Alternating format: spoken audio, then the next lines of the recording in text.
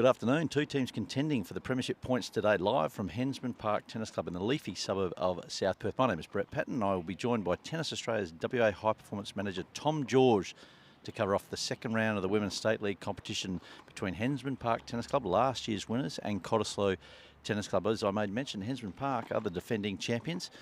They've had a pretty good home and away record, winning 4 of the last 6 home and away matches, winning their first round last week on top of the table. Certainly highly fancied coming into this match against Cottesloe, who have traditionally been perennial finalists and winners over many years of playing Women's State League. The likes of Alicia Molick, Madison Inglis have all been part of the Cottesloe Tennis Park Women's State League side. As I made mention, my name is Brett Patten. Looking forward to calling today's match between Hensman Park and Cottesloe. Our first broadcast for the Women's State League match throughout the 2020-2021 season. And you'll certainly be entertained with the quality of play that's being presented in these matches today. As made mention, joining me today is Tom George, the Tennis Australia High Performance Academy Manager.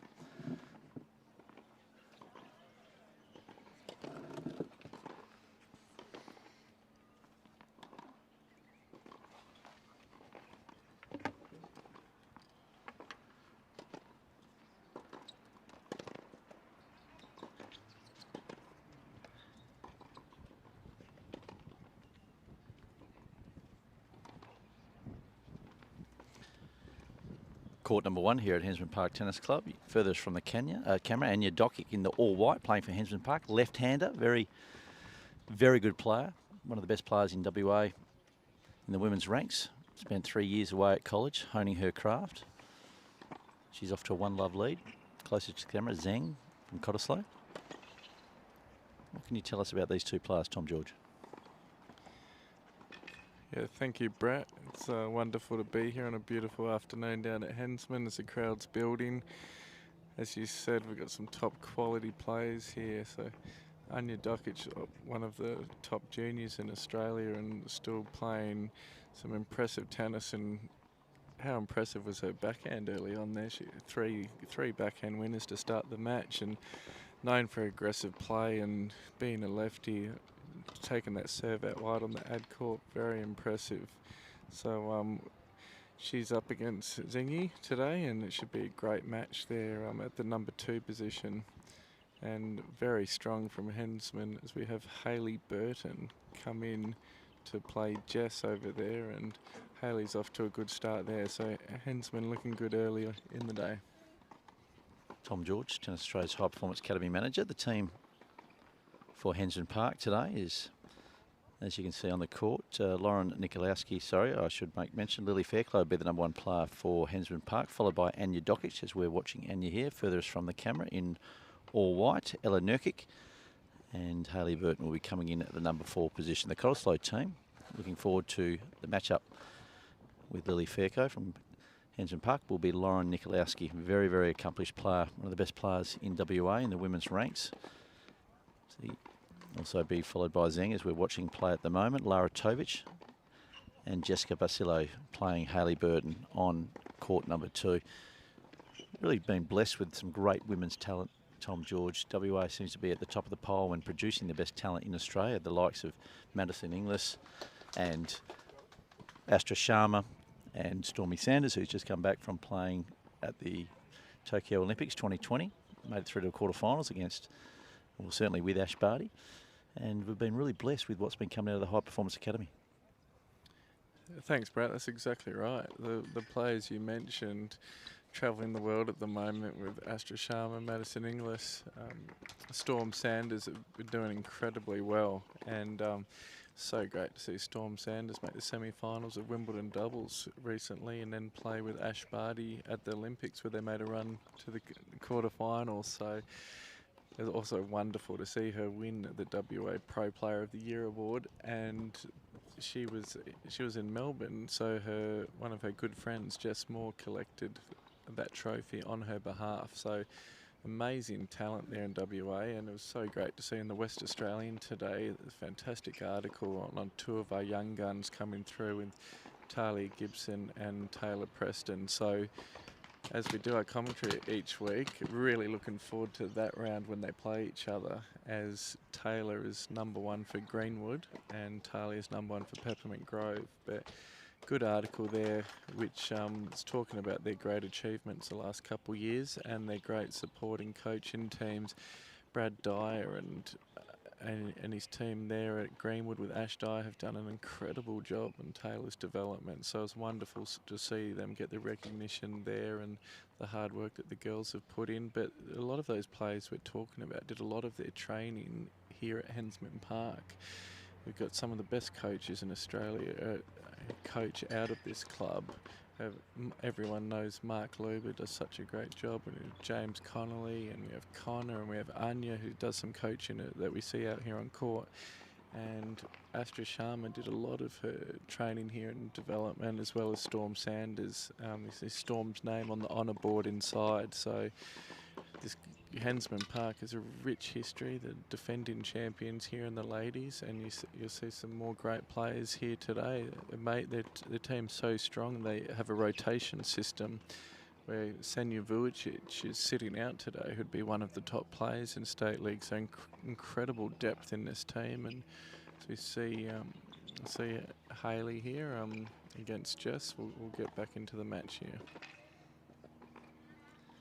Closer to the camera, Hayley Burton with a big forehand down the line, hitting the overhead smash. Beautifully positioned too, if you don't mind. And she's, again, one of the great talents in the women's field and playing for Hensman Park, and it has been a prodigy at Hensman Park, you know, since the junior days. And you made mention of Mark Luber, and her father, Ashley Burton, was a terrific state player for Hensman Park, won a state league title back in the early 90s, along the likes of Mark Elawati, who was a colourful character, and Peter Garens. Colin Napier, the club president, was also a big part of that team. We're going to have a chat to Colin Napier in a little moment's time when we just settle into some of these top-line matches. Back to Anya Doc, closer to the camera. Currently leading 3 games to love. Got off to a quick start against Zheng, furthest from the camera, serving for Cottesloe in all blue.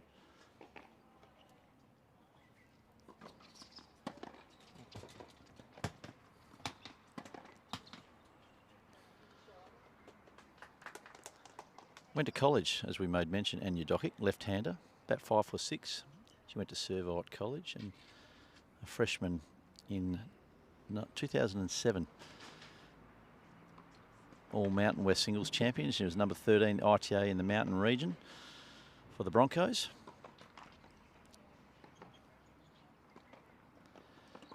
Playing for Boise State University Athletic. And you can start to see she was under a really good tennis program over there, really started to hone her game, was one of the best talents in WA, certainly from a junior perspective. She was a 16 and under national doubles singles champion and a doubles champion. And she got a world ranking in the women's, in the junior girls, I should say, of 272. So a prodigious talent is Anya Doc. That's exactly right, Brett. That resume is incredibly impressive. Boise State, where she played college tennis, is one of the top American universities. Actually famous for their college football turf. They have a blue turf there, so ESPN and other networks like to get around and watch the college football at Boise State. But she was on a full scholarship there. They're lucky to have her. She was an exceptional junior, as you said, and we're really seeing this on display here. Early on against Xinyi with a fast start from Anya, 3-love up. She very intense, very tricky to play, strong off both wings with being a left-hander. We see she's got the Babolat racket. They've become increasingly popular as a lot of the players feel like they get a lot of power out of the Babolat racket. So once you have that lethal combination with the Babolat rackets and the strings, if you put in some big banger Luxalong strings or natural gut, and then there's another strong backhand there. And if I was Xinyi, I'd be sticking well away from Anya's backhand, because she is doing a lot of damage on that backhand cross court. She is off to an absolute flyer here at Hensman. As you made mention, my name is Brett Patten. Sitting alongside me is Tom George, Tennis Australia's High Performance Academy Manager, bringing you round 2 of the Women's State League from Hensman Park, city of South Perth. If you'd like to come on down, watch some of the best tennis talent going around, please do. Bar is open. Most welcome to come in here at South Perth and say good day to us in the commentary team. If you've got any questions, come up and ask us. more than happy to impart some of our wisdom as we cut back to Anya Dokic and Xinyi, court number 1 here at Hensman Park. A beautiful day. Expected temperatures around 26, 27 degrees.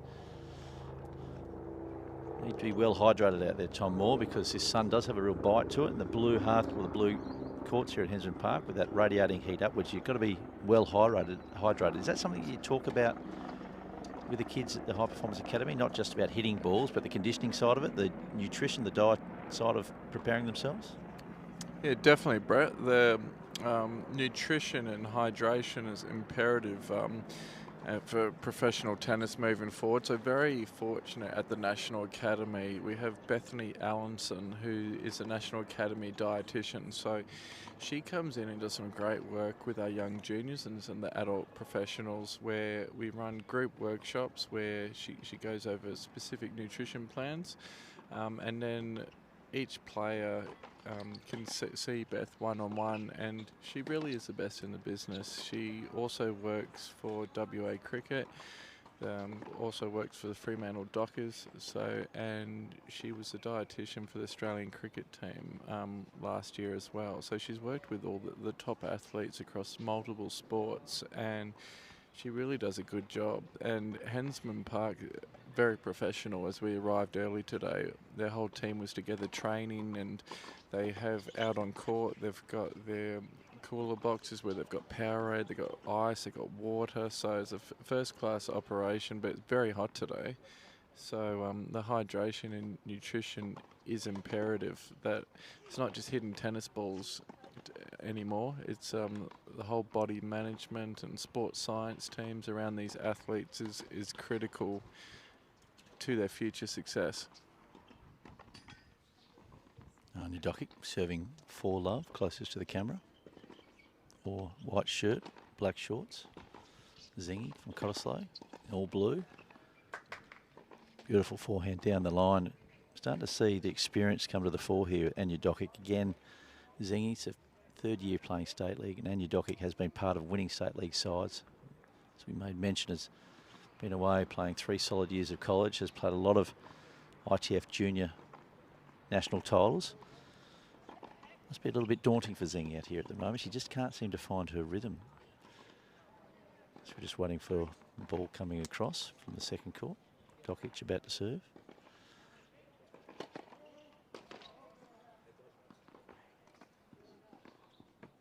And again, the extra pressure of that first serve from Dokic is just keeping Xinyi on the back foot. Tommy, what would you say if you're sitting out on court with Zheng at the moment, the change of ends, knowing she's down 4-love and really hasn't been hitting her groove?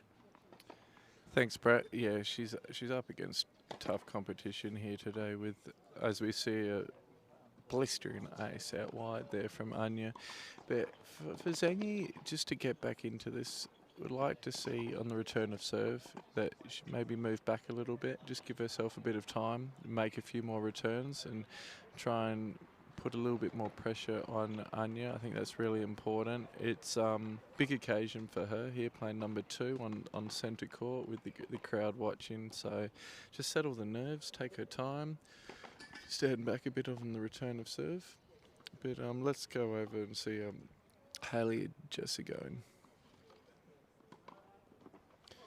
As you said earlier, Hayley's family is the absolute famous tennis family in WA, where Hayley's already won a State League title as a defending champions, and she was a captain, and she gave a marvellous speech at the Tennis West Awards night at Optus. I thought incredibly mature, well-spoken there in front of a large crowd. As you said, her father Ash Burton is an absolute legend of WA tennis. He's won a State League title, and Hayley's brother Matthew won the men's State League title as well. And they also, Hayley's got a younger brother, Cameron Burton, who made the WA state team, travelled to the Gold Coast earlier this year. So quite the pedigree in the Burton household, and we know where it comes from, because any time I go to a local club or state tennis centre, they're all having a hit with each other. But she's off to a great start there. 3-love up, and she's renowned for her great double skills as well. She's got great hands, good volleyer as well, so looking forward to the commentary and watching her doubles as well. Basilio serving.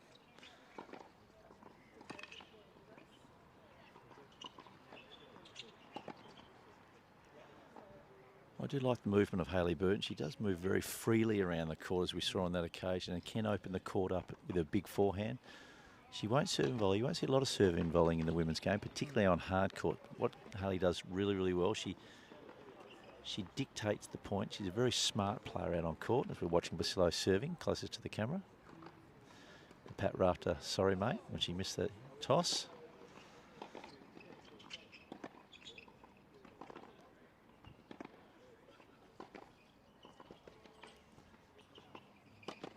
Again, Hayley Burton just really starting to control from the baseline. Basilio, new to State League from Cottesloe Tennis Club, closest to the camera, serving, all blue.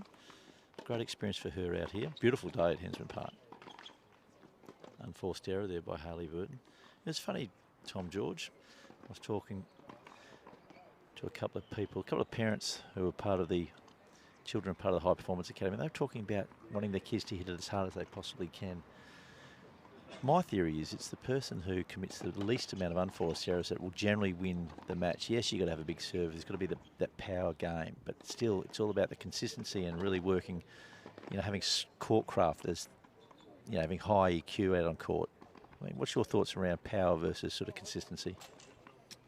Yeah, it's an interesting debate, that one, Brett. I was just actually having that conversation with the Hensman president, Colin Napier, just before we started our coverage. And we need to find that balance between that consistency. At the end of the day, the ball's got to go in the court, and between playing an aggressive brand of tennis and that long-term development. So we're seeing in the under-12s and under-10s, a lot of the junior players that do well in that age groups are very consistent and hardly make any unforced errors. But long term, looking for the players that actually do take the game on and go for their shots. And it's a fine line, because that shot selection and that controlled aggression is imperative moving forward, because basically the top 100 males and females in the world, they actually do hit the ball very hard. Even the counter punches and the consistent players, when you watch them live, they are going for their shots. So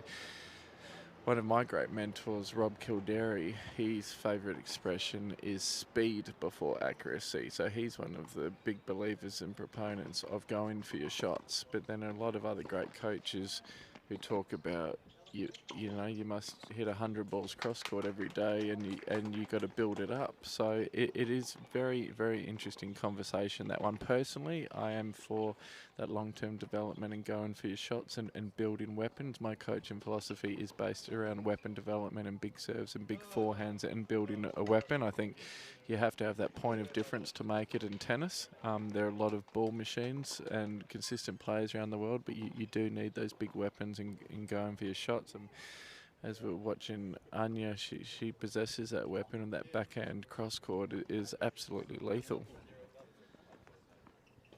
We're seeing controlled tennis out here by Anya Doc. She can go after the forehand. She likes to dictate from the back of the court, but again, we saw on that occasion just deft hands around the net. Nice little drop shot. Xinyi really struggling to find the court. Lost the first set 6-love. Dokic up emotionally and mentally.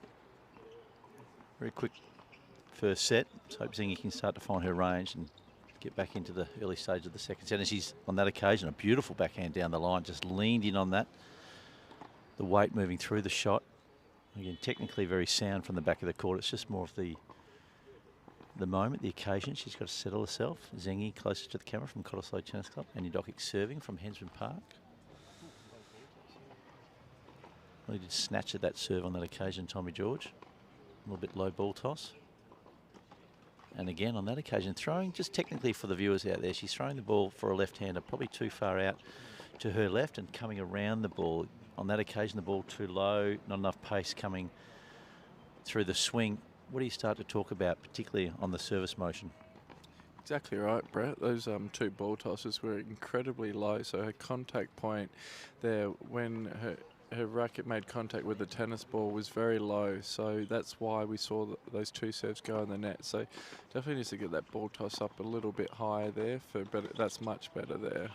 She's got that quick arm, that left arm there, and she caught Xinyi off guard there with a big serve. But yeah, as you said, she does throw that ball toss out to the side because she's trying to come around the outside and slide that serve and get a bit of movement. So for her, there she goes again with a slider down the tee, a slice forehand. And great shot, and it's that backhand cross-court winner we've seen so many times today. But I like to see her get a ball toss up, and even though she's off to a great start here, we'd like to see a bit more variety on that serve. She predominantly is just throwing in that 3/4 slider to start the point. But we'd like to see her, you know, throw in some big, fast, flat serves and throw in some second serve kickers and mix it up a little bit, because once it becomes a little bit predictable, the returner can just wait on sort of that backhand return where she slides it in. But yeah, I'd like to see that ball toss up and probably a little bit more leg drive. As we slide across to court number 2, Hayley Burton from Hensman Park, closest to the camera, wearing the white. Basilio serving from Cottesloe. First serve fault. Hensman Park certainly get out to a good start these first 2 singles matches with Anya Doc up 6-love, 1-love, and Hayley Burton on screen, closer to the camera, leading 4 games to 1. Double fault thrown in by Basilio. Perfect conditions here at Hensman Park Tennis Club. A little bit of breeze as you're watching coming into the face of the camera. The ball generally swirl around a little bit here in the leafy suburbs of South Perth.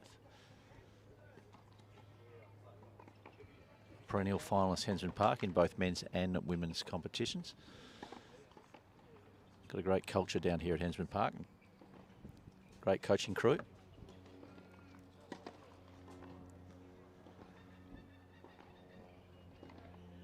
As we made mention, Hayley Burton is the captain of the Women's State League here at Hensman Park. Showing great maturity out here on court today.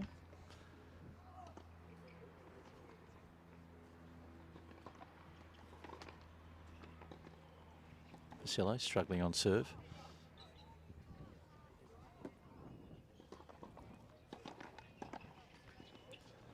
Again, just dumped that forehand into the net. Really fell back off the back foot there, Tommy George. A little bit of breeze coming into the camera, so really need to move forward into the shots. If you're going to counter a strong breeze, what would be some of the tactics you need to moving towards it? Would it just be try to hit through the court a little bit more, get up on the baseline, not stay too far back, particularly if you're hitting into the teeth of the breeze? Yeah, generally speaking, it depends on your opponent, but playing into a strong breeze, like when the players go a bit more flatter and harder and lower, so the ball stays down a little bit. I think when they go too high over the net and too much topspin, it can just sit up in that strong breeze, and then their opponent can just come up and kill that short ball. And then the opposite, when you have the breeze behind your back, like to use a bit more shape and spin and get it up shoulder width height on your opponent and get it up out of the hitting zone. And because WA is notoriously windy, a lot of the WA juniors are very good in windy conditions. So when we go over east and play the junior nationals and other events, and it's a windy day, we're usually very happy because the wind's our friend, and we've had so much training, so many great matches played in windy conditions. They're very used to it. So like the juniors to have the mindset that when it's windy, it's actually favourable to them because they have spent so much time in the wind.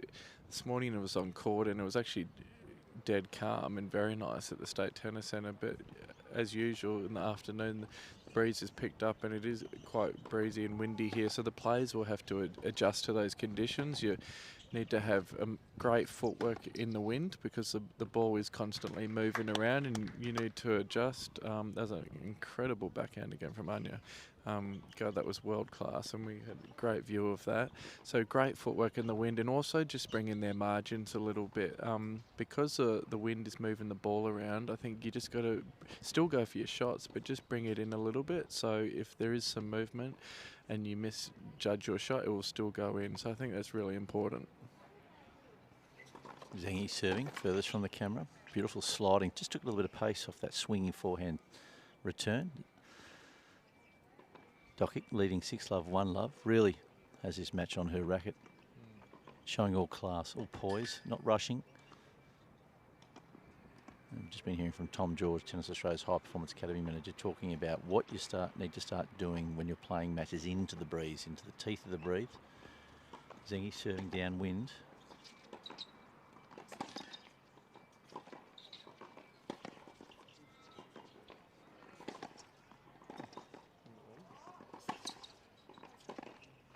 Beautiful hitting from Anya Doc. It's just a clean ball striker. And the left-handers generally traditionally are very clean for some reason. They look better technically. They've got a better stroke production, left-handers.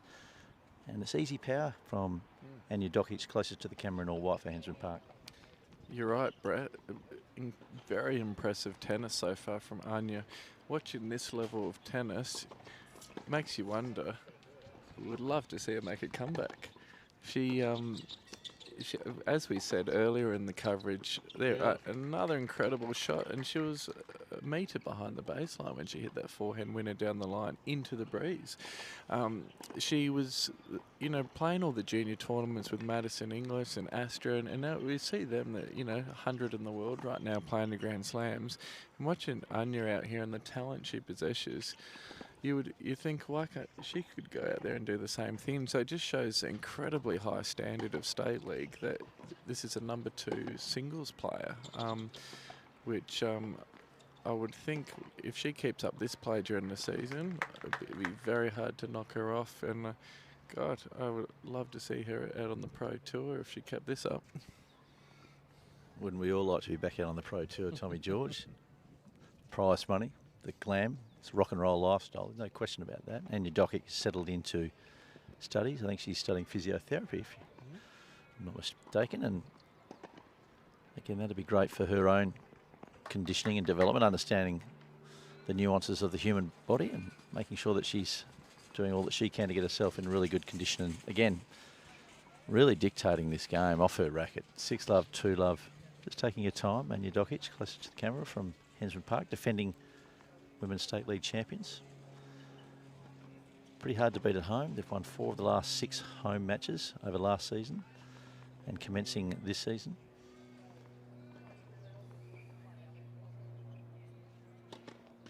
And that second serve, just catching the ball from around, the shoulders not going, the arms not swinging really through that serve. It's probably Achilles heel at the moment. We see that she's prodigious from both wings, backhand and forehand, can move forward. She's a great mover, but her serve seems to let her down. Is there an underlying issue with the shoulder that you're aware of, Tommy George? Yeah, not that I'm aware of, but that one, the ball toss was behind her, and her body weight there was a great serve there out wide, and that seems to be her best serve on the ad core when she swings that lefty serve out wide and takes Xinyi into the side fence. But yeah, it looked like she, on that double fault on the previous point, that her body weight was just going backwards, and as obviously that's not what we want. We want that body weight up and out into the court and use that leg drive. But yeah, she really uses her arms mostly and minimal leg drive. So let's see what happens here.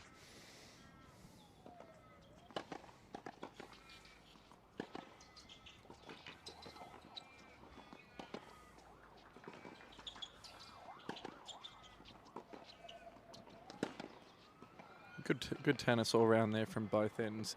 That was a great serve. That was, good technique there, good powerful first serve there, and that's what you want. Just go after it. And there was a good quality point from both players there. Hope we see more of that from Xinyi and give her a bit of confidence. She just needs to get on the scoreboard, and once she gets that first game, then she'll settle down and get her teeth into it.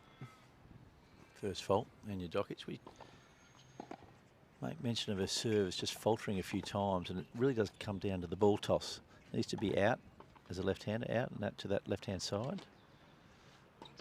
Beautiful swinging serve, good deep return. And a beautiful off the back foot, left-handed forehand down the line. Just really open the court up. The serve out wide and just really making the most of that big running forehand from Anya Dokic. 6-love, 2-love, 30 all. Nothing seems to be holding her back right now. Just setting herself. I like the way she sets herself ready for serve.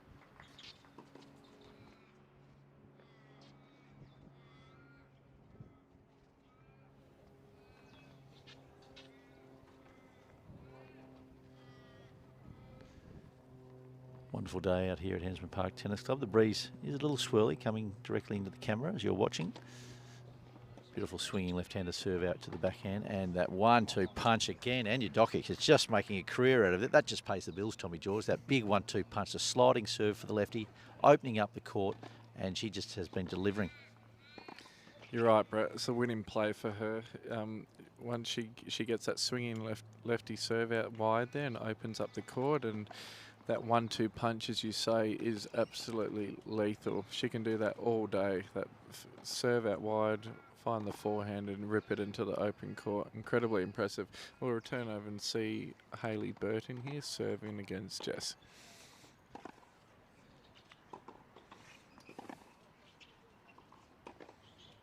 Oh, great shot from Jess there. Forehand cross-court angle, opening up the court there. Hayley in control. 6-1, 1-love. Off to a great start. So Hensman off to an absolute flyer here on a beautiful afternoon. See what Hayley comes up with here.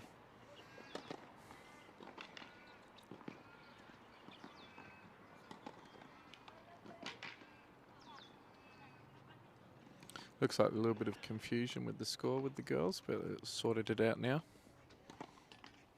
Fault.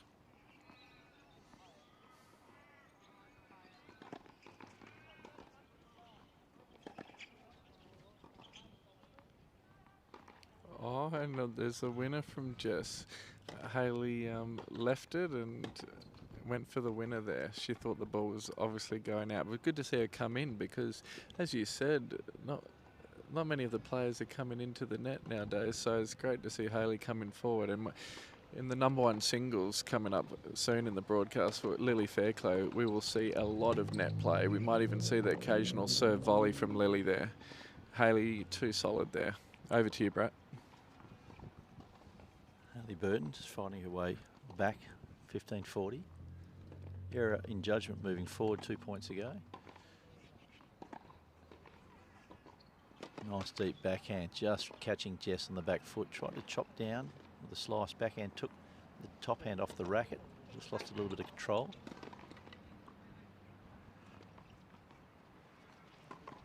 Hayley Burton, like her counterpart, Anya Dokic, is really dominating her Cottesloe opponent. Some heavy work from the back of the court.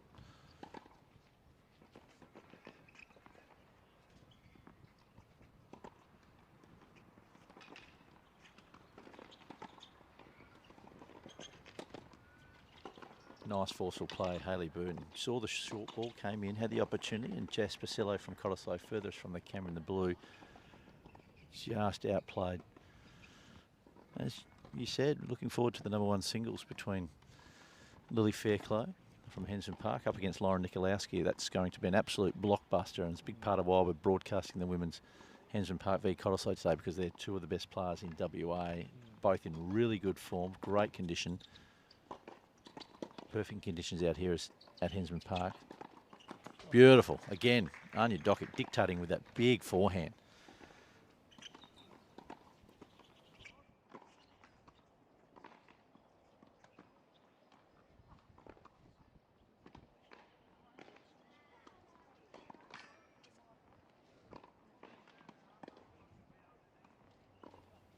Dokic serving, first fault. There's that slider again. Generous on that call. And overplayed the forehand, but we may mention the girls did lose score on that court between Basilio from Cottesloe and Hayley Burton. There is no umpires in the chair. We do have a roving referee who makes sure that the matches are on time, make sure if there's any disputes that she can step in and make a call. All the players are expected to call their own lines and playing in a very fair, honest spirit, and generally is. Nice sliding serve down the tee, cross-court backhand from Doki. Again, opening up that court. The 1-2 punch, he does it so well. Just pushes Xinyi out to that forehand corner and really just leaning on that cross-court forehand. I mean, that's just been the money shot all afternoon. No, you're right. It's brilliant tennis there. So let's see what Anya can come up with here. Oh, wow. That serve didn't have the pace, but it had the placement and the swing. That was an amazing serve that really shortened the service box and ended up on halfway across the next court. Basically unreturnable for anyone in the world there. But you're right, Brad, about the officiating. We have a roaming official who's overseeing the day's play. So the players call their own score, and it's an honour system there where they call their own lines down their end, and they're responsible for, as you see, Anya changing the score at the back of the court there. I love that scoreboard system so all the spectators can see the score off to a commanding 6-love, 5-love lead. But, you know, one of the most important things with the juniors and players here is the respect and on court to play hard but play fair.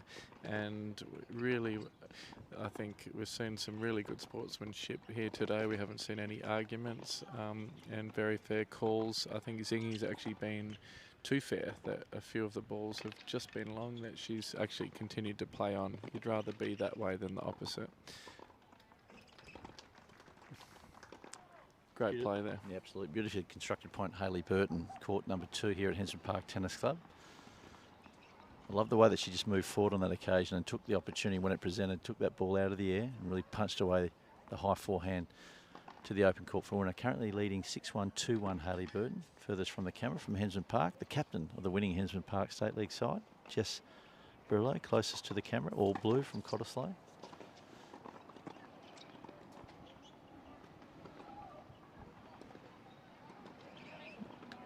This first match being played on court number 1 between Xinyi and Anya Doc has been in quick time. Tommy George, 6-love, 5-love, and Zheng, unfortunately, he's just been outplayed here today. Not a lot of unforced errors coming by way of Anya.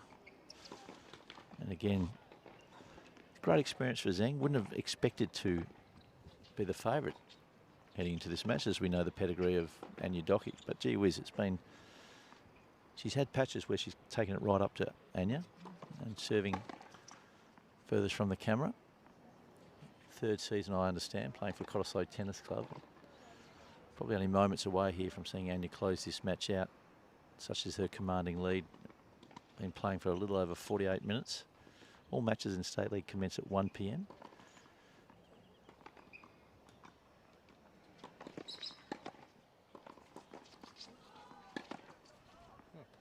Beautiful close-up forehand there. Absolutely been dominating from the back of the court, as we made mention.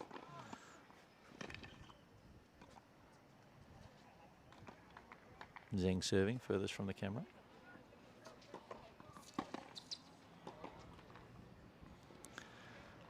And there it is. Game, set and match. Anya Doc, 6-love, 6-love in about 50 minutes against Cottesloe Zheng.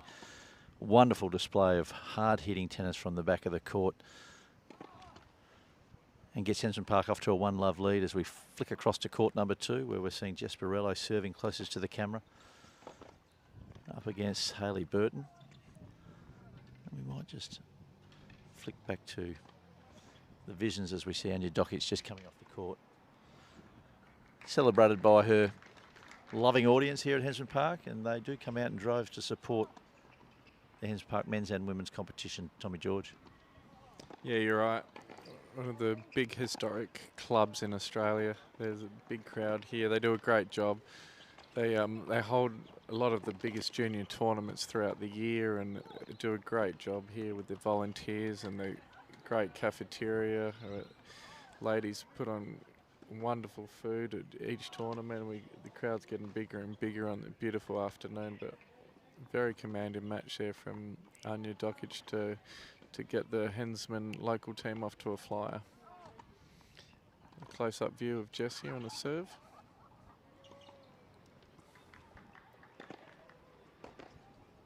Nice big powerful serve, getting an unforced error from Hayley.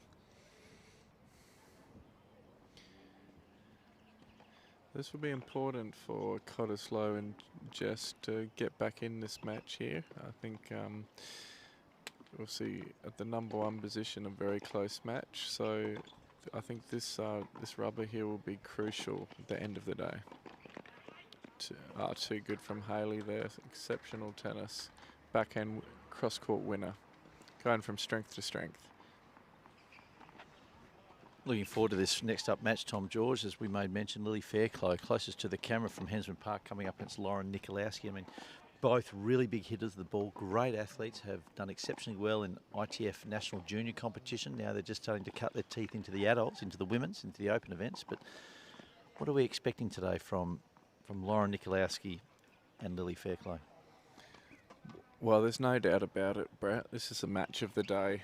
And, you know, a big reason why we've come here today is to watch this blockbuster #1 singles. It's going to be an incredibly exciting match with two contrasting game styles. Lily, the tall lefty with the big serve, all-court game, will come to the net. Great volleys, good hands. She will add in some drop shots. She'll use her slice backhand. Lauren is an aggressive baseliner, big punishing ground stroke. She'll go for a shot. So be really interesting to watch the contrast of styles. And just a bit of background on the players here. So Lauren is one of the top players in Australia, 18 and under. 2 years ago at the December Showdown, the biggest junior nationals of the year, which is played at Melbourne Park, Lauren made the under-16 national final there with some incredible tennis. She's always selected for national camps and she's always represented WA, so she's a big household name in WA junior tennis. She has an incredible attitude. She's won numerous awards for her good attitude and effort. She's one of the hardest workers I've personally ever come across in my life in junior tennis, and she will bring, you'll see her chase down every ball. She'll be grunting, she'll be very intense, and she'll leave no stone unturned. And Lily is really in the form of her young career at the moment, where she's made 2 semi-finals of junior national events. She's made 3 doubles national finals. She's just returned from the under-18 Adelaide ITFs, where she performed incredibly well. There were 2 international tournaments in Adelaide where she made a final of singles and another semi-final of singles, and she won both doubles titles.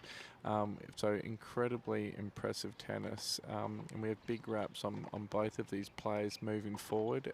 At the Tennis West Awards nights, they were both nominated for Junior Female Star Player of the Year because the last 24 months they've had outstanding results, and they have huge potential. Very excited for this match. Blockbuster, as we made mention, Lily Fairclough, closest to the camera from Hensman Park, all white, left-hander, Lara Nikoloski, all blue from Cottesloe. Cottesloe are down 1 rubber to nothing, and certainly are down on the second court with Hayley Burton, Jesperillo. Hayley Burton leading by a set 3-2, full of confidence. Might just stay on court #1 for the time being. I mean, you probably don't get a real sense of how hard these girls hit the ball throughout the broadcast, and we encourage anyone who's nearby to come down to Hensman Park in South Perth. Want to witness some of the best talent in WA in the female ranks go around, and this is absolutely going to be a crowd favourite, this #1 singles match, as we're seeing the girls hit up. We might slide across to court #2, watching Hayley Burton from Hensman Park, closest to the camera. Red bow in the back of the hair, facing Cottesloe's Jesperillo. Kick serve, pushing it long. Again, the wind is drawing into the camera as you're watching, so a little bit tricky trying to serve with the breeze. You need to put a little bit more kick, a bit more spin on the ball, not try to hit it so flat. Unfortunately, on that occasion, Varello. Nice deep forehand. And again, cross court. Varello keeping it nice and deep.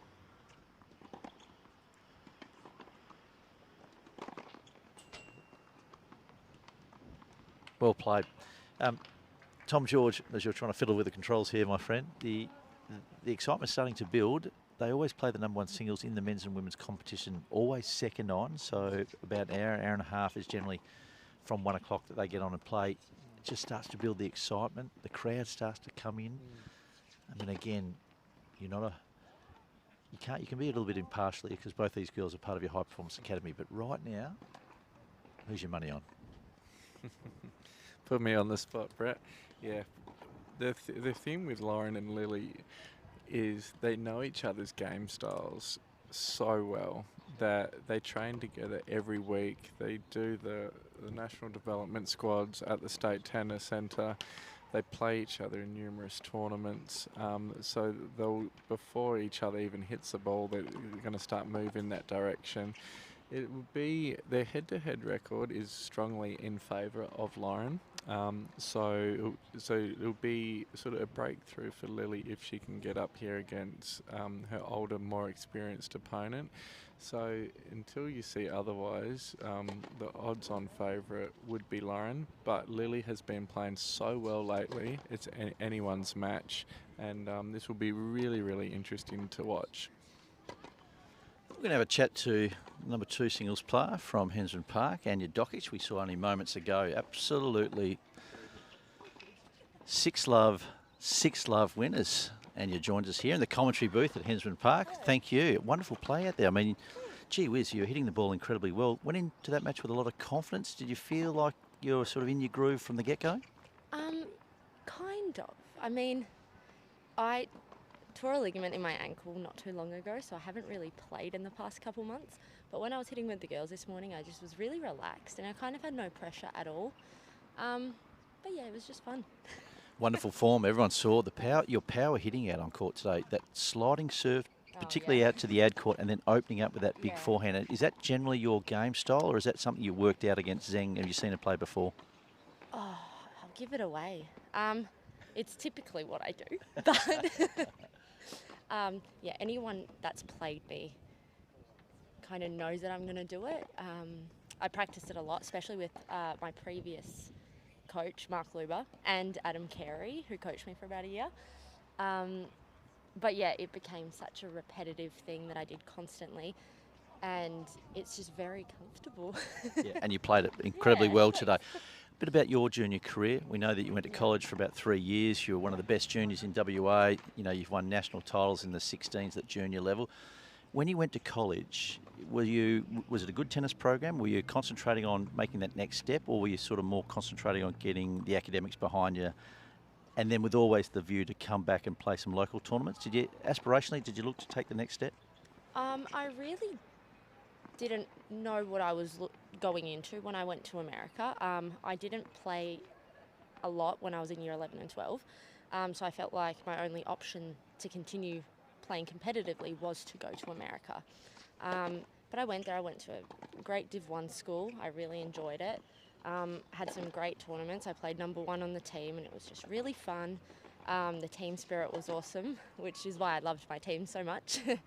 But yeah, I thought, you know, maybe when I finished the 4 years, I could then try and pursue like the pro tour and playing some tournaments, but then I got glandular fever for about a year and a half, so that kind of ruined it. It certainly did, unfortunately. Certainly by today, and Tommy George was saying, the way you're striking the ball today, you know, the transition into the open wouldn't be that big a stretch for you because you are playing beautiful tennis. This match we're watching today, Lily Fairclough and Lara Nikoloski, I mean, 2 great young talented players, and it looks like to be absolute blockbuster today. Absolutely. I mean, how's Lily's head case going, or head I should say, going into this match today? She seemed really confident before the match, you know, she seemed really relaxed, which is what all 4 of us felt, you know. We kind of said that at the start of the season, that we want this first half of the season just really to get in our groove for the second half, and you know what, just go out there and have fun. And you certainly looked like you were with the way you were playing. Didn't seem like you had any pressure on you. You could just swing from the hip. And Lily Fairclough and Lara Nikoloski, they've had some head-to-heads before. I think Lauren's got the wood over Lily, so I think she's fired up for this match. So, with you, one of your team managers, Ellen Lynch, was saying? Yeah, I think Lily's very keen to win. She was very, you know, she was really thinking about the match before. So, you know, hopefully she does everything she needs to. So what do you do as a teammate now? And you can go on the court and be part of that. Will you be sitting on the court? I'm typically on the court with the girls in most matches, depending who needs it more. But yeah, I don't really give them tips. I just kind of relax them. I kind of get their mind off it if they're a bit stressed, or let's say it's really close and it's 5-4, maybe give them a tip, but then also kind of just talk to them about something else so they kind of relax a little bit. The calming voice of Anya Doc here out at Hensman Park. Thank you. Well done today. Looking forward to seeing you in your doubles, but you're certainly ahead on the score count at the moment, and your captain, Hayley Burton, seems to be going along nicely there as well. So you're expecting a good result today, but we'll be tuning into this match because this really will be the match of the round, and we'll see you in your doubles in about an hour and a half. Thank you. Thanks. Anya Doc, number 2 player from Hensman Park Tennis Club, dominated her match today against Zheng from Cottesloe, as we watching a beautiful big serve from Lara Nikoloski from Cottesloe. And you heard Anya say, I mean, Lily Fairclough against Lara Nikoloski, the head-to-head's probably a little bit down, but she's really pumped up for this match. Closest to the camera, Lily Nikoloski works with Tom George out at the State Tennis Centre as part of the high performance team. So does Lara Nikoloski. They know each other's game incredibly well, be training with each other 3 or 4 times a week. And what you'll see today, certainly from Lauren, is a different look. She does like to hit the big heavy serves. She likes to move her opponents around with that big forehand. But Lily Fairclough, and we'll throw across to Tommy George in a moment to give us some insight as to her game, but she's got a beautiful technique. She's a left-hander like Anya, and she can move forward, as we're seeing a beautiful deep backhand. There we go. That is what I'm talking about, that beautiful ability to be able to take the ball out of the air, Tom George. Yeah, you love to see that. Amazing drive volley there to finish the point off there. Very high quality tennis from both girls.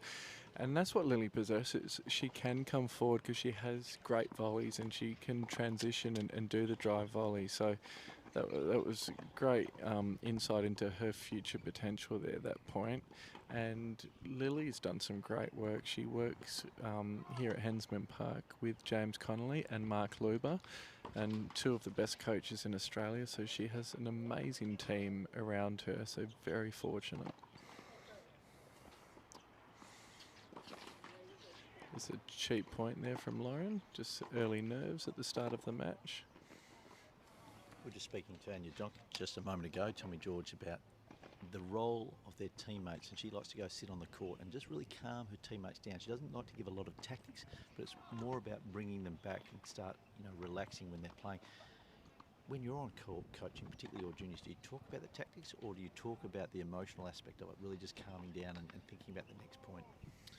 Yeah, good point, Brett. I like to talk about both aspects, to be honest. So like to talk them through the different tactics against their opponent, and it is a really topical conversation on the WTA tour of coaches or players that are in favour of having a coach on court. So we've seen at the WTA level that coaches could start there from Lily with a break of serve early in the match, and we'll move over to Hayley Burton, who I believe is a set in 4-1, and maybe it could potentially even be 5-1. And some coaches are in favour of being able to come on court and talk their players through the tactics and the emotional element that you're talking about.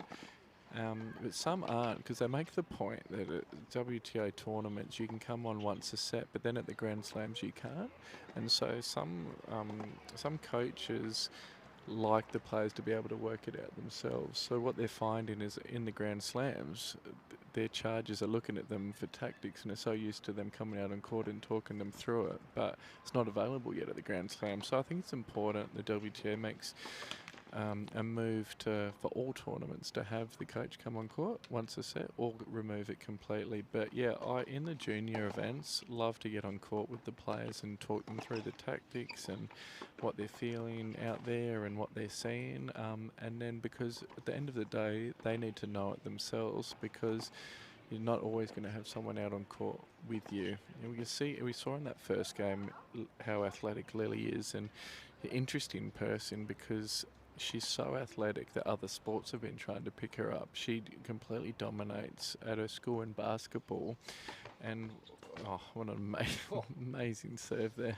A huge serve down the tee. But she was playing AFL at her school, and one of the PE teachers noticed how athletic she was, and the Fremantle Dockers women's scouts have been trying to entice her to go play AFL. So we're fortunate that she's sticking with tennis, and that's where we want her to stay. You saw the variety of Lily Fairclough there, just moving forward. Beautiful backhand volley, but the passing shot by Lauren down the line, just way too good. Lily threw the racket at it, but just didn't hit it over the net. Swinging serve. The left-hander really does have the advantages here out to this ad court. They can really swing the ball away from the right-hander.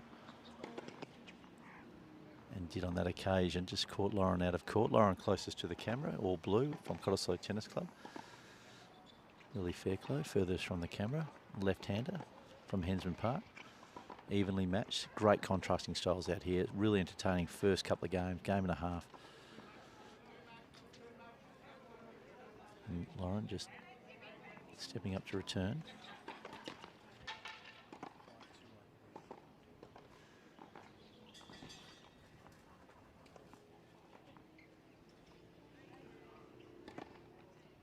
Oh, the centre stick has come out. The umpire will come in and change, certainly measure, remeasure. So the single sticks need to be a certain distance from the double sideline to keep the net at a consistent height. As we see the umpire coming out and just measuring the sticks. The girls are just having a discussion about they're going to play two.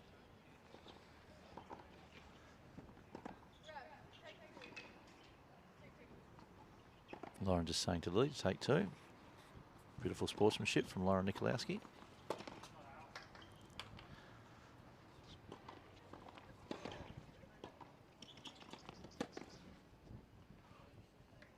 Beautiful serve chip coming forward from from Lily Fairclough, I should say. And Lauren did have that forehand cross on her racket. Unfortunately overplayed, caught the bottom edge. We might just sneak across to the closing stages of court number 2. Hayley Burton serving at 6-1-5-2.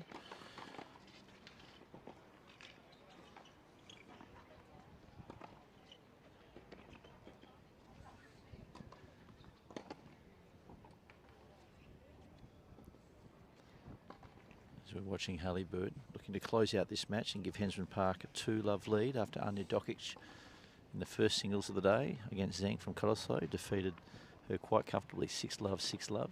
Hayley Burton, 6-1-5-2, serving.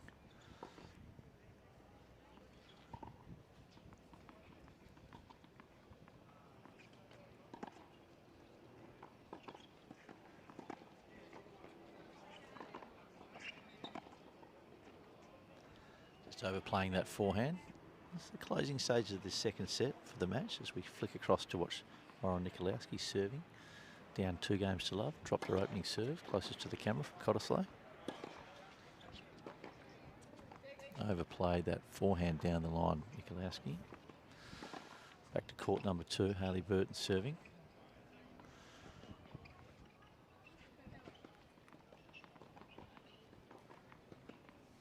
Closing moments for Hayley Burton in this match against Jess Basilio from Cottesloe Tennis Club.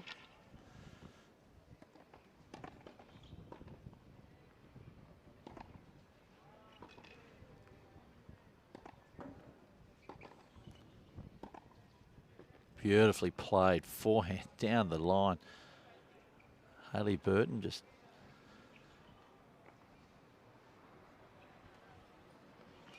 looking to change ends. Looks like it's 5 games to 2. As we flick back across to court number 1, we've seen another serve that's hit the let and knocked over the singles stick. The umpires had to come out and measure it all over again. This single stick's been knocked over twice in 2 service games. A bit of a problem, I think. We might have to glue it into place, Tommy George, but what's the science behind having a single stick there? Why do we do that? One of the traditions of tennis. We see the official attention to detail. Got the measuring tape out to the millimetre. So a big shout out to our officials. They do such a great job. You've got to love the passion, and we're very proud of the good behaviour of a lot of our juniors coming through, and we think it's because the officials are nice and firm with our athletes, and if they're out of line, they'll be the first to pull them aside and give them a stern talking to. And oh, what a shot from Lily. She's off to a flyer.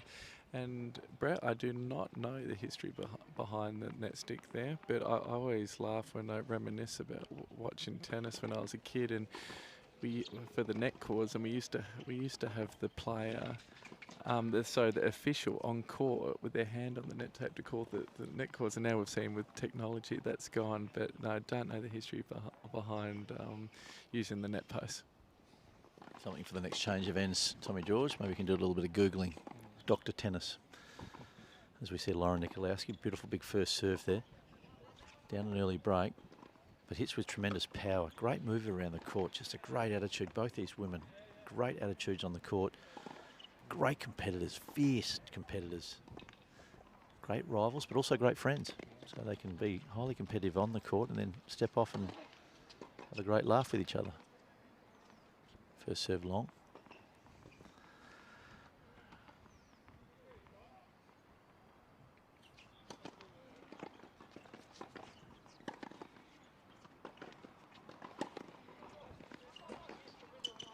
Big forehand down the line. Lily Fairclough probably serve Lauren to keep it away from the forehand wing of Lily at this stage. Has really just opened up the court in the last 4 points with a big forehand.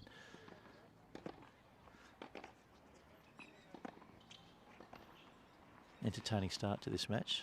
Lara Nikoloski, Cottesloe Tennis Club, closest to the camera in all blue against the left-hander from Hensman Park. Swinging serve just a little wide. Goes through a rhythm, a routine.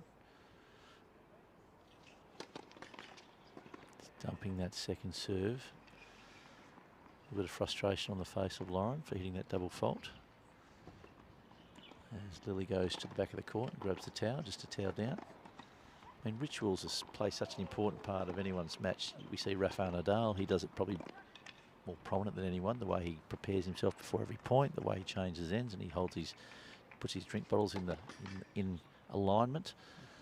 I mean, some of the little nuances of the players over the many years, the players who step over the lines with their left foot, not their right foot.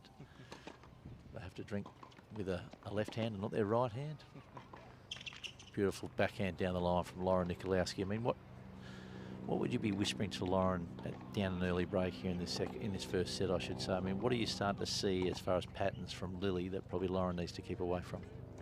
Thanks, Brett. Yeah, just watch for Lauren to watch her depth, because anything she drops short, Lily's going to be very aggressive and come forward. So just keep it deep and keep Lily off balance and keep moving her around. But it's still early days. If Lauren can secure the hold of serve here, she'll be right back in it quickly.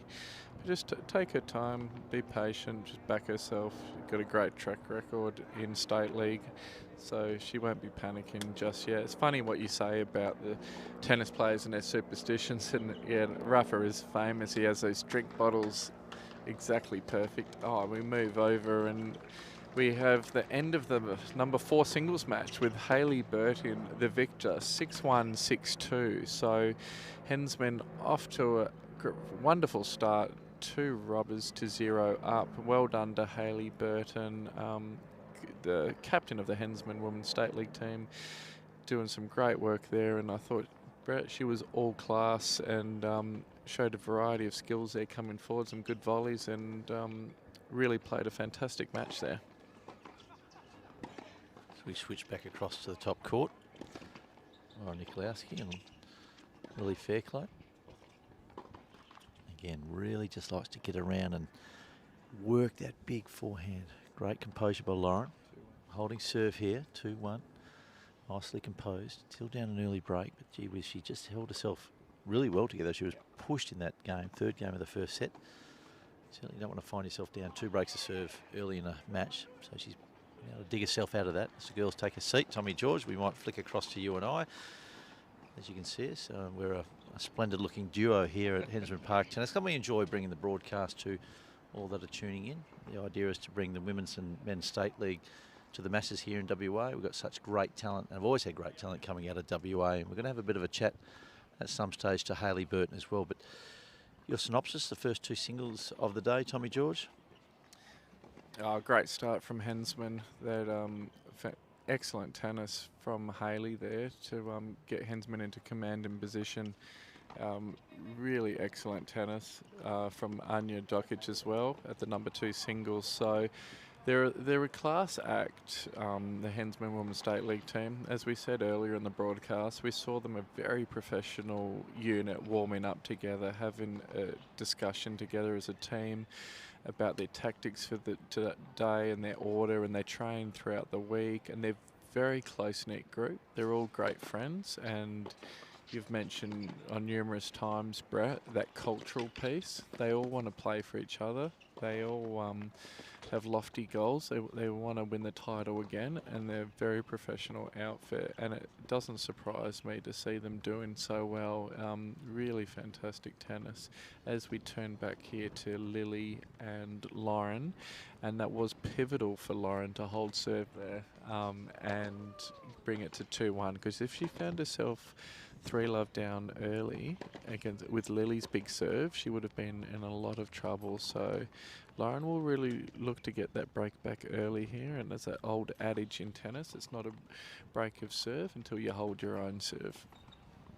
Never a truer story told, particularly in tennis. Tony Trabert, the great American Davis Cup player, and he always used to say that the 7th game is the most important game of any set. As we're seeing Lily Fairclough closest to the camera. Big serve down the tee, sliding, a chip and charge.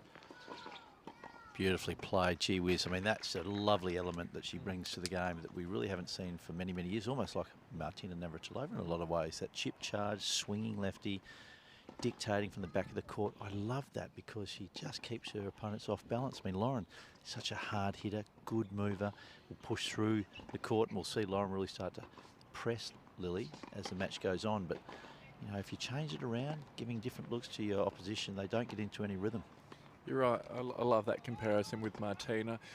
When I watch Lily, I quite often sort of compare her to Petra Kvitova, tall lefty, Czech player, who Lily's game style is very similar to. But I like that one with Martina as well, lefty and great volleys and good slice. But it is so refreshing to see Lily play that game of style where she comes forward and, you know, looks to take the game on in volley. And long term, that will serve her very well, because it's so rare now in professional tennis, especially on the female side, that we see girls come forward a lot. And so that different game style is really going to trouble her international opponents. All the girls that she'll be up against that train in North America or Europe and brought up on clay, they really wouldn't have seen that different game style, and it can really throw them out. So it is wonderful to see. And Australian tennis is famous for that game style of coming forward and that great volleys. And because she is so strong up at the net, she's an incredible doubles player. As we mentioned at the start, she's just come off back-to-back doubles titles at the ITFs in Adelaide, and before that she played 2 international events up in Darwin, and she won both doubles events there. So basically every girl in the country begs her every tournament to play doubles, because they know if they play doubles with her, you're probably going to win the title because of those great volleys. A bit like you in your junior days, Tommy George. We're going to have a chat to the Hensman Park State League winning captain, Hayley Burton, on the back of her wonderful performance. She's just sliding into camera shot right now as she's taking a seat. We've got you at straight after the match, Hayley. So take a seat. Thank you for joining us. Your match out there, everyone was tuning in. I mean, you really started to play in that first set, dominated from the back of the court, worked your big serve and your big forehand. She caught up with you in the second. Took a little while to close it out, but you found your rhythm and closed out. How do you assess your match today? Well, that's my probably second singles match back in about a year and a half, so I was pretty happy with it. But no, as the match kept going, Jess kept getting all my shots back, and I started getting tired, that's for sure. How is your conditioning then? As you made mention, it's your second match back playing singles. You've struggled with a bit of an injury over the last couple of years, but you enjoy the singles aspect, or you prefer doubles? I mean, I love playing the doubles. I love a bit of fun. I love being out with someone else on court. But now I wanted a bit of fitness. I wanted to get back into it, show these younger girls I can still play. I like that little bit of fire in the belly. And congratulations for last year. This is your first home match for the season this year. What a tremendous season last year, winning against Peppermint Grove at Peppermint Grove. You're probably a bit surprised with that result. Peppy were probably the best team all year. But you going into that match, they were down Taylor Preston, which made things a little bit easier. But nonetheless, they're pretty hard to win these state league events titles. Is that your first one? Have you won a few before? No, that was my first.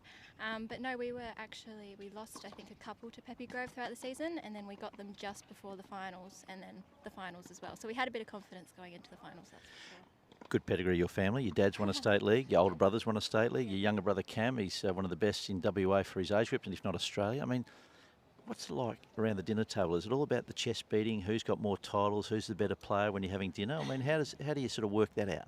Well, there's definitely a seeding within the house, and depending on which child you ask, you'll get a different result as to what the seeding is. So when you ask me, I reckon it'll be Matt. He can take 1. I'm second. Dad third. No, Cam third. Dad 4th. Mum 5th. I mean, they're pretty good seedings in anyone's estimation as we kick across to the top court between Lily Fairclough and Lauren Nikoloski. Great match, this one. Both girls playing tremendous tennis. And I know Lily's sort of behind the head-to-head count against Lauren Nikoloski, but she's really fired up coming into this match. We spoke to Anya Doc, and she said, she's really looking forward to it. Ellen Lynch as well, the team manager, she said Lily's really trying to get herself up and over this. I mean, what are you expecting from Lily today? She's very determined, good fighter, is very, very strong, athletic, and she's been working a lot over the off-season on her fitness, I believe. So, yeah, it's going to be a good match. Doubles, combinations. Have you put the doubles down for the listeners there? You don't generally put your doubles listings down until the last singles match goes on. A little bit of cloak and dagger, a bit of cat and mouse, but have you sorted out who you're going to be playing doubles with this afternoon? I'm not aware. I'm sure Anya's figured out something, and Trish, but I don't know. I think they like to put me and Lil in the bottom dubs, but last week, I mean, we can't play the same doubles each week, so I'm sure we'll mix it up a bit as well. And you've got a big list this year. There's a rotation policy with the girls, which is fantastic to see such great depth. Your preferred service, do you like the hard courts or you prefer to play on the grass? What did you grow up on? I grew up on hard, but I prefer the grass. Shorter rallies just suits me better, and a lot more volleying.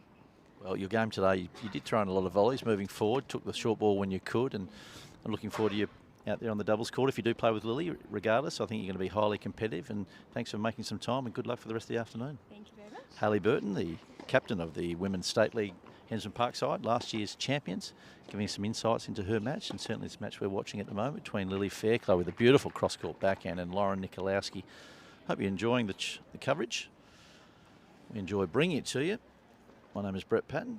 Tom George is sitting alongside me in the commentary booth, the Tennis Australia High Performance Academy manager. It's been a highly entertaining day so far as Tommy George comes back in. Not trying to push you out of the commentary booth here at all, but we love to talk to the ladies when they come off, and particularly after a win, they do like to sort of talk through their match with a bit of buoyancy. 15-40, so 2 break point opportunities here against the server, Lara Nikoloski, furthest from the camera in all blue from Cottesloe.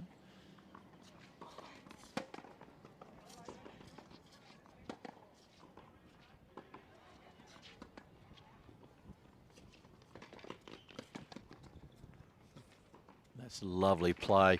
I mean, there's the touch we've been talking about, the variety of styles, the variety of the game style, Tommy George. I mean, is that something you can teach, or is that inbred?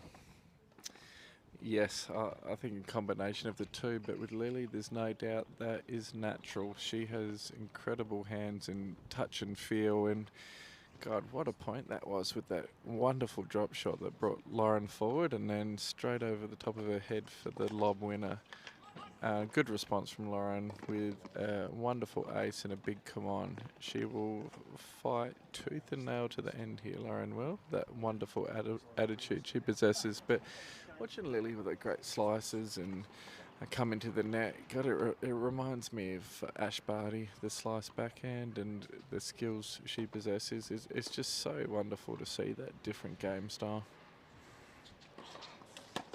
And another big serve from Lauren, and she gives it another little fist pump. She is up and about here, and we're going to be in for an absolute blockbuster here on a Saturday afternoon. Words from Tom George, Tennis Australia's High Performance Academy manager, and intimately knows these two ladies because he takes them out on high performance squads every week. Great insight into both of these young ladies, and I hope you're enjoying this. This is world-class tennis out here at the centre courts at Hensman Park. Second round of the Women's State League match. Still, change of ends. It's Lily Fairclough for Hensman Park, still leading 3-2 with a break. Tom George, as we cut back to you and I in the commentary booth here. I mean, let's tell some of the listeners about your pedigree. I mean, you won every Australian Junior Championships from about the age of 12 all the way through to 18. You served some time playing at a Division 1 NCAA college over in the States, and we spoke to Anya Doc about her time at the States. I mean, is it a main pathway now for a lot of our athletes to move into, rather than going on to straight after high school, trying to cut their teeth into the pro tours, making college that pathway to ensure they get a good program and an education behind them? Yes, Brett. College tennis is really taken off in recent times. So when I was growing up as juniors, it was always a big thing to do, but perhaps looked at as a backup option to professional tennis, and that's definitely changed now, where it is a viable pathway to professional tennis. And we've seen a few of our top players come through the college ranks, where John Peers played at Baylor University and is his #1 Australian ranked doubles player and plays Davis Cup, and he loved his college days. And obviously Astra Sharma, who played at Vanderbilt University in Tennessee, she talks about it as the best couple of years of her life, and she received great training there, received a wonderful degree from a top-notch university, and now she's out playing professional tennis, top 100 in the world, and playing the Grand Slams. So it is a great pathway, and I immensely enjoyed it, and I think it teaches you some wonderful life skills. You're in a team with international players, so you're learning to work in, that great teamwork. You're learning good time management because you're juggling tennis with your academics. And what a volley there from Lily. We saw her come forward, and amazing hands again. But personally, I'm a big supporter of the college pathway. I think it's wonderful to use your tennis to get a free education, to travel the world, get that wonderful experience. And as we said on the broadcast last week, the average age top 100 for men's is 28 and for females is 27. So you can go to America, do a 4-year degree, free of charge, graduate at 22 and then go play professional tennis. So a lot of our WA players are doing the college pathway. And look, if you are that absolute superstar and you're an Ash Barty or a Nick Kyrgios, you can go straight on the professional circuit, straight out of high school. But that is incredibly rare. Usually you need to hone your craft, you need to mature physically and mentally. But it is great, and we are seeing a lot of professionals come out of the college circuit. Thank you, Tommy George. Words of wisdom there from Tennis Australia's High Performance Academy Manager for Tennis West, Tom George. Meanwhile, back at the ground, Lara Nikoloski returning down to service break against Lily Fairclough from Hensman Park, furthest from the cameras. Throws in a double fault. Few and far between. Do you do as a returner, and certainly you do like to see some unforced errors from your opponent from time to time. It's hard points out here to win. Lily Fairclough's got great variety, but we've seen Lauren, she's just such a great competitor. Lauren Nikoloski just knows when to turn it on. Yeah, she's down an early break, but hasn't given up on this set. And she will continually fight all the way through. She'll keep hitting the ball to all corners of the court, hitting with great depth. That's a beautiful 1-2 punch, the swinging left-handed serve with the big forehand down the line. I mean, I think to combat that, really what Lauren needs to be doing, Tom, is that swinging backhand out to the ad court. She needs to probably put that down to the backhand wing of Lily to stop giving her that open court look on that forehand side. You're right, Brett. Lethal combination there from Lily with that big serve and big forehand 1-2 punch.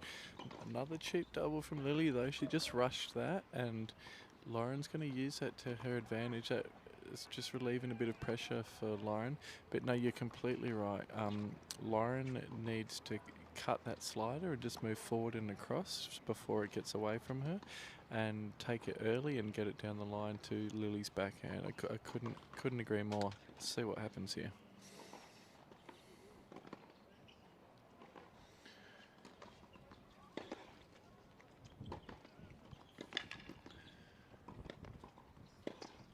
And deja vu.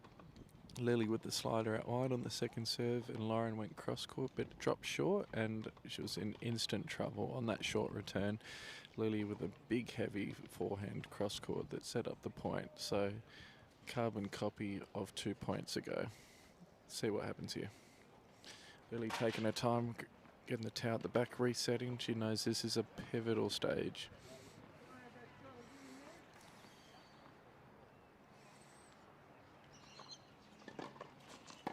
Fault.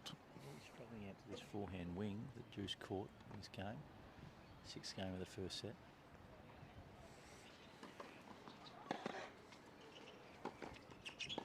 And just long, Lauren got away with that because another short return. But good pick up, Brett. Lily has definitely been serving a lot better on the ad side, and that makes sense as lefties usually prefer serving on that side and doing those swinging serves out wide that we saw Anya do so well earlier. Let's see what happens here. Big opportunity for Lauren, second serve.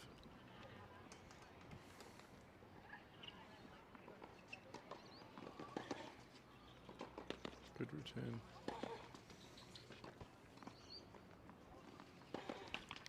Oh, unlucky, but I think Lauren must have heard you because she listened to you on the return. She went deep and hard up the line. She got the ball she wanted, just lacked the execution. She got the short forehand, was in complete control. I believe that was break point to get back on level term. So really, really crucial stage. These long games where there's multiple juices usually see the player that win those games with a bit of momentum go on. Let's see what happens here.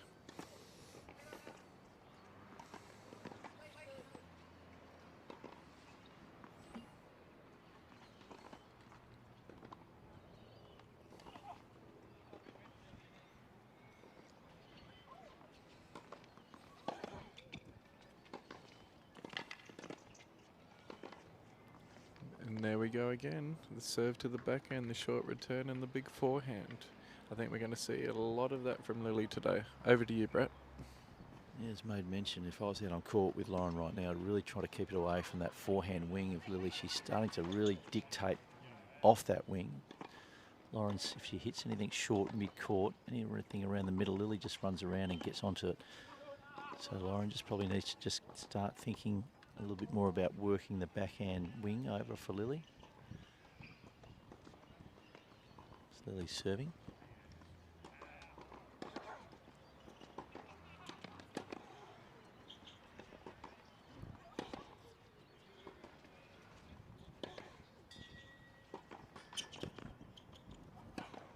Oh, had the short ball that she was looking for, but overplayed the forehand on that occasion. Just holding serve with what was a break back opportunity for Lauren Nikoloski. 4-2 to Lily Fairclough. But gee whiz, I mean, the quality out here is, there's not a lot between the girls at the moment. I mean, Lily got the opening break of this first set and it's held on, but gee whiz, she's just hanging in there. It was a break point opportunity, Tommy George.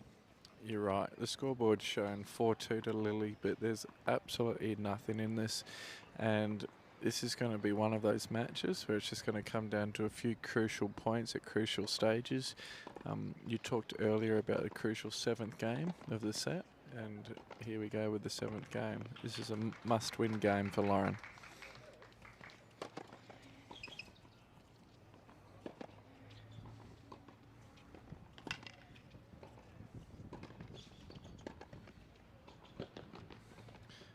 Great quality tennis. Lauren did well with a very difficult low slice from Lily, which is one of her strengths. But as we said, Lauren must win this game to put the pressure back on Lily to make her serve out the set. She'll need to hold another couple times. If Lauren goes 5-2 down here, she'd be in big trouble.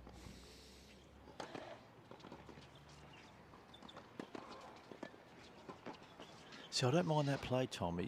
We're trying to get Lauren to keep it away from the forehand wing of Lily Fairclough, but she probably would need to work the angles a bit better on the forehand to push Lily way out of court so she can open up that backhand wing. And I mean, Lily's been incredible off that forehand today, and what I like about her game as well, anything short on that backhand, she's not afraid to chip and move forward, take the ball out of the volleying position.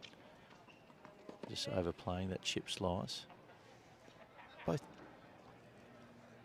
Both girls, both athletes you know very, very well. I mean, how they both fit when, I mean, we can see Lauren never say die attitude here. You wouldn't know whether she's up or down. Sometimes Lily, she just lets some of the emotions, some of the bad shots get to her. I mean, is that your summation of both these athletes?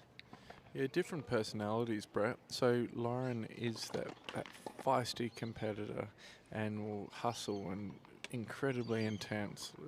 And as soon as she finishes the match, lovely, respectful girl off court. And it's an easy hold there, which is exactly what she wanted. And Lily is at other end of the spectrum where she looks very relaxed and cruisy, but you know, she is internally incredibly competitive and given it 100%, and, you know, class act, very professional, but she does have that cruisy demeanour. But internally, there's a lot going through her head, and she's competitive as they come. So we skip across to court number 2. What can you tell us about the two athletes on court number 2 at the moment? I mean, we're probably not well known in the ranks of women's tennis here in WA, but certainly you would know a little bit more about these athletes than I would. Who are we looking at?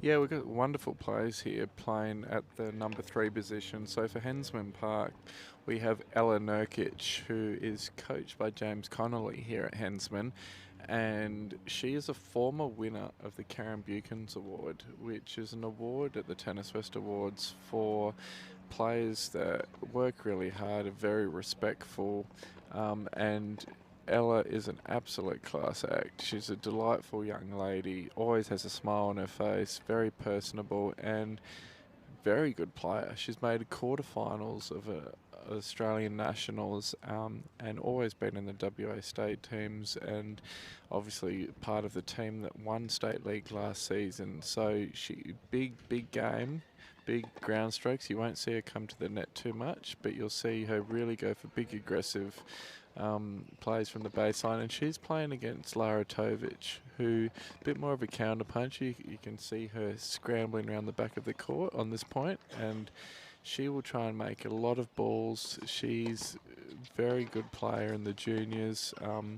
Another strong tennis family. Her sister Georgia is a good player as well, and Ken, the father, loves his tennis. As we move back to Lily and Lauren, and we have Lily serving 4-3 up in the first set.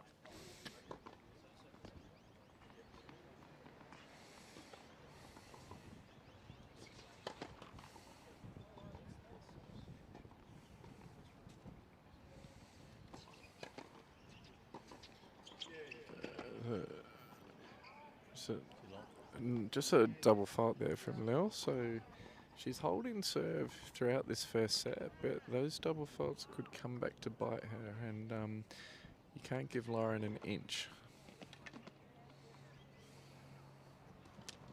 Starting to see the signs, a little bit of frustration on the face of Lily as she heads back to serve closest to the camera from Hensman Park. A couple of double faults starting to creep into her game. And then she changes it around, a nice big slider down the tee for the outright ace. Again, I mean, 1 minute she throws in a double, next minute she throws in unreturnable, 1 minute she throws in an ace. If you can just start controlling her game, getting a higher level of consistency, gee whiz, I mean, the world is her oyster, there's no question about that. And she's got such great role models in WA tennis to follow with the likes of Astra Sharma and Maddie Inglis and Storm Sanders. And again, we're just seeing probably a little bit of lack of concentration on Lily's behalf, just chipping that, what should have been a fairly routine little drop shot into the bottom of the net. And sets up.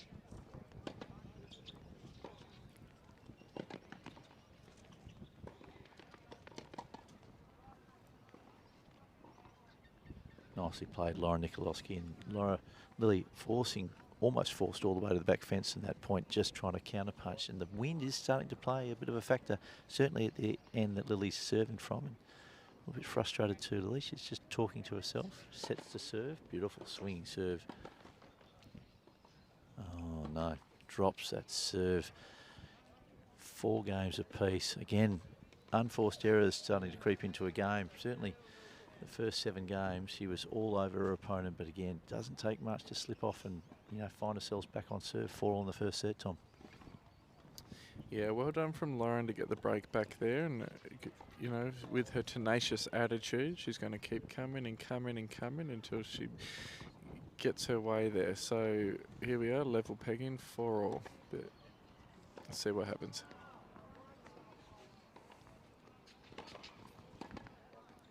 We got a let, so Lauren will replay her first serve.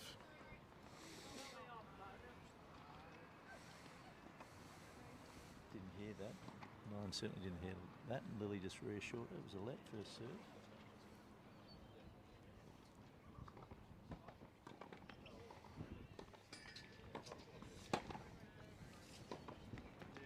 Just wide from Lauren. Good return from Lil.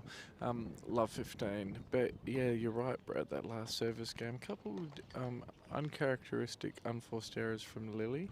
Did like to see that serve volley, but she usually makes that volley there that she just missed wide. Yeah, 15 all, and it's important for Lily to get that consistency with her level of play and look for consecutive points, and she'll learn that over the next few years over her development of, you know, taking her time and looking to back up point after point.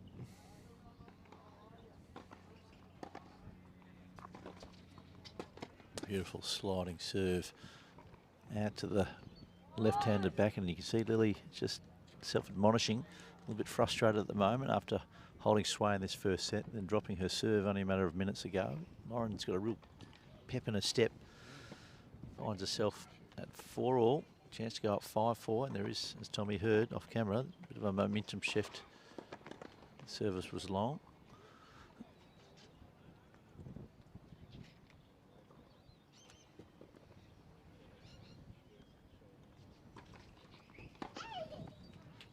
Cross-court forehand, unfortunately, just fell away.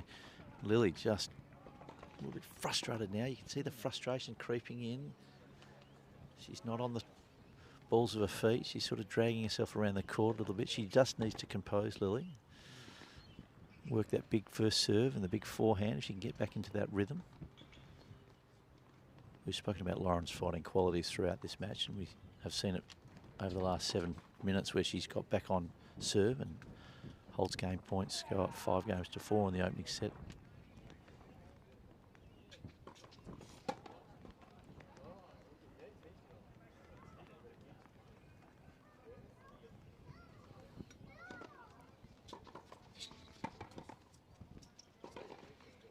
Beautiful play. Again, that big swinging forehand out to the backhand of Lily and opening up the court on that backhand wing.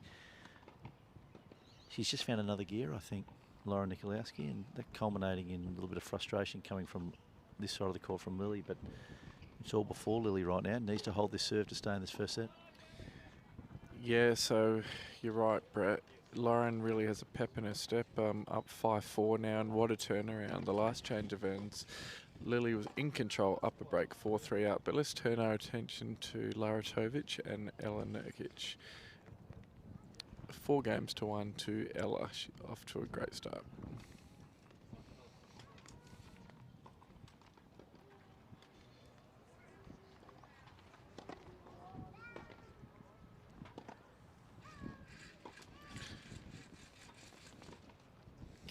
And good shot from Lara, forehand down the line. And Ella is just finishing off year 12 at Applecross, and a shout out to Lance Hines there, does a great job with the Applecross program. A lot of these top juniors are at Applecross. They do a great job with their tennis program. They won the national title 2 years ago. It wasn't held last year due to COVID, so they're the current national champions, and Ella is one of their great role models. As we turn our attention back to this pivotal stage in the #1 lady singles between Lily Fairclough and Lauren Nikoloski, Lauren up 5-4.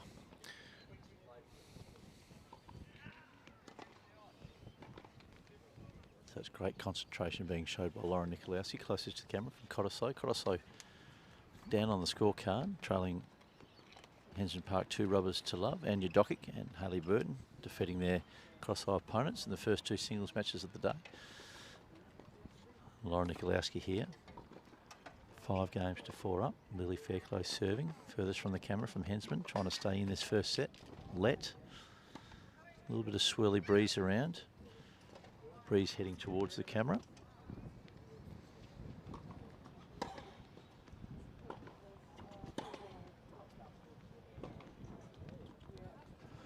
Just overplaying that forehand again. Frustration creeping into Lily's game. She's just sensing this is starting to slip a little bit away from her.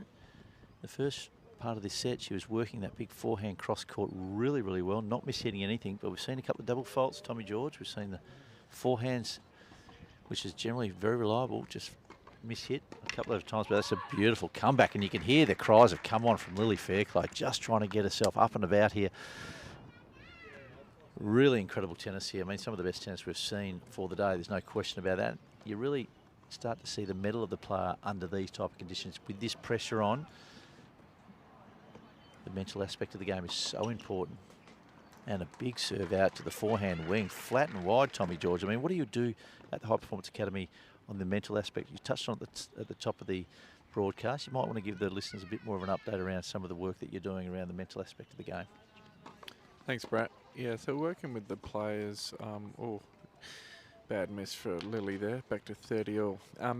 So do some work with players on their on-court routines and different strategies that they can do between points and change of ends. But a lot of drills are revolved around consecutive points. So anyone can play that one good quality point, but what we're really looking for is to play consecutive points in a row at a very high level. We're trying to win 3-4 points in a row. And so there's internal mental battles, and the players do a lot of work with our National Academy sports psychologist, Heather McGregor-Bain, who is absolutely fantastic.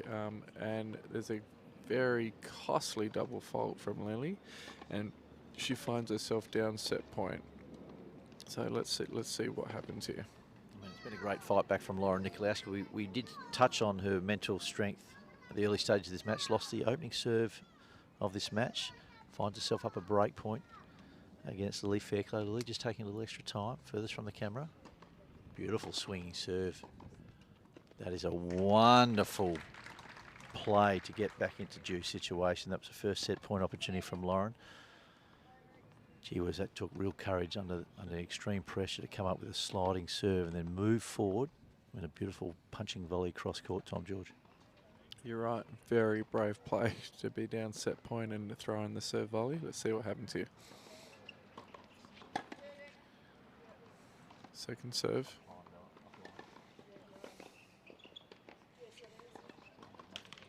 Another double. So Lauren with another set point here. But you're right on that previous point. Good to see Lily back herself and throw in the serve volley there. So under the pump here. And we'll see what happens at the end of this set, but we look back 20-30 minutes ago at the start of the set when Lily was 2-love up and had game point for 3-love. That could be a pivotal stage of this match. Second serve.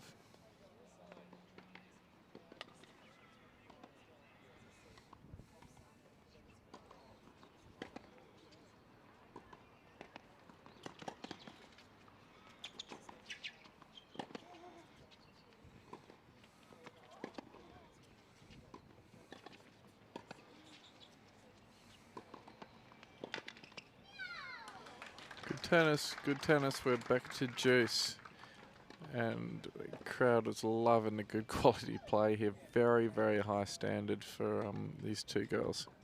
What I like about Lily's game is she's really just composed herself. We're seeing her drop the shoulders when she gets down. She's had this first set on her racket and found herself down 2 set points. But Lauren, I just love the steely determination. Lauren, she just puts it behind her, gets on with the next point.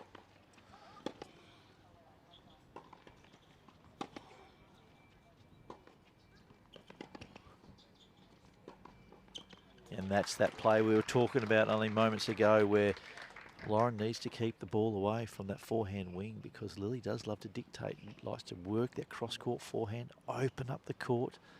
Gee whiz, she's been hitting that ball incredibly well, finds herself at game point now to get it back on parity.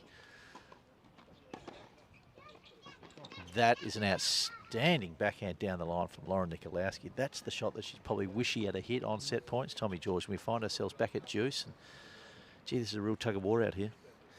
It sure is. The crowd's absolutely loving it. Back to juice.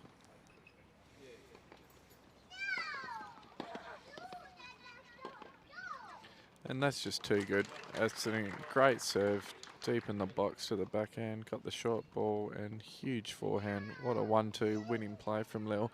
She practices that a lot with her coaches, James Connolly and Mark Luber. So you'll see at these pivotal stages, these players will go back to their winning formulas. We'll see what happens here.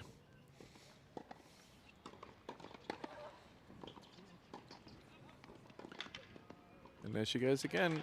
Big serve, big forehand. As you said, Brett, she's doing a lot of damage with the forehand. A lot of success there. So we find ourselves at 5-all and just sitting back enjoying some beautiful tennis here on a Saturday afternoon down at Hensman. The leafy suburbs of South Perth, we find ourselves really, I mean, this is some of the highlights of the afternoon, this women's #1 singles match between Lara Nikoloski, closest to the camera from Cottesloe, and Lily Fairclough, furthest from the camera. As you made mention, Lily Fairclough is quite the athlete. All the teachers and Fremantle Dockers Football Club are coming knocking, trying to get her to be part of their programs, but we're keeping her in tennis as long as we can. A beautiful forehand down the line. Lily having a good look at that, but concedes that the ball was actually on the line. Great sportsmanship shown out here. No one's challenging calls. They're playing within great spirit. We do have a roving referee that's walking around the grounds and making sure that there are no disputes and there are no challenges. And these two girls are great friends. Fierce competitors, but also great friends off the court. Beautiful serve down the middle, overplaying the backhand. Hope you're enjoying the day's play. We enjoy bringing it to you. My name is Brett Patten, sitting alongside Tom George, Tennis Australia's High Performance Academy Manager. Broadcasting from Hensman Park Tennis Club, Women's State League winning team from last year.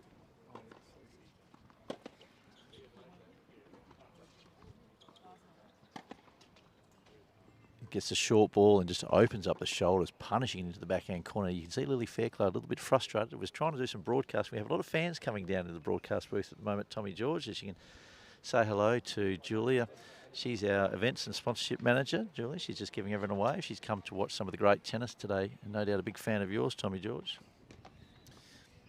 Yeah, it's great to have Jules down here. Did a wonderful job at the Tennis West Awards night. Put on a special show at Optus Stadium.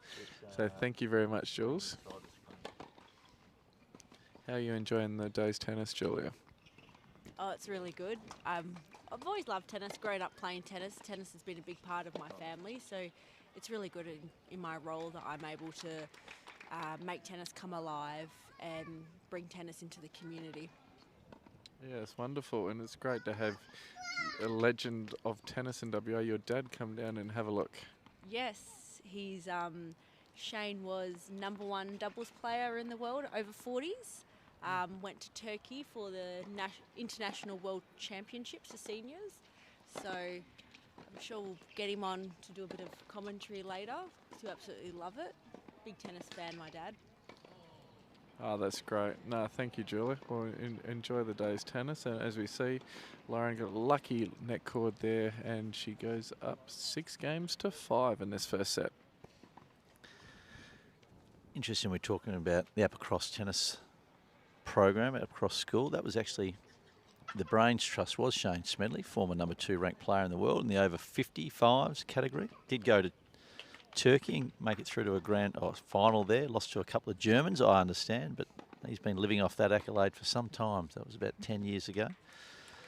Looking forward to having a bit of a chat to Shane at some point. We might even have a quick chat to the president of Hensman Park Tennis Club, Colin Napier, who in himself was a terrific player. We're just going to finish out this first set, and then we might just get Colin on after the completion of this first set, as we're seeing Lily step up to the line, just composing herself, trailing 5-6. A little bit overcast at the moment. The court was basking in glorious sunshine for the best part of the afternoon. A few clouds have crept over. Lily serving into the teeth of the breeze. I love that play. Opened up the open court with a big forehand cross court, but finished off with the bolo forehand volley. I mean, Lara Nikoloski playing with the breeze. Doesn't need to overplay Tommy George, just play within herself. And you can see her just steeling herself. making sure she's preparing for this next point. Lily has struggled, drop serve down this end only a matter of 15 minutes ago. And again, beautifully played, love 30. Got herself right back into this first set. Lara Nikoloski was down an early break. Lily Fairclough was dictating.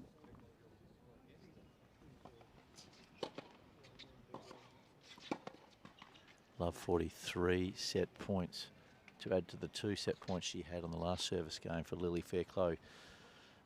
Lily's just taking her time, toweling off. Closest to the camera in the white shirt from Hensman Park. It's been a huge momentum swing to the Cottesloe #1. Lily just trying to take a little extra time, go through her process.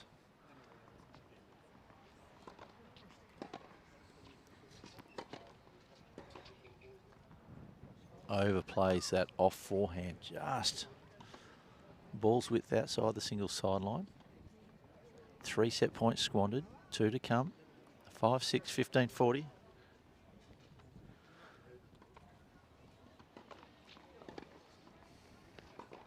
Really serving into the teeth of the breeze. Dropped a serve from this end.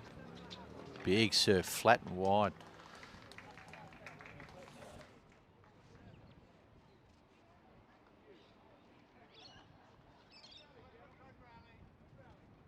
Another set point save, 4 set points saved so far on the serve of Lily Fairclough. Both girls just steeling themselves for another big point. Just long. Let's see what she's going to do with the second serve.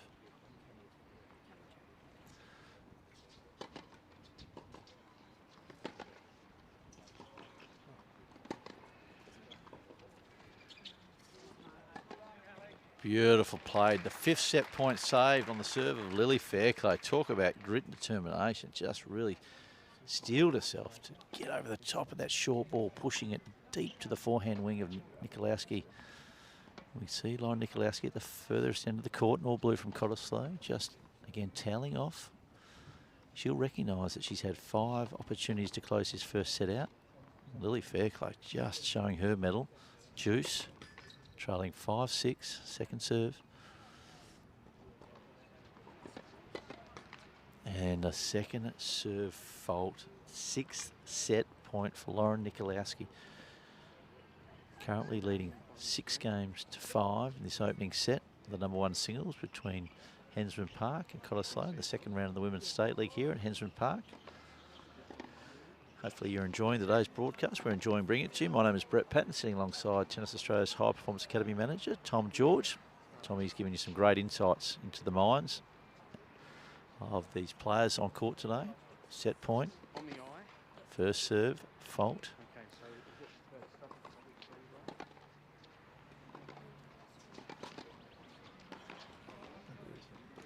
Again, fought back. That's the 6th set point saved. I mean, you've got to admire the determination of Lily Fairclough, Tommy George, just to hang in there.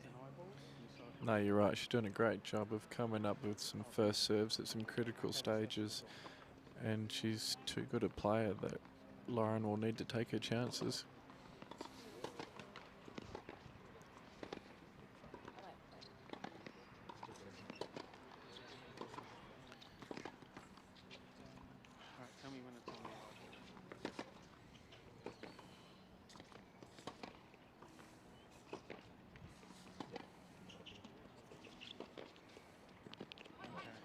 Oh, it's an incredible point and shot from Lauren. That backhand cross-court winner must have been skidded right off the line. Some incredible tennis here.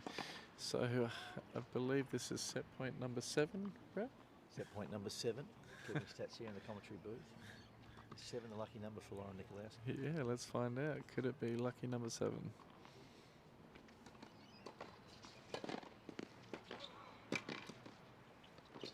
Oh, Great tennis from Lily Fairclough, serving and volleying, picking that low backhand volley off the toes. Just tremendous courage there again, Tom George, from Lily Fairclough. Yeah, you're right, Brett. Great serve, and Lauren didn't do anything wrong there. She amazing return, hard and low at Lily's shoelaces, and Lily just came up with a tremendous volley. Back to Juice.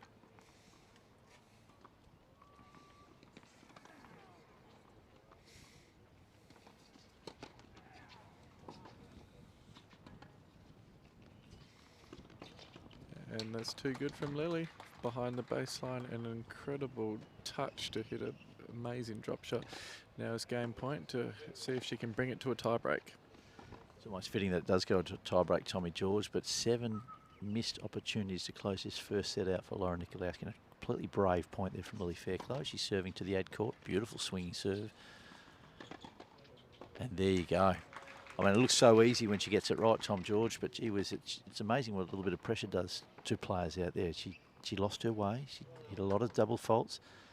Wasn't playing up to the high levels we saw in the opening part of the set, but back on parity, 6 games all into the tiebreaker, first to 7 points. Need to win by 2 points, Tommy George. I generally fancy Lara Nikoloski at this stage. I think serving with the breeze, first part of the tiebreaker, you'd tend to think that she might have the upper hand going to the start of the tiebreaker. Yes, she is down the good end, so to speak, as she has the breeze behind her for the first 6 points of the tiebreak before they change ends. But she will have to get that out of her head that she's had the 7 set points and reset and start fresh here. Fault to start.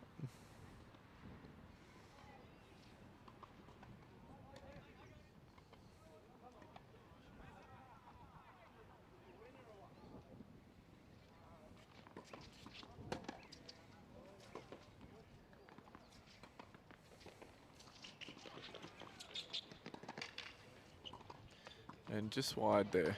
So Lily having a lot of success with that drop shot and lob combination there. So one love to Lily.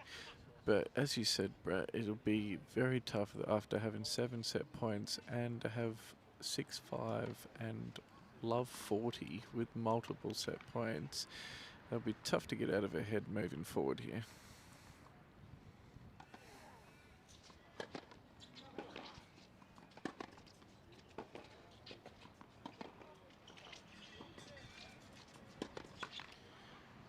Okay, and there's 1-1 level pegging here in the first set tiebreak, and this tiebreak will be absolutely pivotal to the outcome of this match. A lot of statistics around professional tennis. Whoever wins the first set of the match usually goes on to win the match. And just a little shank there. So 2-1 to Lauren. And you can, a bit of tension between the girls here, and they know how pivotal the next few points are. Over to you, Brett. No one seems to be able to manage to hold serve in this early part of the first set tiebreaker. Both girls dropping their serves. The mini break is highly critical. Lily Fairclough up against it here. Lauren serving furthest from the camera. Overplaying that serve. No ball kids out here either. No linesman. You've got to tend to your own balls. If the ball's slapped, you've got to go back and make sure it doesn't roll onto the court. Otherwise, you'll need to play the point again if it interferes. And again, a double fault. Both players really struggling under the weight of expectation in the opening stages of this tiebreaker in the first set. Hard to really call who's going to get over the top here. It just needs 1 or 2 lucky breaks as Lauren's just struggling with the breeze. You can see the ball's rolling across the court, just setting herself up. 2 points apiece. Tiebreaker, first set.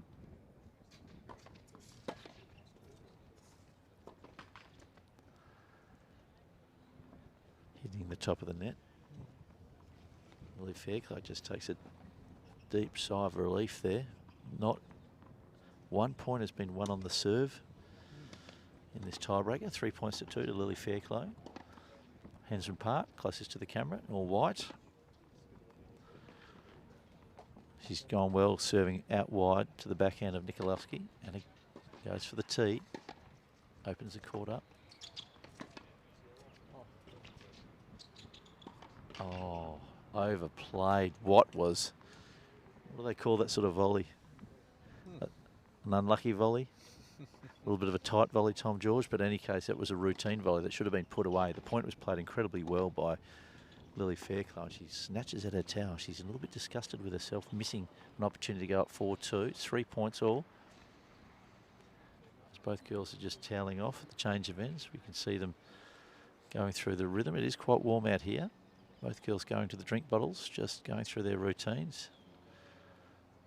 Again, you can throw a bit of a blanket over both these two competitors at the moment because nothing is separating them. No one seems to be stepping up wanting to win the match, Tommy. They're almost expecting their opponent to lose it. Someone needs to take this by the horns and start going after the shots, being a little bit more aggressive, a little bit more positive in their play. Yeah, you want to see them take the ball by the horns, you're right. So let's see if they back themselves here. 3-all.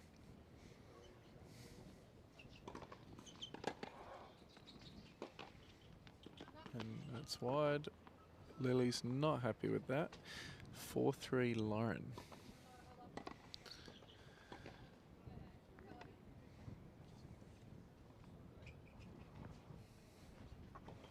Shout out to Scotty's Media and Tomio Yamazaki for great setup here today. Got cameras all around the venue. It's wonderful to see.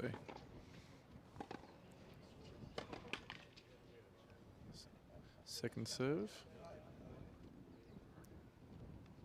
Still not 1 point, 1 on serve in this tiebreaker, Tommy. Yeah, incredibly interesting, that stat.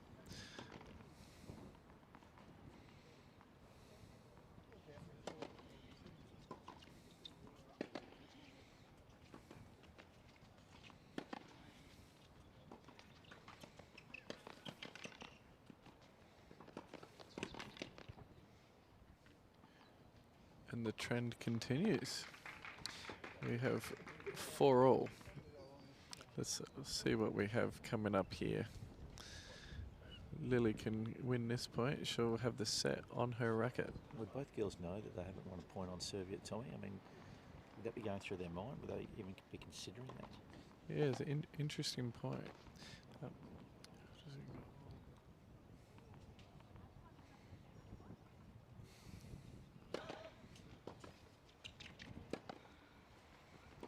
And that's just long, so, and the trend continues. Lily serving at 5-4 up with the good end. Yeah, so you'd hope so, Brett. You hope that awareness piece, they would be aware of what's happening out there, but sometimes you're so caught up in the moment and just seeing ball hit ball. And that's just long. Now Lily finds herself with her first set points, up 6-4 and serving.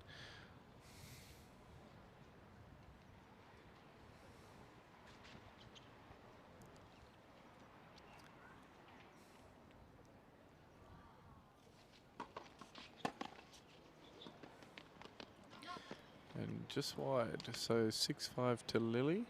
Lauren is going to keep fighting to the end here. She will not go away, the feisty competitor.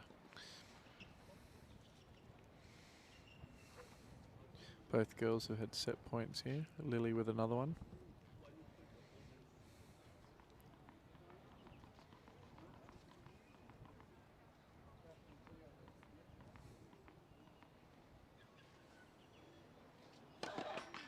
Second serve.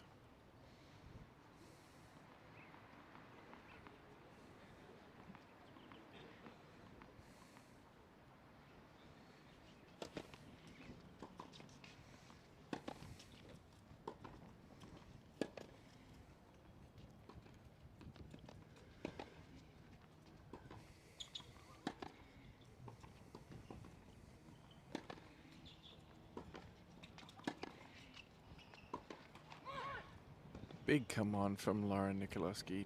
Save a set point there, and 6 points all, and they're going to change ends here, and we wouldn't have it any other way. 6 games all and 6 points all in this first set tie break. The crowd is absolutely loving this great tennis.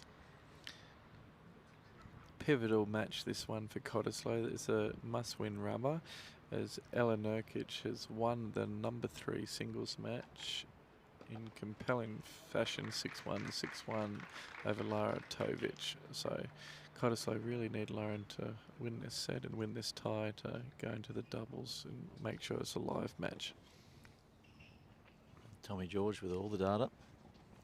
Exciting stages of this first set tiebreaker, 6 points all.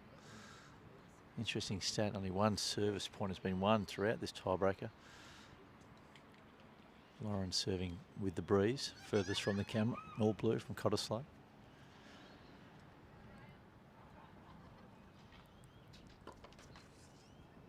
First serve fault.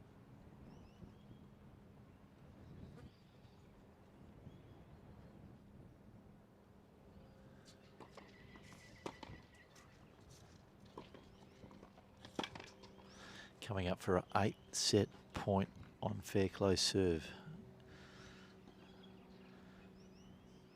Wouldn't be too many sets that you wouldn't have won from having 8-set points up, Tommy George, but such as the fighting qualities from Lily Fairclough, she tends to find a way when she's behind the 8 ball.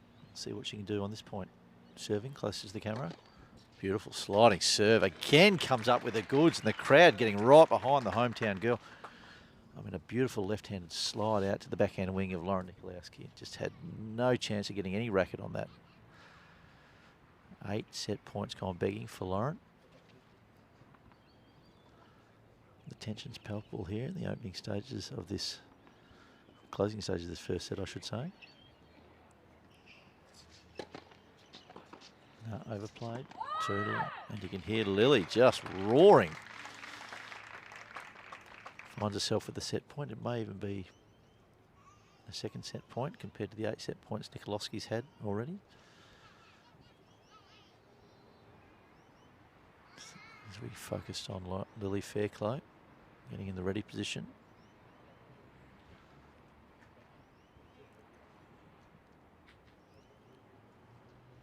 There's a false start there from Lauren.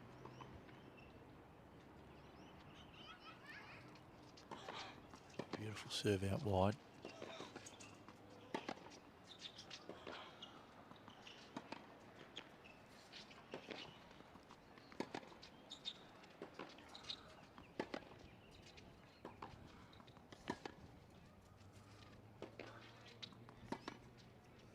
And pushes the ball wide, if you don't mind. Just on a knife's edge here in the late stage of this first set tiebreaker. Both girls going to the towel. This first set, 65 minutes, still going. Hard to call who would be the fancy to win from here. Both girls have had opportunities. A couple of set points for Lily. Certainly 8 set points for Lara Nikoloski serving for Cottesloe, furthest from the camera, wearing all blue.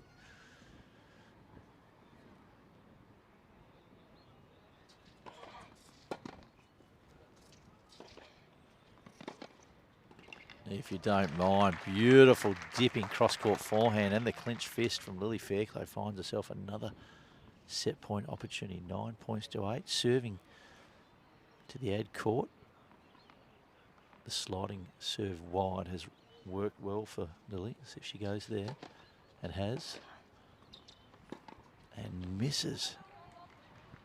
She says to herself, how many opportunities? And would tend to agree with her. Both girls have had plenty of opportunities.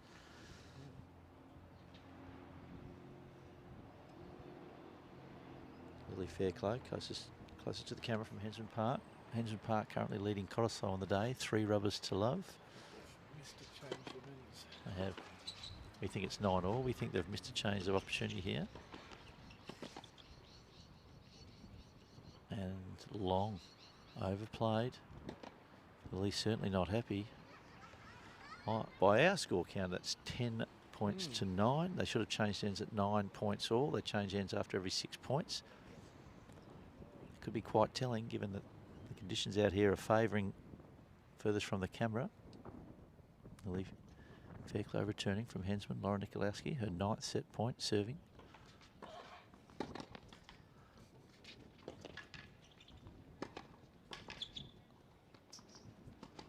Unbelievable. Be able to dig that point out again. I think the girls have lost count of when they need to change ends here, Tommy George. You might have to do a bit of scoring, changing ends practice at the High Performance Academy this week. We think it's 10 points apiece. Certainly is deep into this first set tiebreaker. Both girls have had plenty of opportunity to close out this first set. Neither of them want to take the opportunity. Back on parity. Lara Nikoloski serving for Cottesloe. furthest from the camera. Big serve down the tee, short return. And wonderfully played point, and you can hear Lauren just giving the come on. Again, another opportunity. By our stat sheet, this is her 10th set point, Tom George. Toweling down. Lily Fairclough has served wide to the backhand with success. First serve fault.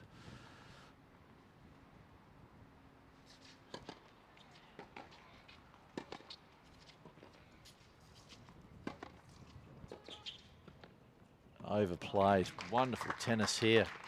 10th set point gone begging for Lauren Nikoloski as they go to the towers. I think these girls are just reluctant to change ends, Tom George. They're pretty happy to play down the end they're currently at. I think the crowd are finding great amusement in this particular tiebreaker. Asking what the score is of each other. They think it's 9-all. I think it's 11-all on our count, Tom George. But in any case, we'll go with the girls. Just asking the umpire. The umpire's a little bit unsure of the score count herself. Umpire doesn't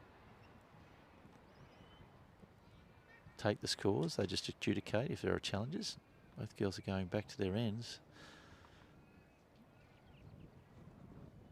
In any case, I think there's been a little confusion out here with the score count. They're calling it 9 points apiece. We think it's 11 points all. Lily Fairclough serving. Missed opportunity, the running backhand down the line from Lara Nikoloski, just trying to overplay the backhand under extreme pressure, catching the top of the tape. Set point again for Lily Fairclough.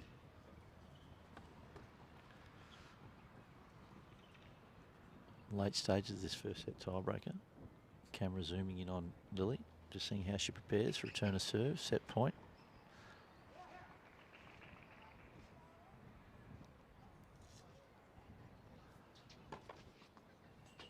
Long call.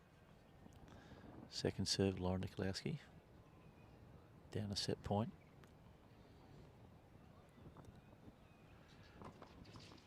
Oh, kick serve. And that ball lands on Lily's side of the court. She's just looking down. The single stick has come out of place again. It's the third time in this first set that single stick has misplaced, and they're changing ends. The girls go to the drink bottles. Generally, you would change ends after every 6 points in a tiebreaker. They're counting the score at 9 points all. I'm counting the score at 12 points all, Tom George. Who's right and who's wrong? Well, I can confidently say it's not 9-all, and they definitely missed it. So anyway, at least they're changing now. And yeah, the official's on to put up the single stick again. Anyone's game here. They've both had their opportunities.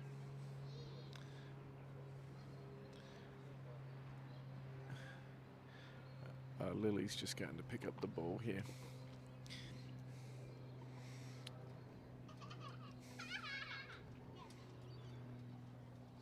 Might take this opportunity, Tommy, just to talk to camera for a little bit. I mean, been a great day of play here in the first hour and a half. The game's commenced at 1 o'clock, in fact 2.5 hours. This singles match is certainly the longest of the day as we click back to see the all-important closing points of this first set. You're taking notes, you'll have plenty to talk to the girls about come practice during the week. And an unforced error, another set point to Lara Nikoloski. Set point number 12 by my count. And again, Lauren will steal herself. Lily Fairclough serving out to the favoured wing, the backhand wing of the right-hander. She generally goes wide, doesn't, goes tee. Went after that. Second serve. And there it is, if you don't mind, the set point. And the racket goes in disgust. On her 12th set point, Lara Nikoloski closes out that first set against Lily Fairclough 7-6. And we think it was 14 points to 12 as the girls go into the change of ends. They'll sit down for a couple of minutes just to compose themselves.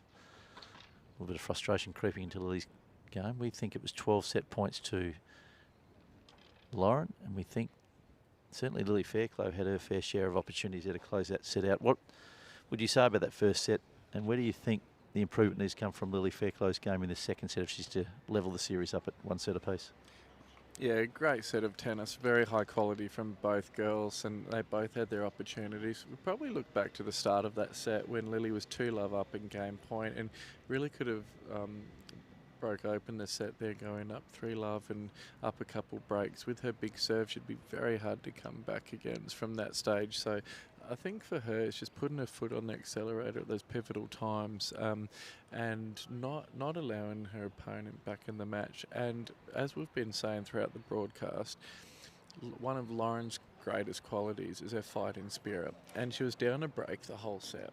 And another pivotal stage there was at 4-3 where she broke to love, and then she had her opportunities. Lily came back and then had a couple of those set points, but as she said, you can never tell if Lauren's up or down because she just has that great body language.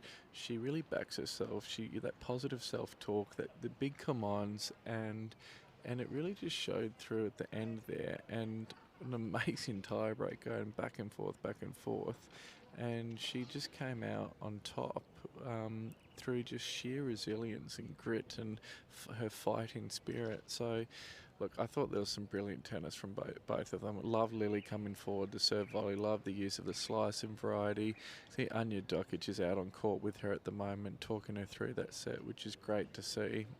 Just be a great mentor and role model for Lily, and they're both lefties, and you know, she can talk about that leftiness. But no, credit to Lauren, fought hard, and I think the start of the second set will be absolutely pivotal, where, you know, both girls will just look to reset. Lily's just got to forget about that, talk with Anya and come out and play a good first game to, you know, change that momentum, because Lauren is a great front runner. She now really has a pep in her step, and she's just coming back out from a bathroom break and she looks very happy and determined. So it'll be a very exciting second set coming up. Thanks, Tommy George, High Performance Academy Manager from Tennis Australia. We might just do around the ground some of the score updates from Score Buzzer from the matches across the Women's State League. Kings Park are coming up against Greenwood at Kings Park. Greenwood and Kings Park right now are 1 rubber apiece. Astrid Cantor lost to Natasha Karma-Pestry from Greenwood at 6-3, 6-4. Brooke Campbell from Royal Kings Park defeated Maria Velikosova in 3 sets, 11-9 in that super tiebreaker. Other matches on court at the moment. Tiwa Casey is down a set to Sana Tak, 6-3 and 1-love. And Nina Katovic from Kings Park is up 4-3 against Ria Makassar. We don't have any other results from around the grounds. We'll keep you up to date with all the men's results on the conclusion of this first game of the second set here between Lily Fairclough and Lara Nikoloski. First set going the way of Lara Nikoloski, 7 games to 6, and we think it was 14 points to 12. A great summary of that first set by Tom George. And the crowd starts to gather around. Getting a lot of fans out here, Tommy George. They're really getting around you in the last couple of productions that we've been putting to air. Have you found yourself with a new fan base? You're a funny man, Brett. It's good to see everyone out here. That's one of the greatest aspects of WA tennis, is the tight-knit community, and coming down to these clubs. I really enjoyed last week at Mount Lawley and this week at Hensman, where, you know, the familiar faces and great parents and coaches and all the volunteers that do such a great job. So no, they're really enjoying their tennis here, and everyone's commenting on what fantastic tennis that first set was. Really interesting scores there from around the grounds, Brett. You've got some close match, it sounds like, with Kings Park and Greenwood, which is what you want. There's competitive matches where anyone can win. So I'll hand it back to you for continue on. Around the grounds updates for the Men's State League. Alexander Park up against Dalkeith. Alexander Park currently leading 2 rubbers to 0. Jerome Iacone defeated Ben Webster 6-4, 4-6, 10-6 in the super tiebreaker. The third set. Lily Fairclough moving forward. Going after that, if we look at Josh Bowen, defeated Dylan McCloskey. Dylan McCloskey from Dalkeith. Josh Bowen defeated him 6-3, and it looks like there was an injury there, so Dylan unfortunately had to retire. Daniel Downey currently on court with Scotty Webster. Daniel Downey leading 2 games to 1, and Ashwin Sharma from Alexander Park up against Dalkeith's James Newton, and James Newton won the first set 6-4 and currently leads 1-love in that second set. If we go across to another match of the day, being played at UWA on the clay courts. UWA are behind the count. Royal Kings Park 2 rubbers to UWA 0. First match, Tim Gray and Jake Robinson. It's on serve, 2-1 to Jake Robinson. Sam Ashton defeated Jasper Patterson. Sam from Kings Park, 6-2, 1-6, 10-6 to Sam Ashenden on the clay courts. If we see Jury Treblanche from UWA up against Darren Stafford. And Jury's leading 2 games to 1. And the other match that was completed in that particular tie, John Peachy defeated Lucas Dunlop 6-2, 6-2 from Royal Kings Park. So Kings Park currently leading 2 rubbers to love. And the other tie that's being played at the moment, Cottesloe versus Mount Lawley. We don't have any updates. We'll keep you updated as we go around the grounds, but there's a lot going on, certainly in the men's and women's state league across Perth at the moment. Want to get down to any of the state league clubs, certainly I'd love to see the fans get around and watch some of the great tennis, some of the great athletes in WA. And as we're watching Lily go back to the back of the court and just throwing her towel down, she's currently leading 1 game to love in this second set. Gives us an opportunity just to take a bit of a deep breath, Tom George. And we might look to get to Colin Napier, the president of Alexander Park and certainly Hensman Park Tennis Club. He's also a board member of Tennis West. He's been a president here and a club member for the best part of 50 years. Colin Napier. It'd be interesting to get his insights into the history of Hensman Park, some of the great players. Hope you're enjoying today's broadcast. We enjoy bringing it to you. My name is Brett Patten, sitting alongside Tom George, High Performance Tennis Academy Manager for Tennis Australia. Part of a great high performance team working with some of the great athletes in WA tennis. Lara Nikoloski serving. Good swinging serve out to the backhand of Lily Fairclough. As we're inviting into the commentary booth here at Hensman Park Tennis Club, the club president, also a director of Tennis West, Colin Napier. We just seeing the big serve there from Lara Nikoloski, just unloading. Finds herself a nice opportunity to put away. And we welcome Colin Napier for the first time across the broadcast. Colin, you've enjoyed the tennis out here. You would have seen many tennis matches over your career and your years here. One of the best juniors, certainly one of the best adult players in WA. And your father, as we were talking off camera only about an hour or so ago, defeated the great Rod Laver back in the 60s. But let's just talk about Hensman Park for a little bit. You've been the president here. What's the membership base and has it been growing over the last few years? Membership base has been reasonably stable the last few years. We're sitting around 300. Great group of junior members. We've got about 100 junior members. So a nice blend, lots of social tennis happening. So we've got a good blend across the membership and yeah, no, we're going quite well. Always been a high performance club really. Membership's great, got great juniors coming through, but gee whiz, at a state league level, I mean, it's probably been the club that's excelled over the last 15 years. Perennial finalists, perennial grand finalists, having men's and women's win it last year. I mean, you must be immensely proud of the program that Mark Luber and James Connolly have been able to produce over the last 10, 15 years. Yeah, they're really professional. And our state league culture goes back in the men's, really back into the 50s. We're the longest running club in both the men's and ladies is in terms of continuous participation in state league. It's something we don't take for granted. It takes a real commitment to get there and stay there. And our ladies team were fantastic last year, winning, and that's only the second time we won. But the men's team in the last 15 years must have racked up 7 or 8 shields at least, I would have thought, maybe even more. Yeah, great program that you've been running down here at Hensman Park. Great courts. You've had some updates to your facilities, upgrades to the lights. You've got some LED lights out here making a world of difference, particularly when you're playing at night. The hard courts, you've got a nice mix of hard and grass courts. Is there any plans to put more hard courts in Hensman Park? Not immediately, although I believe at some stage the grass will, there's still that move with people moving from grass to hard court. A lot of social players still like the grass courts, which is fair enough, certainly easier on the body. But I think the hard courts will continue to come. The hard courts cost a lot less to maintain, truth be known. The grass courts are $4,000 here, the hard courts might be $500. So ultimately the economics will probably dictate what we do. Spoken like a true accountant to Colin Napier, the president of Hensman Park Tennis Club. Let's talk about your father, if you don't mind, for a little while. Doug Napier, he's a legend of WA tennis, and he had one of the great wins of all time against potentially the greatest player that's ever lived in Rod Laver. Tell us about the event that he played against Rod Laver, and what years were they that he had that win? Yeah, so that was Linton Cup. So that was an interstate competition, best 18 and unders across Australia. That was 19, I want to say about 55 or so. So Dad was a year older than Rod, and we've still got the newspaper clipping of the victory, which was 7-5 in the third set. And Dad does still say he's quite happy he never played Rod again, because I'm not sure he would have got victory number 2. In fact, I'm reasonably certain he would never have got victory number 2, but you take them when you can get them. Well, no bigger scalp than the great Rod Laver. I think if you can have Rod Laver at Rafa, Roger and Novak in your win-loss list, then you've done pretty well. Your tennis grew up here at Hensman Park, played all the state teams as a junior, played Challenge Cup as a senior.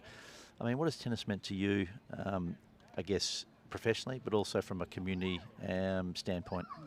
Well, I'm a tennis tragic, second generation tennis tragic. I watch it on TV, I watch it here. I mean, I was brought up here to all intents and purposes. Dad joined when he's probably met 1950. I met my wife here, as did my brother. So not only has it been good from a sporting athletic perspective, it's been great from a social perspective. Lots of my friends are still here. So really, it's been a real community for me.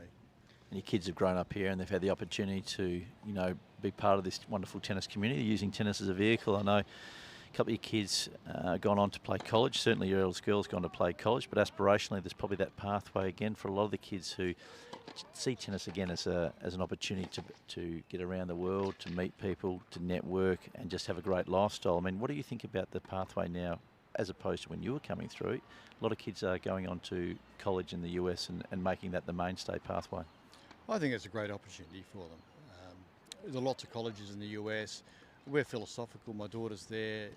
She's not going to end up on the world tour, but she's a good, solid player.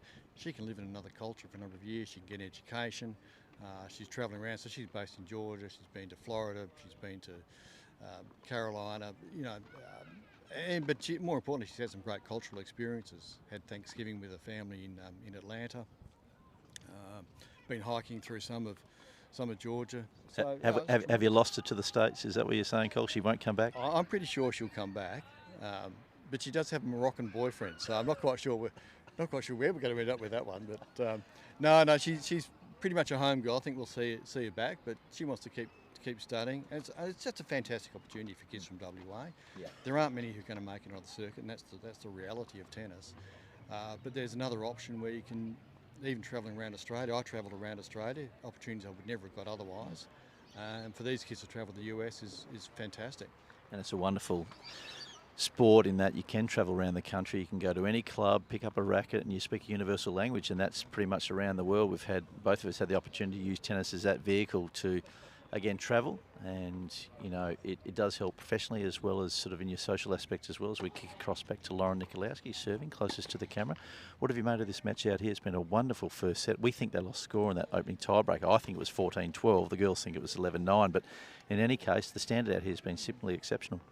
I'm with you. They played too many points when Lily was down this end, so I'm pretty sure they managed to butcher the score too. I don't think they butchered the result of the score, but they butchered the score itself. Look, it's good. Lily's only 15. I think there's a huge amount of upside in her. She's happy to volley. She can slice. I think that left-handed serve with a bit more work becomes a real weapon. Lauren, to give her credit, was down early. She stuck to her guns and hung in there, and I think it was a really good first set. Hopefully Lily can back it up in the second set and come back and take the match for us. But no, great first set. And of course, these teams aren't possible without some of your great sponsors, and you've got many great sponsors down here at Hensman Park, the Auto Strata Lotus, CPS Capital, Ian Hutchison Real Estate and Team Tennis WA. I mean, you always tend to get great sponsors come on and want to be part of your club, Cole. Yeah, I think we've been very fortunate. Ian Hutchison Real Estate have been sponsoring us for 30, 35 years. In fact, Ian was made a life member last year in respect of his contribution.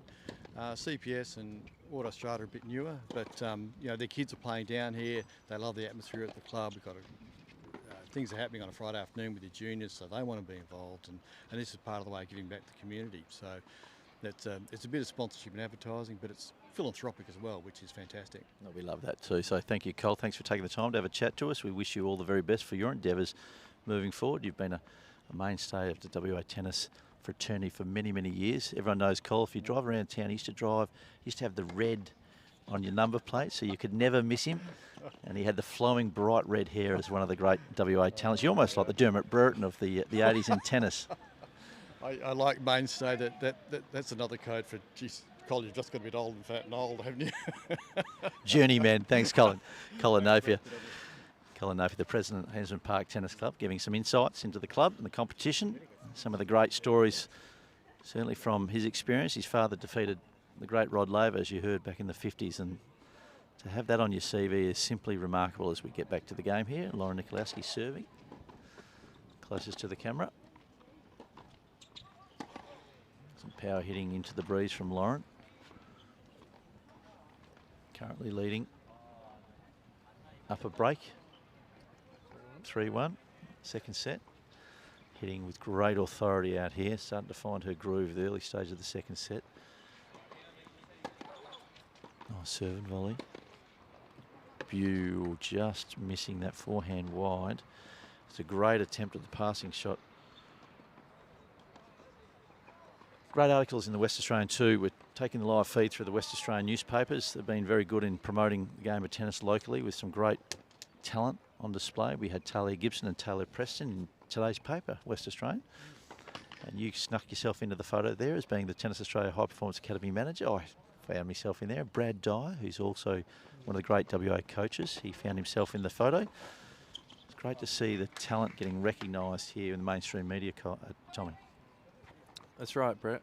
Just before we kicked off our telecast today, I was down at the local coffee shop here, and I saw two different families with the West Australian reading the story on the girls. So I'm wondering actually how many people read that article today. So the publicity around WA tennis is magnificent, and you know, credit to yourself there, Brett, as you started as CEO at Tennis West. You've made that a big focal point to spotlight on tennis in WA and shine a light on our top coaches and top talent coming through, and that is fantastic to see, because WA is obviously heavily focused on AFL, and when you open up the newspapers you usually go through 10 pages of AFL stories even in the off season, so it's great to see all the tennis talent being showcased in such a prestigious, wonderful newspaper such as the West Australian. So well done to you and the team around it, and thank you to everyone at the West Australian for the partnership and the great work. And once again, thank you to Scotty's Media and Tomio for today and all the great work they do around it. Okay, so here we go. So hold of serve from Lily, which was very important here. So 7-6, 3-2 to Lauren, and we have on the other court, they're going to commence their doubles match. Looks like Ella Nurkic and Hayley Burton are playing there against Lara and Jess. So be a tough match there for Lara and Jess, as Hayley is a double specialist in their team, and Ella's just come off a comprehensive singles win as well. Over to you. Thank you, Tommy George. And you did make mention that these productions just aren't possible without the assistance and the help. Scotty Walsh from Scotty's Media forming the production, and Tommy Yamazaki, he's been an incredible resource really to get this up and running, and of course yourself, Tommy George, and we all play a part in trying to promote this great sport, this great game of tennis, and shine a spotlight on all our great athletes. I mean, it's only, I think if you put it in the mainstream media, you put it up there for the kids to look up to and aspirationally and aspire to be like that next level of local talent, it does a great thing for the participation of the great game. So we try our very best to promote and shine a spotlight on tennis in WA. It's been very good, as you heard Colin Napier say, to him and his family. It's been good to thousands of people in WA and across Australia and also across the world. It's a great community sport as we kick back across to court number one. Lara Nikoloski serving 3-2 with a break in the second set after winning the first 7-6. Of course, all matches are best of 3 sets as she pushes that along. But I like that initiative. Move forward, Tommy. She had the opportunity to hit the volley away, but just overplayed it. Third set's going to be a super tiebreaker, which for our listeners is first to 10 points with the margin of 2 points in that third set. Hope you're enjoying the broadcast. My name is Brett Patten, sitting alongside Tommy George, High Performance Academy Manager from Tennis Australia, producer of prodigious talent, Tom George. I mean, if we could pay you what you're worth, we would. Mind you, the highest paid academy manager in Australia, they tell me. Wonderful point there from Lara Nikoloski. But that leads me to you. Your journey into tennis, Tommy. You're a criminal lawyer by trade, and here you are as a high performance academy manager. You've got many strings to your bow, Tommy. What made you give up law and move into tennis coaching? You're very kind, Brett. Thank you for the nice compliments. But I mean, ultimately, tennis is in my blood, in my heart, and it is a fantastic game. And that's I miss those comments from Colin, but obviously sounds like he was talking about all the wonderful aspects of tennis, and I couldn't agree more. It is a wonderful, pure game that, you know, you play tennis, you're fit and healthy. It's a sport you can play for your whole life. You meet so many wonderful, like-minded people. You get to travel the world, and just the opportunities it brings you. I'm in a dream job that I absolutely love through tennis, and don't even consider it a job. I just love what I do. But basically, when I was doing law up in Brisbane, missed tennis and wanted to get back into it, and loved it ever since. But see everyone here today, they just live and breathe it, and just got to love the passion around WA tennis and the WA tennis community.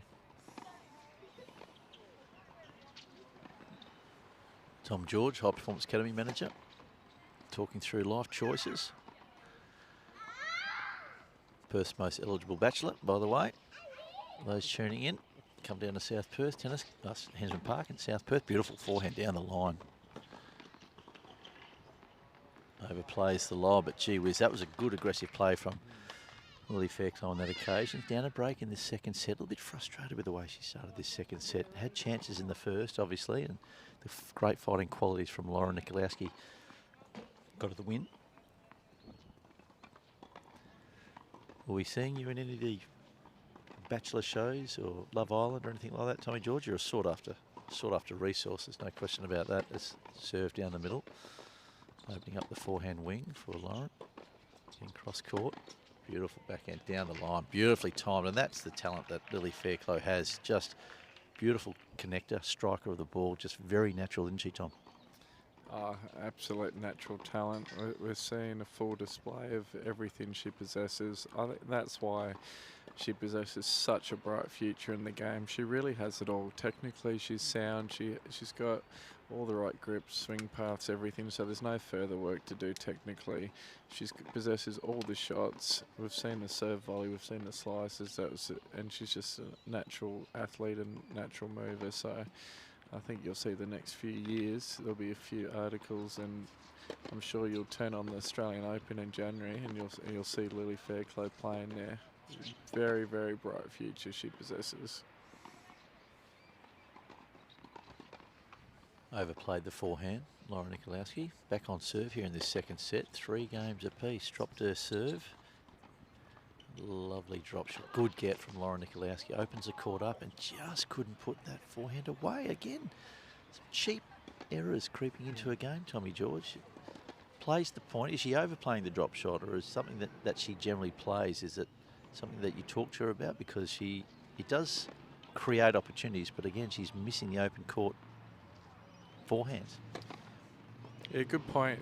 Lily does play the drop shot a lot, and she has had quite a bit of success today with the drop shot. That was an easy forehand pass that I think she just relaxed on and made an uncharacteristic mistake there. But she does love the variety and mixing it up, and it is one of her strengths. I think important for Lily on that drop shot is when to play it at the right time. So when Lauren's back behind the baseline or out of position, then she can bring her forward with that drop shot. But that's a good point. She might be overplaying it. Sometimes Lily's been behind the baseline herself, and she's been playing that drop shot. It's very difficult. So she sort of needs to be inside the court. And when you were speaking to Colin, actually Tomio and I were talking about it, and that Lily needs to play that drop shot when the opportunity presents itself and not overplay it. Because over the course of a match, her opponent will start to read it and they'll be all over it. And that's just a really great point and shot from Lauren in a big come on. Lily's done well to be down here and bring it back to 3-all. So as you keep saying, Brett, that 7th game, here we go. Over to you. Fairclough serving, closer to the camera. Good deep return by Nikoloski. Opening up the court, down the backhand wing. Overplaying, you see that, just a little bit of nervousness. The eyes lit up, short ball. Didn't get up to that, played it from too far down. Had to really try to come over the ball and pushed it a little bit long from Lara Nikoloski. The wind's died down, so it's not as prominent as it was in that first set, Tommy George. Fairclough serving, went to the well. Loves that swinging serve wide to the backhand wing of her opponent. And again, the double faults. The double fault counts as creeping up, Tom George. What can you see technically about what's going wrong with her service action in this particular match? Yeah, Lily actually has a great technique on her serve, and she's got that step-up serve and has good rhythm, and it is quite natural. But I think she's just, on those double faults, she is just rushing between first and second serves. So,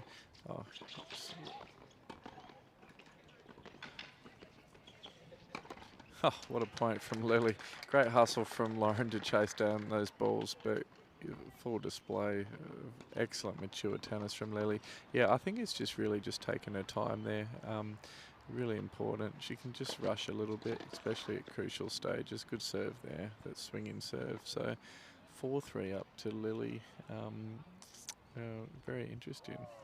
It'd be very interesting to see this go into a super tie break, but a lot of tennis to be played before that. Can both players come off a little bit after such a extreme first set? You know, you lose a bit of momentum, the energy goes out at the early stage of the second set. I mean, what goes through a player's mind? Do they just let themselves go at the early stage of the second set? Yeah, so at the end of a set, you can take a 2-minute break. So good, you saw Lauren go off and have a bathroom break and come back out, and you saw Lily use that time well with Anya, and they have good conversations out there and talk through what worked well in that set and what didn't. But yeah, I mean, after Lauren won the first set, you could see she was a bit more relaxed, a bit freer, and really going for her shots and was growing in confidence. And Lily started off that second set. You could still see it, just still a little bit frustrated from those opportunities she missed in the first. But to her credit, she's pulled it back here to be up 4-3. So they've done really well. So, you know, two young girls, Lily's 16 and Lauren's 18, very mature and handling themselves well here.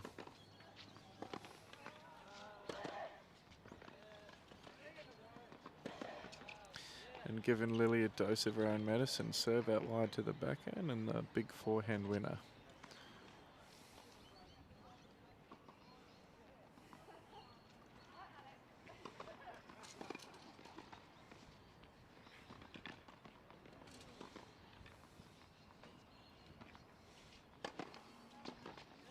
Just long there, second serve.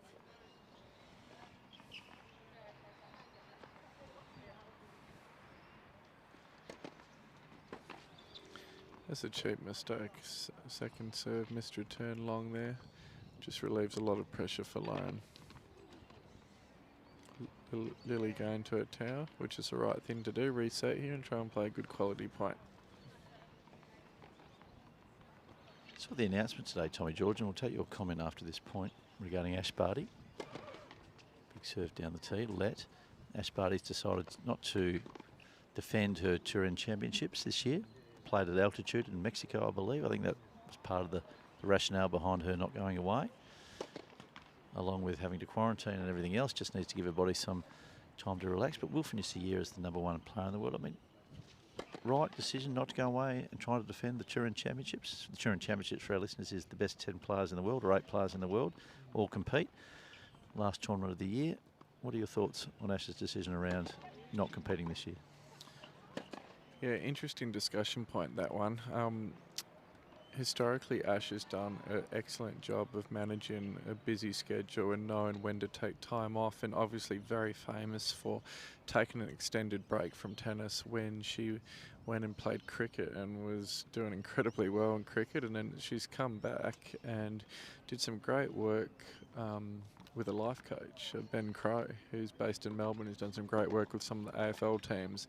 She got back into tennis and an amazing run to then go on and win a couple Grand Slams and get to world #1. So She does know her body better than anyone else, as all people do, and she knows when to take a break. A talking point recently was that she decided not to play in the Fed Cup finals coming up. So that is an interesting one in itself, and as you mentioned, the tour finals. But and we never know what's going on behind the scenes. It could be niggling injuries. She might need mental break. It's not for me to speculate, but I don't know the full story there, the reasons behind the breaks. But she's going to end the year #1. She has had an incredible year winning Wimbledon. Obviously, she was disappointed with how she went at the Olympics, but I mean, you end the year world #1, you win a Grand Slam title.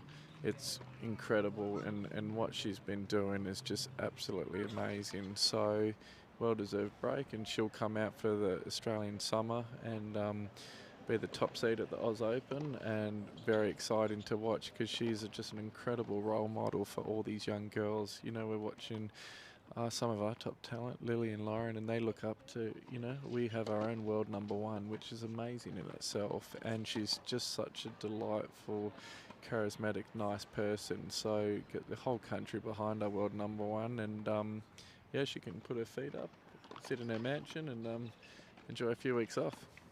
Interesting to note too, former US Open champion from Italy, Flavia Pennetta, the better half of Fabio Fognini, by the way. They've married and had a child. That she came out, deep volley, came out during the week and said that the US Open this year wouldn't have happened back in her day as far as the result is concerned. It was, as we saw, there were two players. One came from qualifying, get through and win the event, and the other one was Fernandez, was just really a no-name player until she got onto a real tear at the US Open. I mean, what are your thoughts on the winners and the finalists of this year's US Open? And certainly in Flavia's day, she made the reference that there was Venus and Serena and Martina Hingis, and there was a great depth of women's tennis. Was this just sort of an opportunity right now? It was almost like a perfect storm where all the best players were really underdone, not in the game, and it gave an opportunity to some newcomers to come up, step up. What are your thoughts on this year's US Open? Yeah, no, you're right. That I think with COVID and you're right, with Serena and a few others not at the top of their game, there's big opportunity there. And personally, I love seeing that. I love seeing the new exciting talent come through, and God, how marketable are those girls. They're both hard workers. They're both so well spoken, great role models for the next generation. And the story of Emma Raducanu coming from qualifying to go on to win the US Open is just one of the most amazing stories at such a young age. And that US Open final was, millions more spectators watching that than the men's final. So how good is that for women's tennis? And, there's those opportunities exist out there, and we've been following Emma's progress a lot. We look at what can we do better in our pathways and everything, and reading numerous articles and watching videos of Emma as a youngster in England. She grew up playing, red ball and green ball and on mini courts with mini rackets, and that was, she says a lot of her great development was due to using the modified equipment, and then she did multiple sports as a youngster. So we really try and say to our youngsters coming through, do multiple sports. It's good for their social and physical development, and then you can hone in on tennis. But we'll move over to the girls' doubles here, where Hensman Park is up here with Ella Nurkic and Hayley Burton. So we've got Hayley serving here. Great to see some doubles, and we see Ella with the hand signals up at net. And too good there.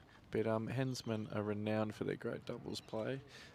When teams play them, they need to get up in the singles, because if it comes down to the doubles, they spend a lot of time on their doubles tactics and combinations and do very well there.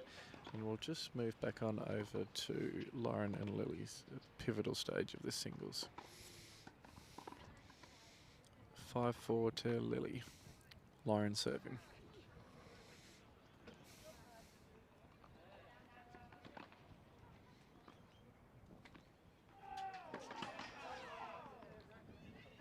Fault, second serve.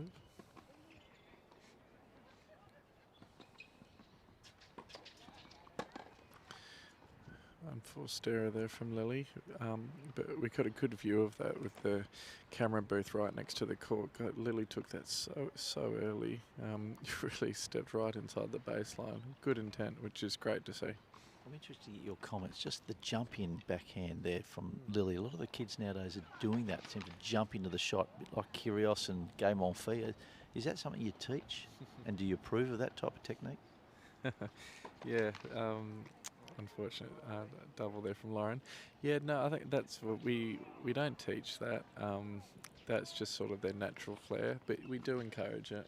I think it's fun for them to practice the shots that they like, and as you mentioned, those players, I think they started to copy. Marat Safin sort of made it famous, where he'd jump up and rip that backhand down the line. But it's good to see that natural flair. Let them have a bit of fun, and they seem to pull it off. Good up-close view here of Lauren serving. Good work by Scotty and Tommy here on the camera work. Cheap one there. Lauren reflecting on that missed backhand.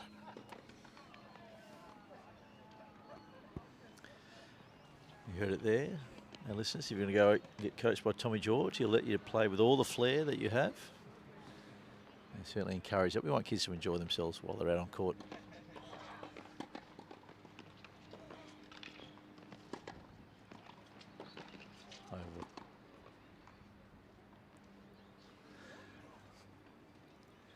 A little deep on that backhand from Lara Nikoloski, serving at 5-4, down in the second set after winning the first set 7-6. We think it was 14-12 in the tiebreaker, I should say.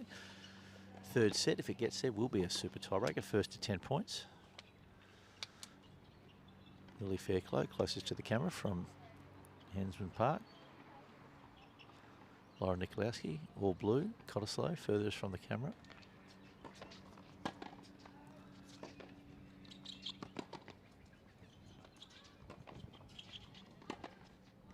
Really unleashed on that forehand. I did like the fact that she put that ball with a heavy loop back into the backhand wing of Lara Nikoloski. Just get herself back into the point, Tommy G. Not trying to be out of court and go for the outright winner. It was just about making percentages, getting back into the point. And we've spoken about this a couple of times today, but it's those players that make the least amount of unforced errors will generally come out the right side of the scorecard.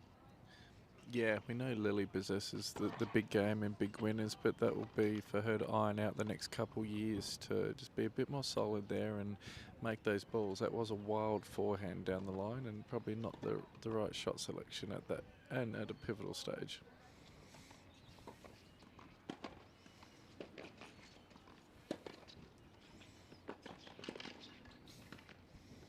Great play. Lily with the fist pump to the crowd there, and what a point. And Lauren hit a great running forehand pass and shot dipping and ripping low at Lily, but came up with a good volley. First set, or second set, I should say, to Lily Fairclough. So we're going to move into the super tiebreaker as we skip across to court number 2. A little bit of anticlimactic there in that end stage of the second set, Tommy, after what we saw in the first set, 14-12s in that tiebreaker. Now they will take some time. They'll compose. Anya Doc is out on court right now, as we can see, sitting next to Lily Fairclough, just imparting some comments about just control yourself, just keep calm. 10-point super tiebreaker ahead of us. Hensman Park are currently leading 3 rubbers to love, and it's all before the Cottesloe team at the moment to make sure that they can get a win on the board and force the doubles, which is all important to get out and play some doubles as we skip across to court number 2, where she made mention the Cottesloe duo closest to the camera up against the Hensman Park team. Furthest in white. Looking forward to an exciting super tiebreaker ahead of us between Lily Fairclough and Lara Nikoloski. It's been an entertaining match.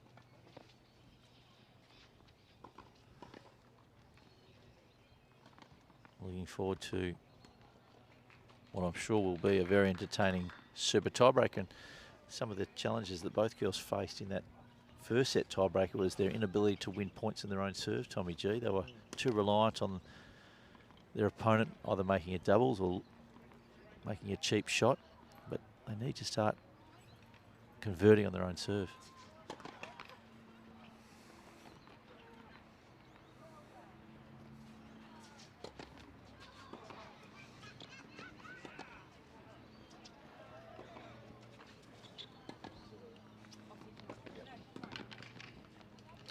Yeah, good passing shot from Lauren. 1-love up here in the super tiebreak and the all-important super tiebreak for to decide the match. No, you're right, Brett. They'll really need to learn from that tiebreak in the first set and take their time. And I think the first serve percentage will be crucial here. They're basically living off their second serves there, and it's one of the important stats in tennis, first serve percentage and points won on first serve. So let's see how we go here.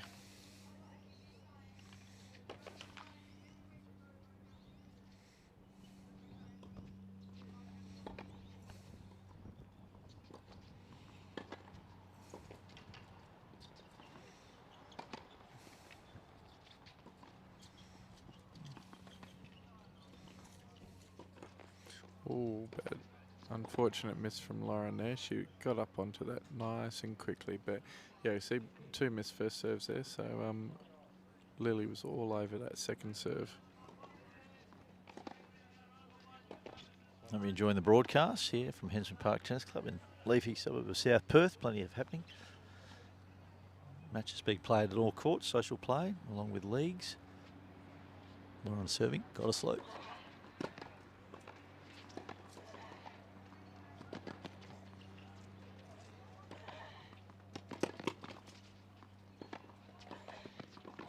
Beautifully played point.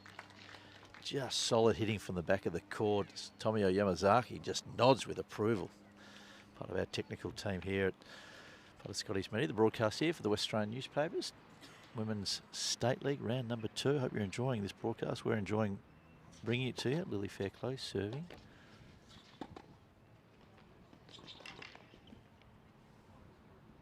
Great play. Again, that left-hander sliding serve opening up the forehand wing of Lauren. Lauren just couldn't get to that forehand in time to make fist of it. Just taking your time.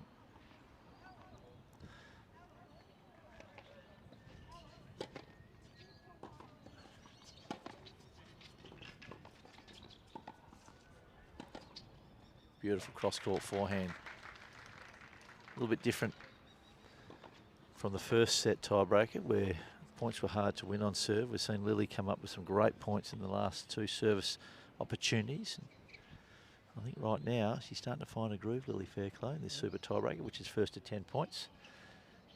Just Lara Nikoloski just taking her time. All the ascendancy was with her, up a set and a break in that second set. Has lost a little bit of momentum and finds herself down here in this third set tiebreaker.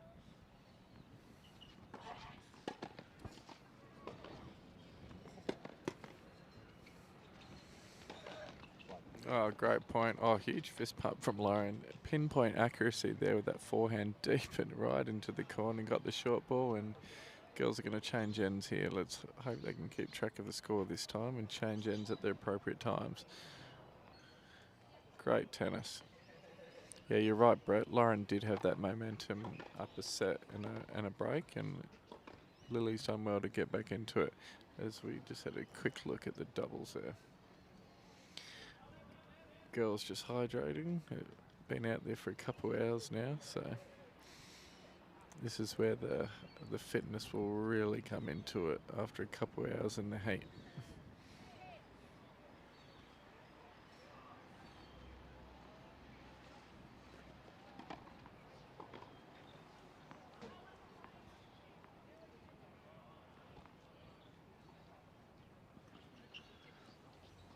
Lauren, closest to the camera, just right next to our commentary booth, just talking under breath, giving herself a bit of a come on. 3 points apiece. Super tiebreaker. Third set. Nikoloski serving big down the tee. Fairclough digs it out. Nice deep forehand return.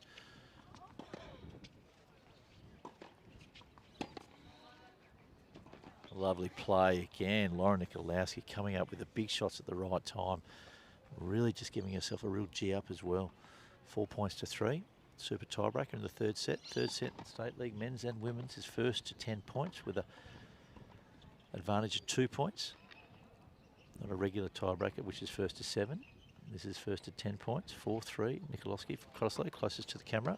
Big serve out wide, and the closing speed from Fairclough. Beautifully played.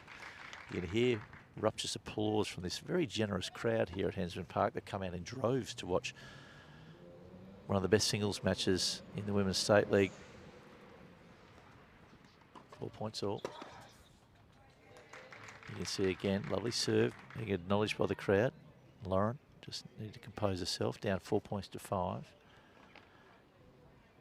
Really is on a knife edge. The whole match has been on a knife edge between these two young athletes, and what I'm enjoying is when one gets behind, the other one really steels himself and digs in and finds a way to get it back on parity. We saw that in the first set. You hear Lauren calling out 4 points to 5.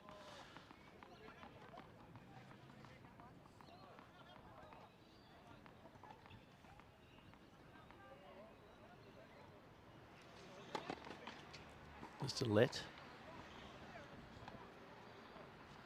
The camera sweeps back to Lauren, serving at 4 points to 5. Third set. Just long.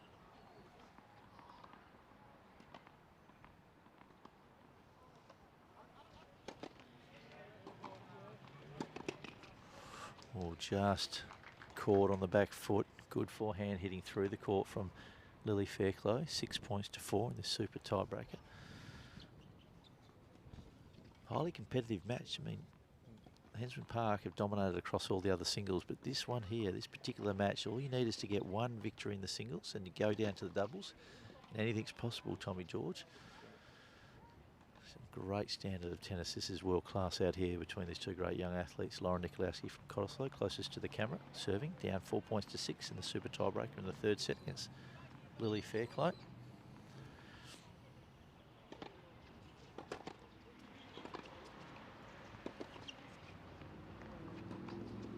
Yeah, beautiful play. Again, too short on that forehand wing, and Fairclough extends her lead.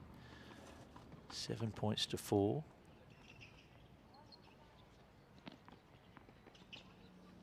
On a normal set, tiebreaker is first to 7 in State League. And across the world in the men's doubles, they do play the third set as a super tiebreaker, which is first to 10 points. Fairclough serving 7 points to 4. Swinging wide. And if you don't mind, the big come on from Lily Fairclough. She knows that she's in a good position here, leading 8 points to 4 at the change of ends. Hensman Park currently leading 3-0 after the first 3 singles. Very impressed to see some of these players. Hayley Burton and Anya Doc from the Hensman Park team. They really did star for their team today. And again, they are the reigning champions. They're very good at home. They've won 4 of the last 6 home court matches over the last 2 seasons. There's nothing better than playing in front of your home crowd, Tommy George. The fans get right behind you. You found a little bit more energy. As we switch across to camera number 3, waiting for Lauren to get into position. 8 points to 4 from Lily Fairclough. Only 2 points away from taking this match and the tie for Hensman Park. There it is, 1 point away.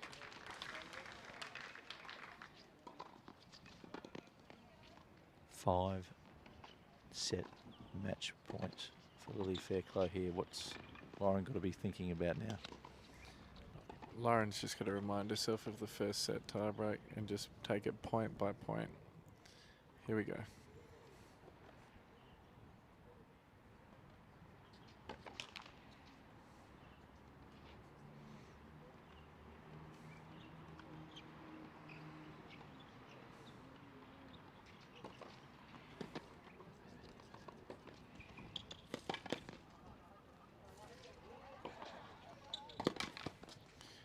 That's a great point there to bring it back to 9-5. So save a match point there.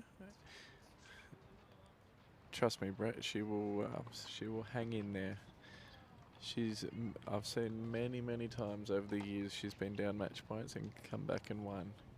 She's a real fighter.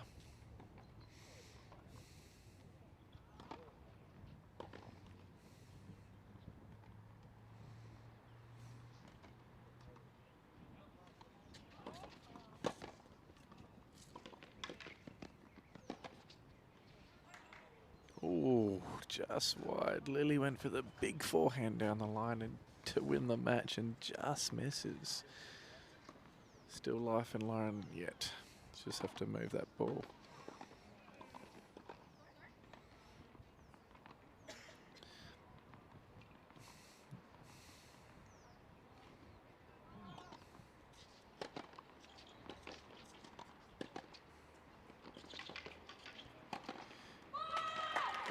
Lily's very happy with that. The Hensman crowd are going bananas. Big victory for Lily. Played in great spirits. There was exceptional tennis from Lily and Lauren, and fitting for Lily to end it, serving, and then ending up with a big, powerful smash. So well done to the girls. The crowd's giving them big applause and great spirit from the girls there, and that's what you want to see with two of WA's brightest young talents. Excellent tennis. Over to you, Brett, as we enter the doubles. Thank you, Tommy George, and it was exciting singles here in the #1 spot between Lily Fairclough, who eventually got over the line 10-7 in a super tiebreaker in that third set. I mean, they were playing for a bit over 2 hours. I mean, the quality of the tennis that was on display by these two #1s, Lily Fairclough from Hensman and Lara Nikoloski, it has to be admired. And certainly it was appreciated by all of the crowd that's witnessed that match today. That's what we came to see. They certainly delivered. We weren't disappointed. Played in great spirits. Both had the opportunities. They had it on their racket. Lara Nikoloski, I think she had about 12 set points in that first set before she finally got it. Was up a break.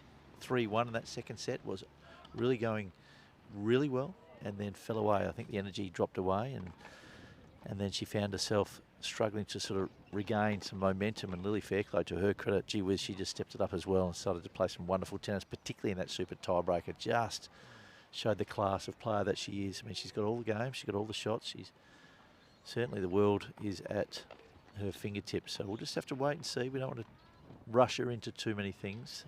We want to make sure she's developing at the right speed. I know you speak about the development rate from some of these players, but gee whiz, what an athlete. As we keeping an eye on this #2 doubles with the Hensman Park girls, serving closer to the camera in all white against the Cottesloe boys, furthest from the camera.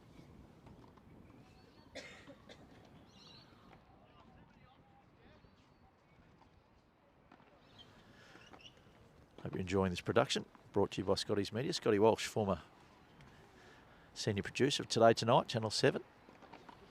Tomio Yamazaki. They pull this production together with great ease. Beautiful volley there, gets it back. Hayley Burton just gets past. You can see the nuances of doubles. I mean, it's a quick game, it's a fast game, good hands, a lot of tactic involved in doubles on the women's doubles court, and you know, we're seeing that out here. It's been a wonderful spectacle all day, Tommy George. No, you're right. Really enjoying the doubles now. Just completely different from the singles. You saw a great point there with some really good reflexes and great tennis from all four players. WA has a rich history in doubles and some wonderful success. Earlier on we were talking about, you know, Jess Moore, who's recently retired, who got to 52 in the world in women's doubles. And we wish she was still out there, because she still got it when she was hitting with the girls we were watching Thursday.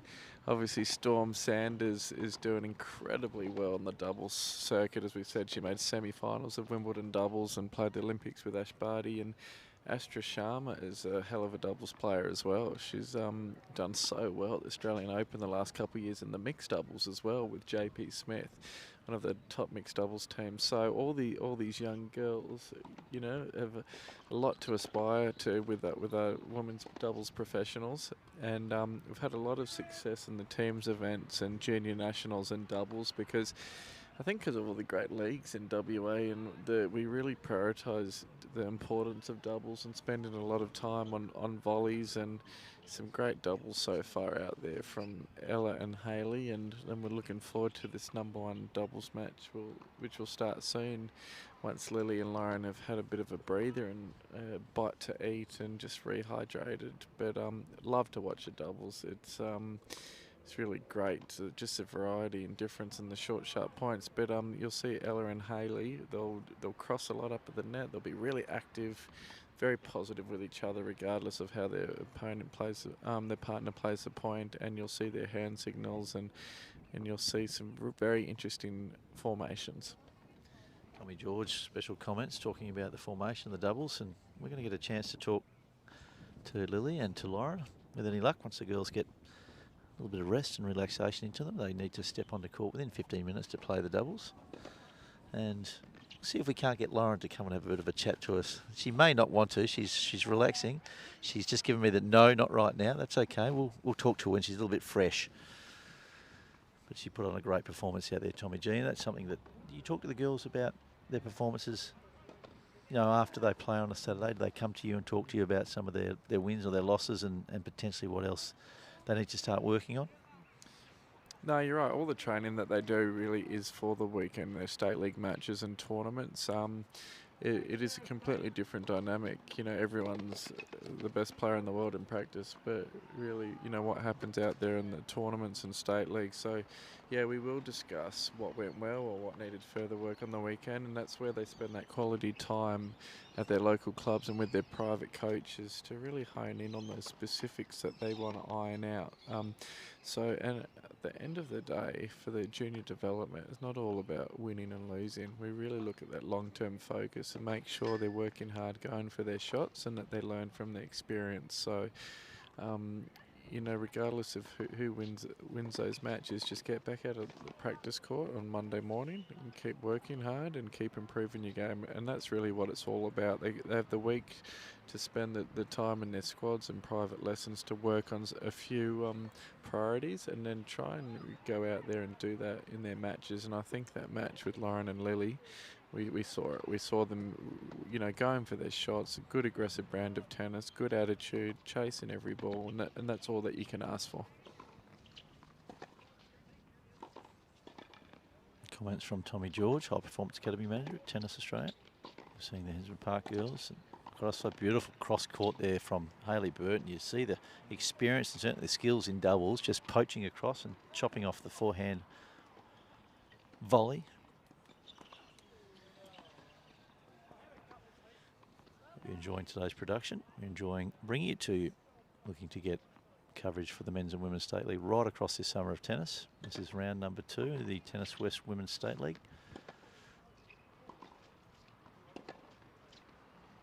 Playing that a little long.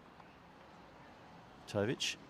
But I do like the way that the team up. The girls, they lost the point yet, but they came together just to give each other some encouragement, Tommy George. And last thing you want to be doing when you're in a pair on the court in doubles is getting down on yourself and or your partner. We've seen that many times. We've seen partnerships do blow up because if your partner misses and the other partner starts getting a bit down on them, then that becomes a source of contention, a little bit of animosity between the players. But you need to be on the same page, don't you? You need to make sure, forget about the point, let's concentrate on the next one, let's unite and let's be a team. Oh, you're exactly right. It's very important that you get around your partner and be incredibly positive. All the great doubles teams, your Bryan brothers, the Woodies, Lisa Raymond, you know, we've been so fortunate in Australia with so many good doubles players, and what they all have in common is that they're incredibly positive and supportive of their partner. You've got to realise that your partner's given their best effort, and that even if they miss a shot, you get up over to them and you give them a high five and you give them a fist pump and you say, let's go, next one, no worries, and move on. That is really, really important. Just being super positive and bringing lots of energy in the doubles.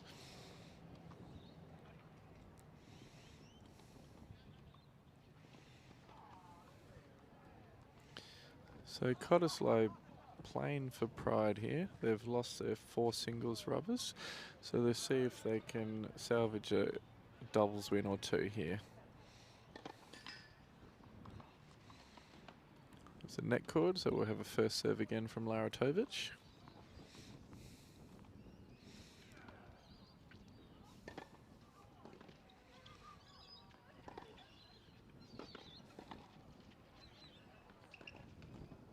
And just long there from Nurkic. So some good doubles there from the Cottesloe girls.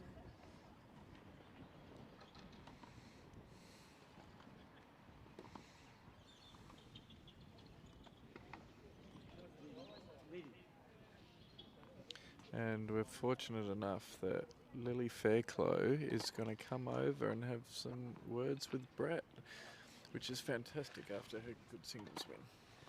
Thank you, Tommy George, as we welcome Lily Fairclough to the commentary booth here at Hensman Park. I mean, an amazing match out there. Congratulations, first and foremost. And just from my eye here, I think you girls lost the score in that first set. I made it to be 14-12 in the super tie, or that's first set tiebreaker, but I think you lost score halfway through the first set tiebreaker.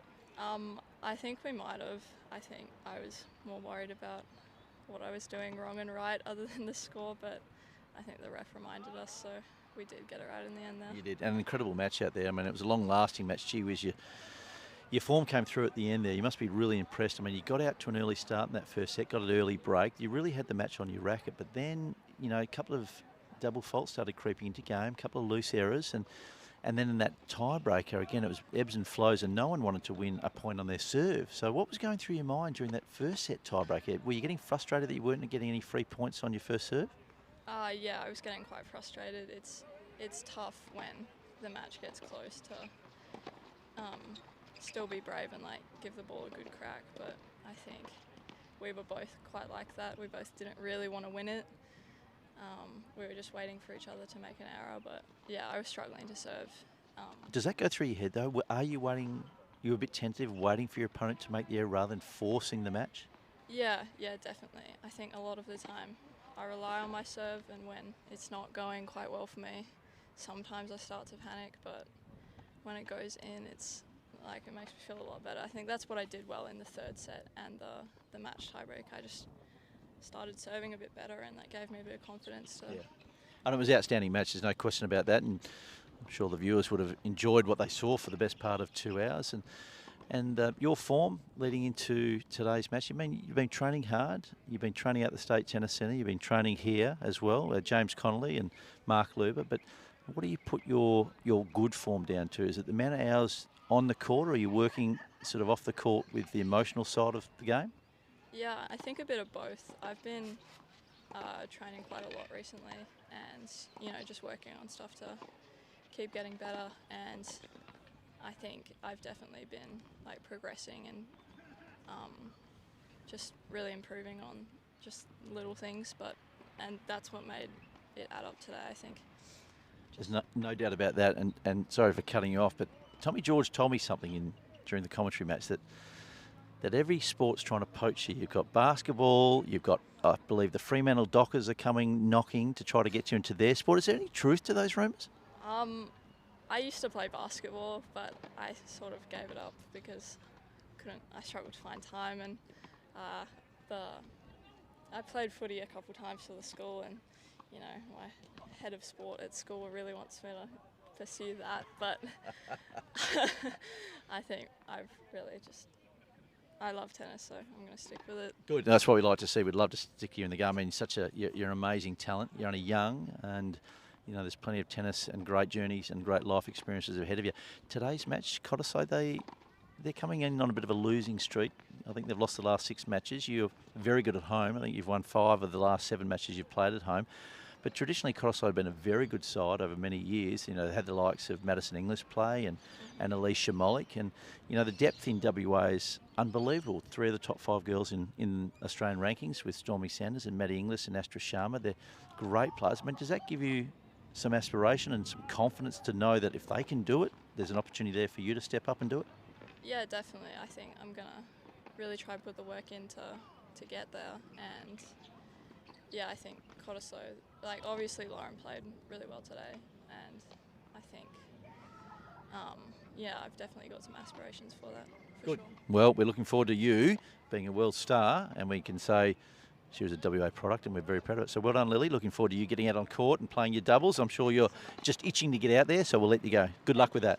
Lily Fairclough, #1 player here at Hensman Park Tennis Club. A wonderful singles match there against Lauren Nikoloski in a little over 2 hours, but the tennis was absolutely world class, and as you can agree, there's plenty of future for both Lauren and Lily, and we're immensely proud of what's been able to, certainly what's been produced out of the WA High Performance Academies and all the local coaches here around Perth. You've heard Tommy George mention Mark Luber and James Connolly, the coach of Lily Fairclough,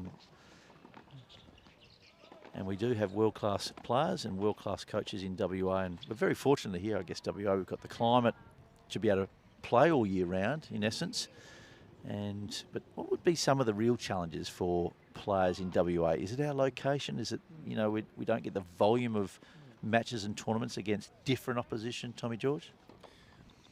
You're right, Brett. We have the best clubs and coaches in the country, and Hensman Park's a great example of that. World-class operation. Manager Alan does an incredible job here with the junior programs and management and a great committee. But yeah, the challenge for WA is the geographic isolation. I believe, you know, Perth is the most isolated city in the world, and so the challenge is for us to ensure that the juniors do have those competitive match play opportunities. That's why it's really imperative that we travel and do the under-18 ITFs over East and around the world, and also go and travel to the different junior nationals throughout the year. So there's the Clay Court Nationals in Canberra in April. They have the December Showdown Championships on hard court in Melbourne, which is played at Melbourne Park, and we're fortunate that we host the Grass Court Nationals here at Cottesloe Tennis Club. So it is a challenge with the isolation, and with that is the financial costs. So obviously tennis is not a cheap sport, and to make that financial investment to travel is significant, and that's why Tennis Australia are looking at different bases in Europe and in North America. So when the Aussie players and players from WA go travel, they do have somewhere where they can go and train and base themselves. And it just, for example, Tennis Australia has partnered with Maritaglio Tennis Academy in Nice in France, where, you know, our WA players could go over there, do some training on clay and do some tournaments, and they'll just bring down the cost a little bit, and it's just really important.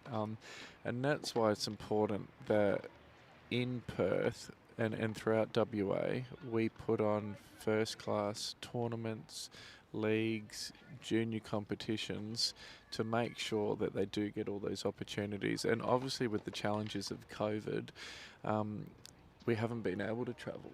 So the tournaments and competitions team at Tennis West have done a really great job. So last year when the Nationals was cancelled in Melbourne, they did put on a UTR State Championships, which was fantastic. And another shout out to Tomio, Yamazaki, who's been putting on a number of events, level-based and team-based events through the Kent Yamazaki and Bob Brett Foundation. So all those competitive match play opportunities are crucial, and that's why all our best players here today play in State League. It is so important that they get those good, tough matches, especially while we're enduring COVID. Tom George, High Performance Academy Manager for Tennis Australia, located at State Tennis Centre here at Tennis West. Giving you some great insight into the challenges that our athletes have coming from WA, albeit that we do produce the best talent. There's no denying that for many, many years. Some of our females, top three, are in the top 5 in the Australian rankings, being Maddie Inglis, Astra Sharma and Stormy Sanders. Stormy Sanders has been getting a lot of publicity of recent times, obviously quarterfinals at the Tokyo Olympics alongside Ash Barty, and making a semi-finals to the Wimbledon doubles. Was in the box with Ash Barty when she did famously win the Wimbledon Championships earlier this year.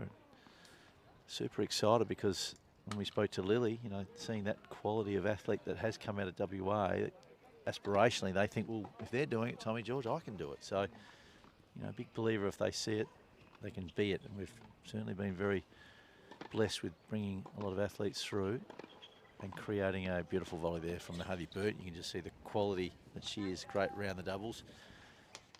We've seen the great quality athletes that we've been producing, along with some great opportunities for those aspiring to come through. Hensman Park, furthest from the camera, up a set, 4-all in the second set against the Cottesloe girls, closest to the camera in all blue. Getting ready to see the number 1 doubles, prepare to come on. Just overplaying that volley. And the girls, again, love the fact that they're very much seen as a team, celebrating together, just giving each other encouragement. You'll see that often. Mind you, in my journeys, I've seen a couple of big blow-ups on the court in doubles. Tommy George, no doubt you would have too, where sometimes the moment, the pressure gets to players, and that's a lovely touch drop shot there. Appreciate that. That's very highly skilled to be able to do that. Just throwing the racket head at that low dipping volley. And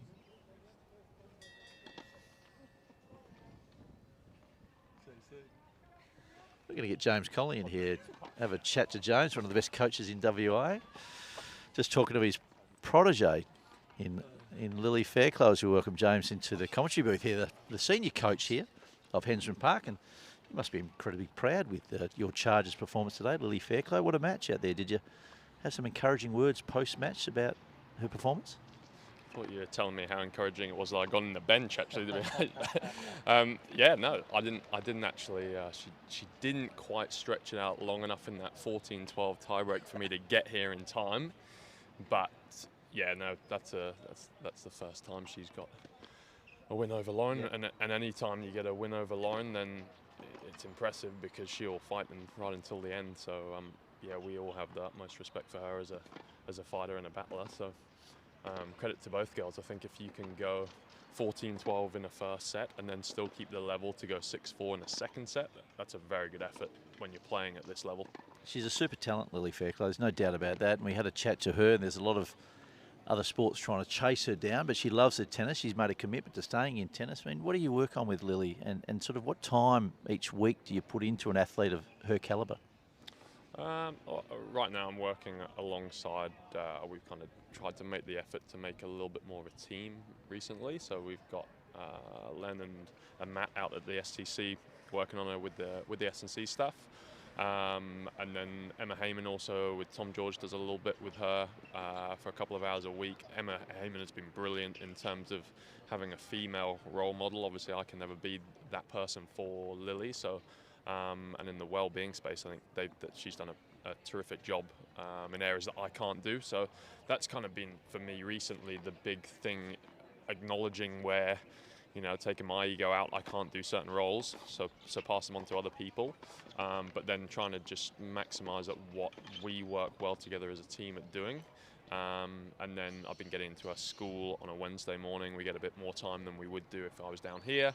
And then we also do a session on a Saturday too. So. Yeah, very mature approach to developing the athletes here in WA. And again, she's a rare talent. We've got such great talent here. Been very blessed in WA. Let's talk about your journey to Perth. I mean, clearly, as people can hear, that you're not from around these here parts, but your journey to Perth, you've been here for a number of years now, and you've been all over the world. So where did you start your tennis? Where did you grow up? I'm from Jersey in the Channel Islands, which is just south of England, near France. So I grew up. My dad was a tennis coach, so I was always down at the local tennis club playing. He was a very good tennis coach, and probably one of the only ones on the island at the time. And so yeah, I just ended up. I was a once or twice a weeker, and that was about it. And at about 14, then I decided that I wanted to coach.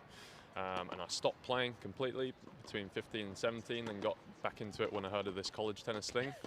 Then I went to Florida for a year and a half, came back, finished my studies in England, and in that time I got into being a practice partner for a couple of different players. One of them was your Aussie Mr. Tomic, which was an interesting experience.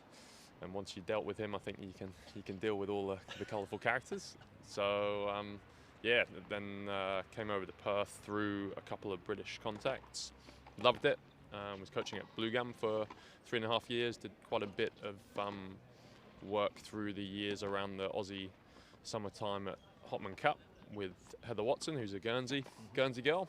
And then yeah, from that probably got put into a bit of a niche as a women's tennis coach for a while, thanks to Heather. So thank you, Heather. And then yeah, it's gradually starting to even out. I'm starting to get more of the boys coming through now, and Lily's got a twin brother, Jay, who's also pretty handy. So yeah, looking forward to them coming through. Heather Watson, you made mention, coaching her. I mean, she was the #1 British player for a good couple of years and has been a mainstay on the WTA Tour and playing Federation Cup for the UK. I mean, what similarities can you draw from, I guess, her meteoric rise to the women's game and working with someone like a Lily Fairclough? There's some similarities in their games? Yeah, and I was very fortunate, I think, actually to go at the top end first, because I have an idea of what the end hopefully should look like, or the habits as well that should look like. So that's probably helped me out rather than going the other way.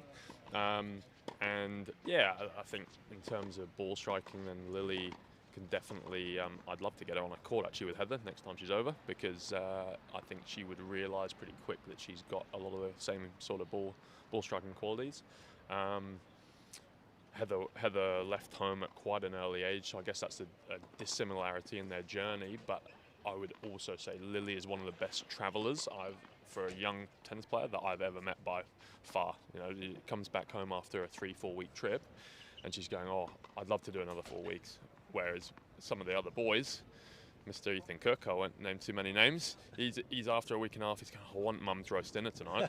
Sorry, Heather, I can't do that, I don't have the chef skills. Well, that's interesting insight, certainly. If Lily can stand travelling and wants to go away and travel, that's a great plus for any young athlete, because it is the calling of home. Those heartstrings are being torn and drawn towards the home. So your role here at Hensman Park, the senior coach out here, you've been here for a good couple of years. You're enjoying the surroundings here. You enjoy being part of not only the coaching fraternity, but you're also a very good player in your own right and part of the state league winning team last year. We see you here today, so does that mean, I know there's a bye in the men's state league today, so that's why you're not playing, but how are you enjoying the competition, the competing side of things? Yeah, I love it. It's probably it's shifting a little bit where I really love the first couple of seasons I played here were with Zach, who's still here, and Cam Fenner and James Studdard and those guys, and I absolutely loved it. We won one in 16-17 season, I think it was. And then I went over to Melbourne, come back, slotted back in. I'm playing mainly just a bit of doubles. But probably my focus is starting to shift towards the girls as well. So I come and watch quite a few of the girls' matches and try to help them out where I can, because I coach Ella and Xinyi too. But I love all of it. I love club league tennis because it's what I grew up playing. And when you've got, like senior members, someone like an Anya Doc, who's obviously played at a very good level too, as role models, then they're also, she's another character who's probably filling a hole that I can't fill, and that's awesome that she then is taking the girls on and we get to do practices together. She's more than happy to say, JC, look, can we run a joint practice? That's awesome. Yeah. And you make mention, certainly around the role model, is the women's in tennis and women being real role models in performance and in well-being and in playing with the young girls. It is really important, isn't it? They need to have those female influences, because traditionally it's always been, really, if we look at it, men have been the coaches, but having that female influence into these young athletes' lives really does have an impact. Yeah, absolutely, and I'm a very big supporter of the girls having people to look up to. It can be me, but it's probably actually more beneficial for them if they do have players or coaches that they can really try and follow in the footsteps with, whether that is to be a player, to be a coach, be a teacher in education. It's all pretty well linked. So it's awesome to have characters down here like Anya. No doubt about that. We're speaking to James Connolly, the senior coach here at Hensman Park Tennis Club, and building a great pool of young talent. We're just about to lean into this first doubles or the second doubles match here on the top court between Hensman Park and Cottesloe Tennis Club.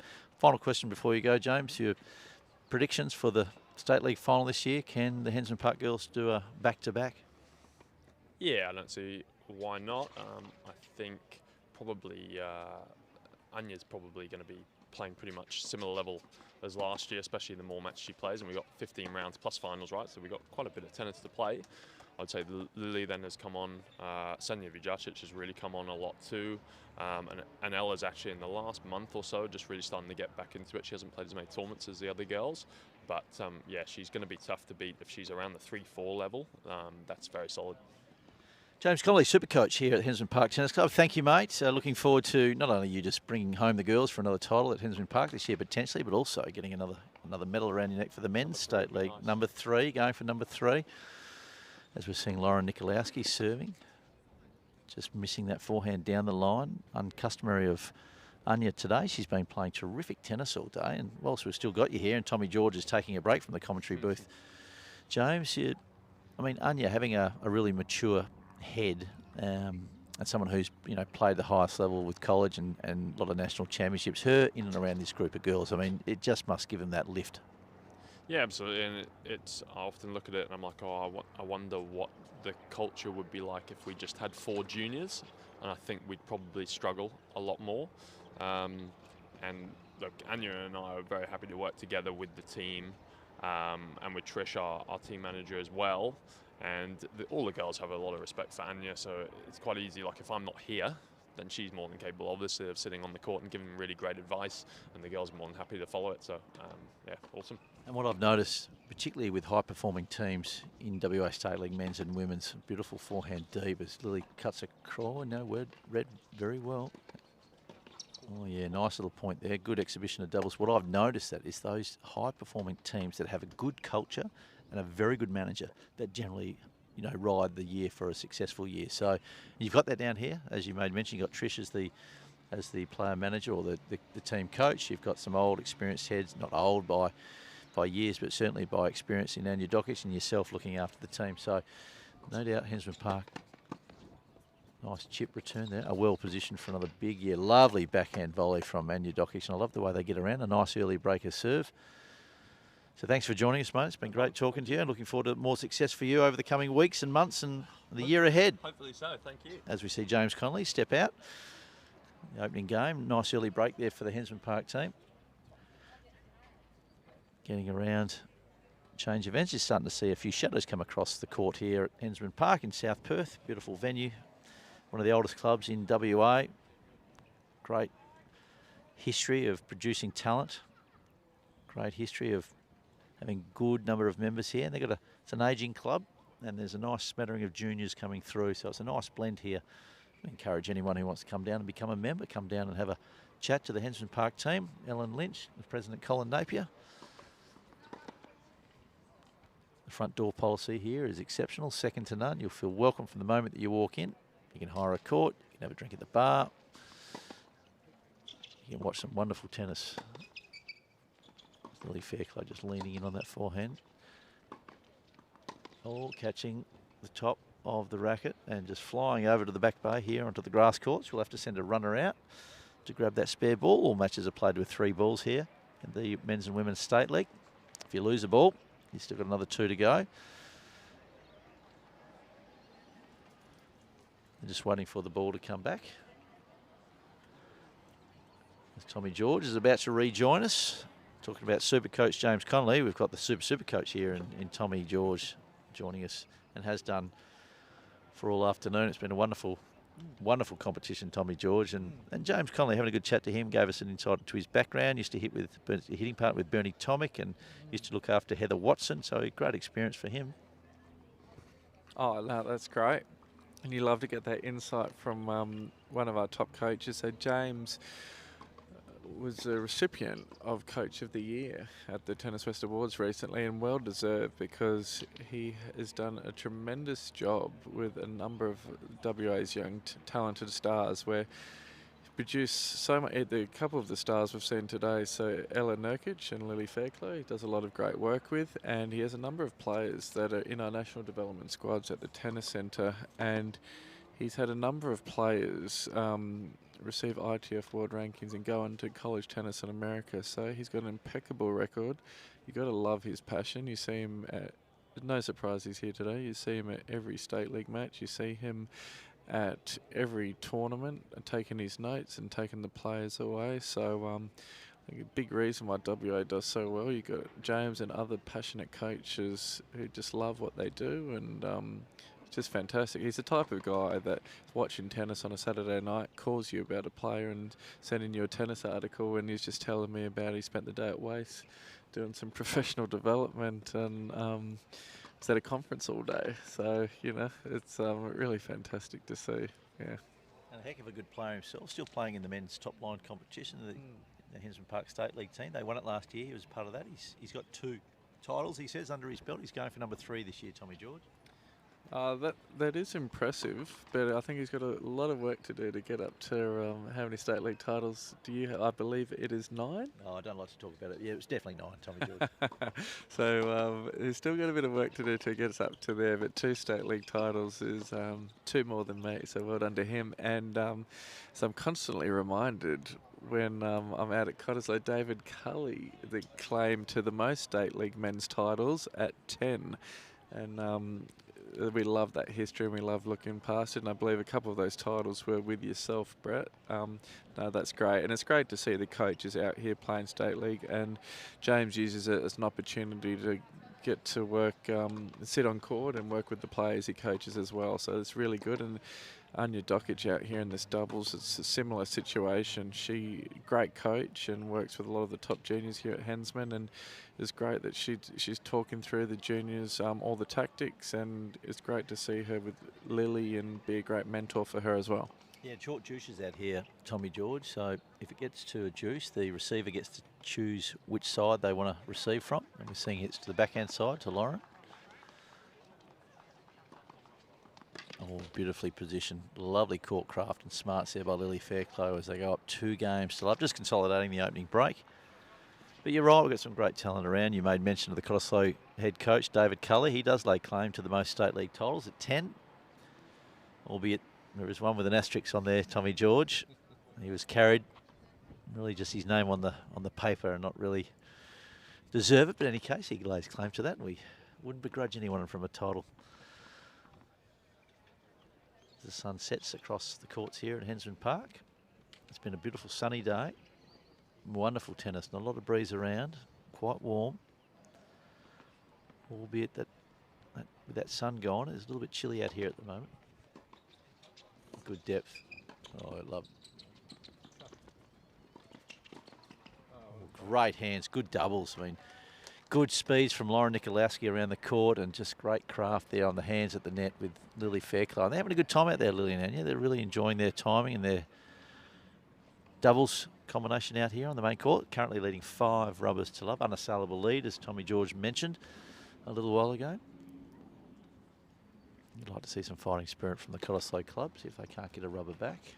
Just a little dink into the top of the net. I do like that.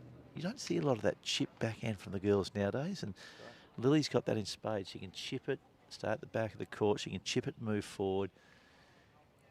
You know, spectacally, it's a great game to watch.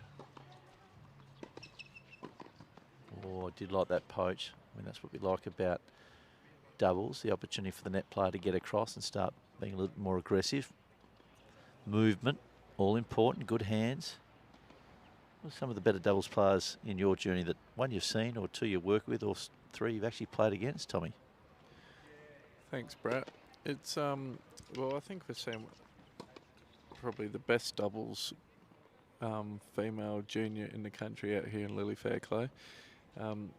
As I mentioned before, won both doubles ITFs in Adelaide, both doubles ITFs in Darwin, 3 national doubles finals with 3 different partners. So Jess Moore said a couple of days ago, you know, she could achieve anything she wanted on the doubles court. But we're fortunate that, you know, we have John Pearce based here in Perth, and he has just come off a huge doubles win, winning Indian Wells, and he is Australia's #1 doubles player. But it's great to have him out training at the tennis centre. Lenny Canal does a lot with him, some great squads, and it's great for the juniors to see the work ethic from John. And it's really interesting dynamic to watch the doubles training, because we're so used to in our squads training and doing singles points, but John comes out there and 90% of the session he's just up at the net volleying, and it is really interesting to get insight into his career move to deciding to concentrate on doubles. And you know, he's bought a beautiful house down there in Sorrento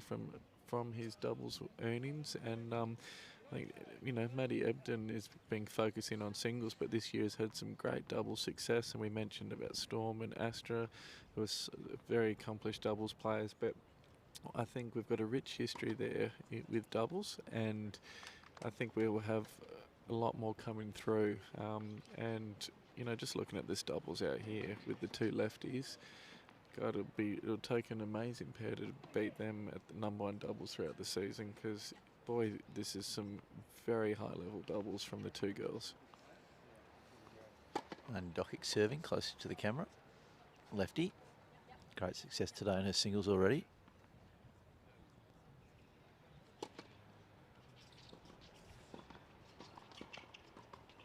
Beautiful hands, good work from Lara Nikoloski. Lily Fairclough just a little bit lethargic on some of those backhand volleys. Didn't give it enough punch.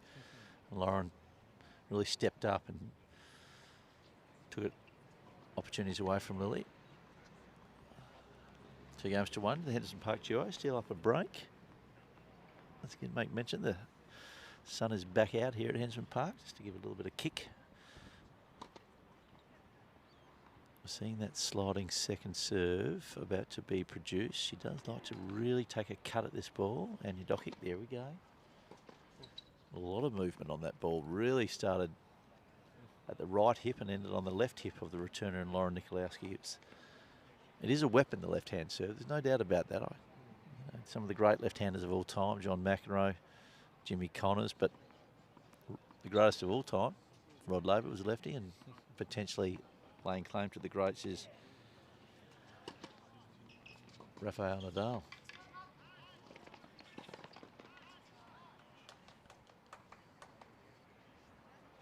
Great article in today's paper highlighting the great work from and the prodigious talent, Talia Gibson and Taylor Preston and Brad Dyer, who's been a big part of Taylor Preston's career and continually to do so, work with her.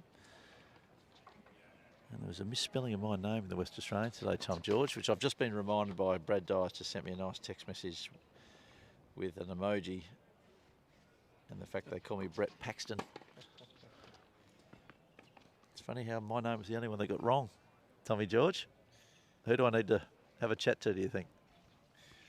There could be some stern words from the CEO on Monday morning, but no, it is very funny because my phone has been going off today, saying, "How's Paxton going?" So no, you got to laugh at that one.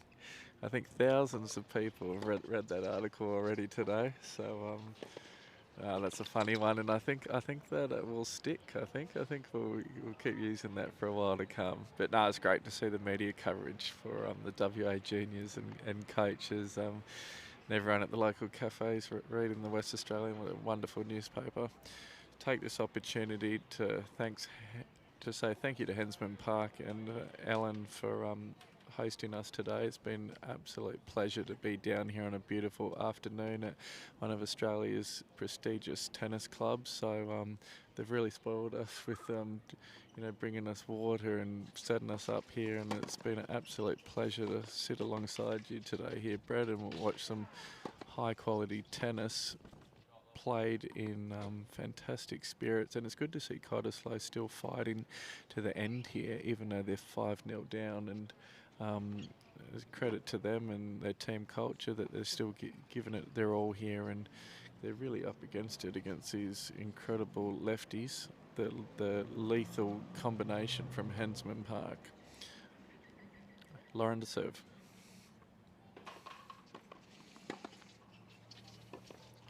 And Lauren does a big, powerful first serve, but Anya's just so solid off that backhand wing, and you can see straight after that return, Lily's looking to move and be busy up at the net. So some great doubles here. Special comments, Tommy George, High Performance Academy Manager for Tennis Australia, giving praise to Hensman Park, the hospitality here. Oh, misunderstanding.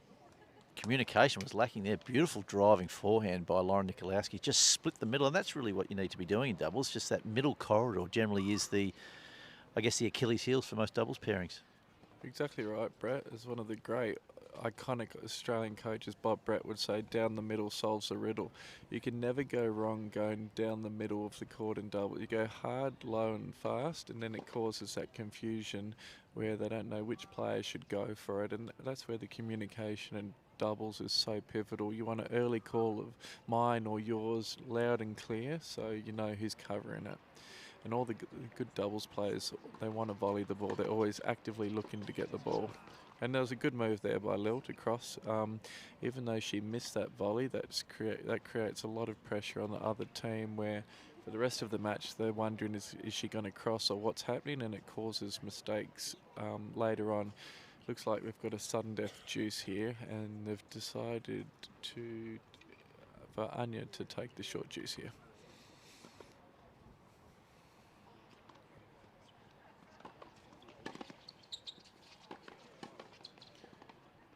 And that's just long. So Lauren went hard and fast there at Lil, and she just missed it long. So a good job by Cottesloe, hanging tough and staying in there in this last match of the day, which big crowd here. And in the background we have the social tennis, and we have the leagues going on and all the juniors playing, and it's great for these young juniors here at Hensman to watch the top talent here in State League, and you know the club is absolutely buzzing on a beautiful afternoon. Tom George, special comments. Enjoying your tennis out here. My name is Brett Patten. Been bringing this to you for the last nearly 4 hours of WA State League tennis. The best female athletes, well, athletes full stop, within Perth tennis. Cottesloe closest to the camera.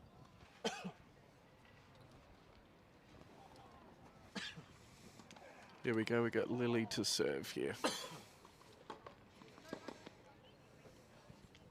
Second serve.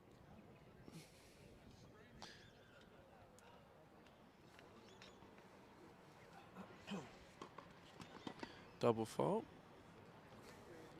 That's something, even though Lily has had a fantastic day today with the great singles win at #1 and up in this doubles, she's thrown in a few doubles today. So that's something she will be straight onto the practice court tomorrow.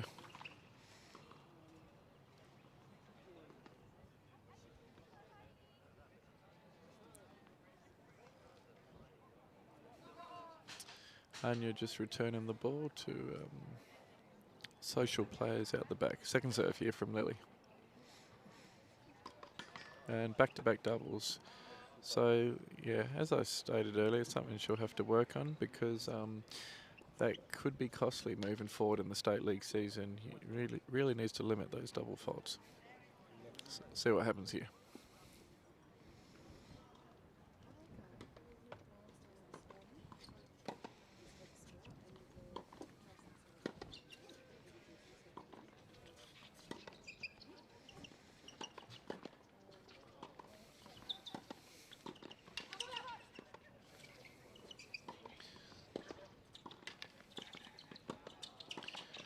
Oh, wow. Amazing tennis. One of the points of the day.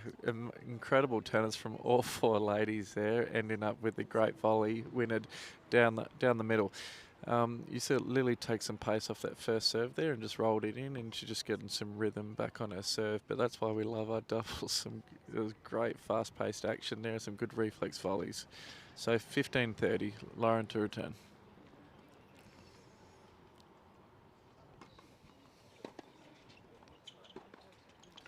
And there we go, another winner down the middle. As you stated before, Brett, the success of going down the middle in doubles, but that's a difficult play to go against when Lily does that big lefty serve out wide, and then she got the short ball and punished with a big heavy forehand up the middle. It's just have to say too good sometimes.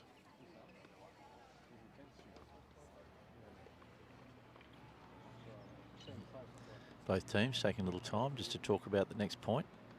Lily Fairclough serving wide. Oh, just could not make that short ball from Lara Nikoloski. The opportunity was there. 40-30 to the Hensman Park girls, currently leading 3-2 in this first set. Hensman Park leading 5 rubbers to love on the day against Cottesloe Tennis Club. Beautiful serve wide. There's that ball down the middle. Great touch across the net, great outreach. Just shows the talent that she has, Lily Fairclough. And clearly she's an all-court game. She loves to work all aspects of her game. And that surprise element in the women's tennis, where there is a reluctance for female athletes to come to the net, but she clearly thinks a little bit differently. And it really does pay dividends. 4-2, held serve, 2-4 I should say. Cottesloe serving closest to the camera, just served that wide.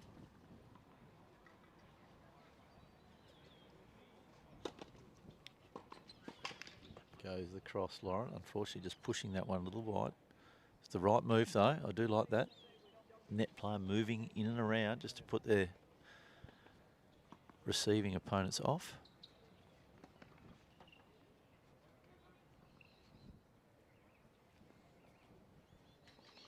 Beautiful day here at Hensman Park Tennis Club. The weather's only going to get better tomorrow.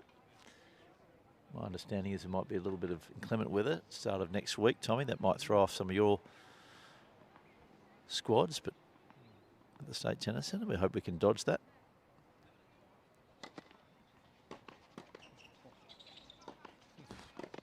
Some heavy hitting from Anya Dokic and just leans in on the two backhands, and unfortunately just had the easy bolo forehand volley. Well, not so easy.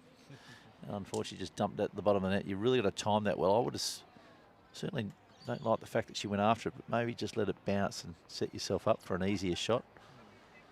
15 all. Swinging wide, too long.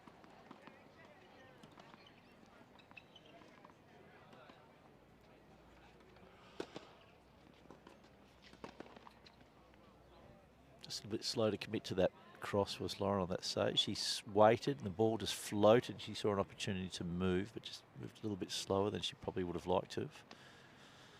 Just talking. I like that. Good teamwork. Geeing each other up.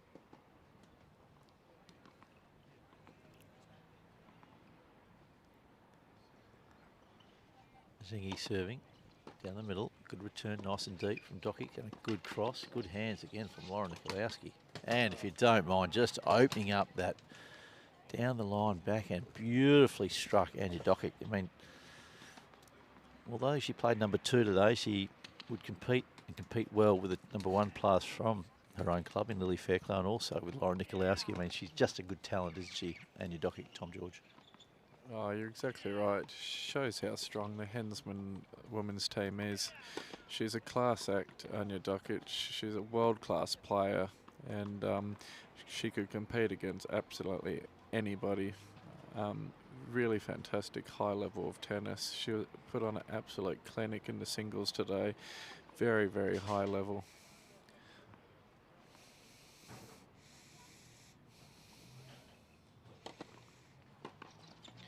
Just long there, but that's really the strength of the Hensman team. They just got incredible depth. That at all positions they're so strong, and looks like we've got another short juice here. Must-win game here for Cottesloe. They're currently 4-2 down.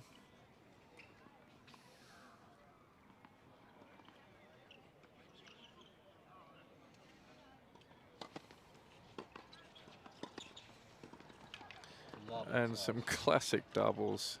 Nothing wrong there from Cottesloe. Anya is just an incredible, solid backhand return. And then Lily just moved across, and with her great hands and touch, just a beautiful little drop shot for Hensman to go 5-2 up. Very, very high level doubles there from Lily and Anya, and they've got a big smile on their face. They're very happy about that. And they'll see if they can come out here and close out the first set, serving with Anya to serve next. Looking to close out this first set, the Hensman Park pair. Just taking some time to change ends. Of course, there is a sunset clause in State League, so if the matches are unfinished by the time sunset is due, they will generally call the matches off, and if it's unfinished, they'll tally up the points of the matches that have been complete. In any case, I think we're going to get through today okay. It's been kind of very quick matches, albeit that the first match, number 1 match between Lara Nikoloski and Lily Fairclough, did take best part of 2 hours in a really ripping match. Some of the other matches today were quite quick. We saw the second doubles go through quite quickly for the Hensman pair, and 5-2 here for Lily Fairclough and Anya Doc. We're seeing the I formation here, which is great to see. Designed to just challenge your returning the opposition. They have to guess where you're going. Good communication is required if you're going to play tandem or the I formation in doubles. And they're going back to regulation doubles here. I can suspect that this is going to be sliding wide from Anya. And there we go. Oh, beautiful hands. Again, 30 love, 5-2, 30 love. Hensman Park girls.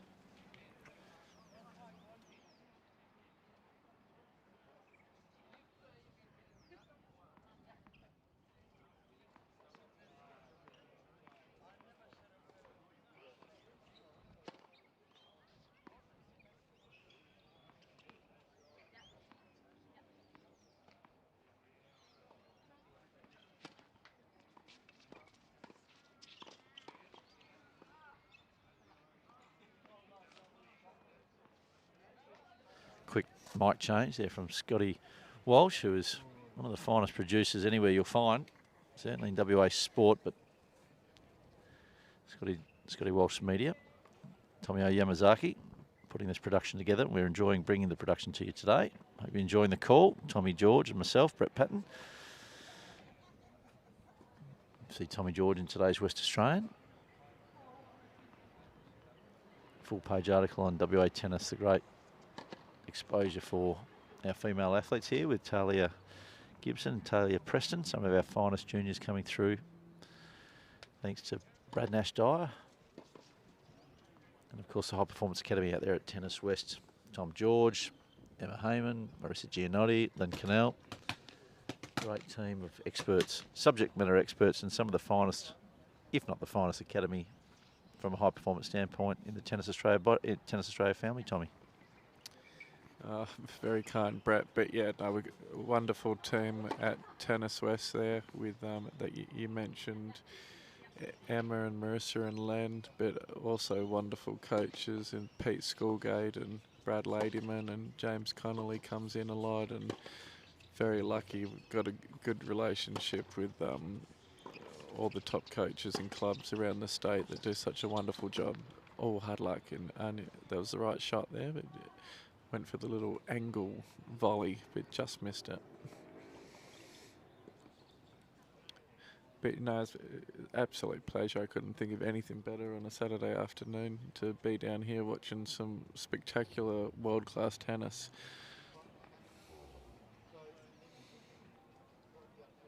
And, you know, I really enjoyed myself coming in early, going to the coffee shop down the road. It was just an amazing atmosphere and amazing part of the world down here. Beautiful precinct here in South Perth. Yeah, beautiful precinct. There's just a lot happening. Families enjoying themselves and taking the dogs for a walk and they stop in, watch a bit of tennis and come in, have a drink. See people now having a beer and wine and enjoying the tennis, and the social players are enjoying the tennis here on the natural grass court. So well, it's the sport we love, and it's just wonderful to be here. Great words from Tommy George, albeit that Tommy does live over in Rivervale or Burswood. He's looking for a place over in South Perth. So if anyone knows, I'm sure Ian Hutchison Real Estate will be able to set you up nicely. They're a major sponsor here at Hensman Park Tennis Club. As we're seeing the final stages of this first set, Hensman Park girls leading 5-2. Moments away from closing out this first set. Unassailable 5-0 lead for Hensman Park against Cottesloe. They don't go away. See Lara Nikoloski beautifully prepared and just overplays it down the line. That's the first set, 6-2 to the Hensman Park duo in white, closest to the camera. Just walking to the change of ends now. They'll have a sit down as you do at the change of ends after the first set. Nowadays you do sit down. The ruling changed some years ago. People may remember that you're continually playing through if you win the first set, and if it's not a regulated change of ends back then you keep playing the next game. But nowadays the ATP, WTO, ITF all came out and said, no, once you win a set, you immediately sit down. What do you think that rule has changed for, Tommy George? But two, do you actually like that rule change? Well, it took me a while to get used to it, because when I was still used to changing on the odd game, and it'd be in this situation, you're 6-2 and then you play that next game and 1-love and then change ends. So, I mean, it's good for clarity that everyone knows now the end of the set, you can sit down and debrief and have your couple minutes. And as we were talking about earlier on the WTA tour, that's the opportunity the coach can come out and give some words of wisdom, and that's what's so great about State League, that the coach or manager can come out and say a few words and give some words of support and encouragement. So, you know, it's good to, you know, reset, and I think the Cottesloe girls here will need to come out firing. They've got nothing to lose, being 5-0 down and down a set here. So let's see what they can bring here, but up against it, because there's some world-class doubles from the Hensman ladies.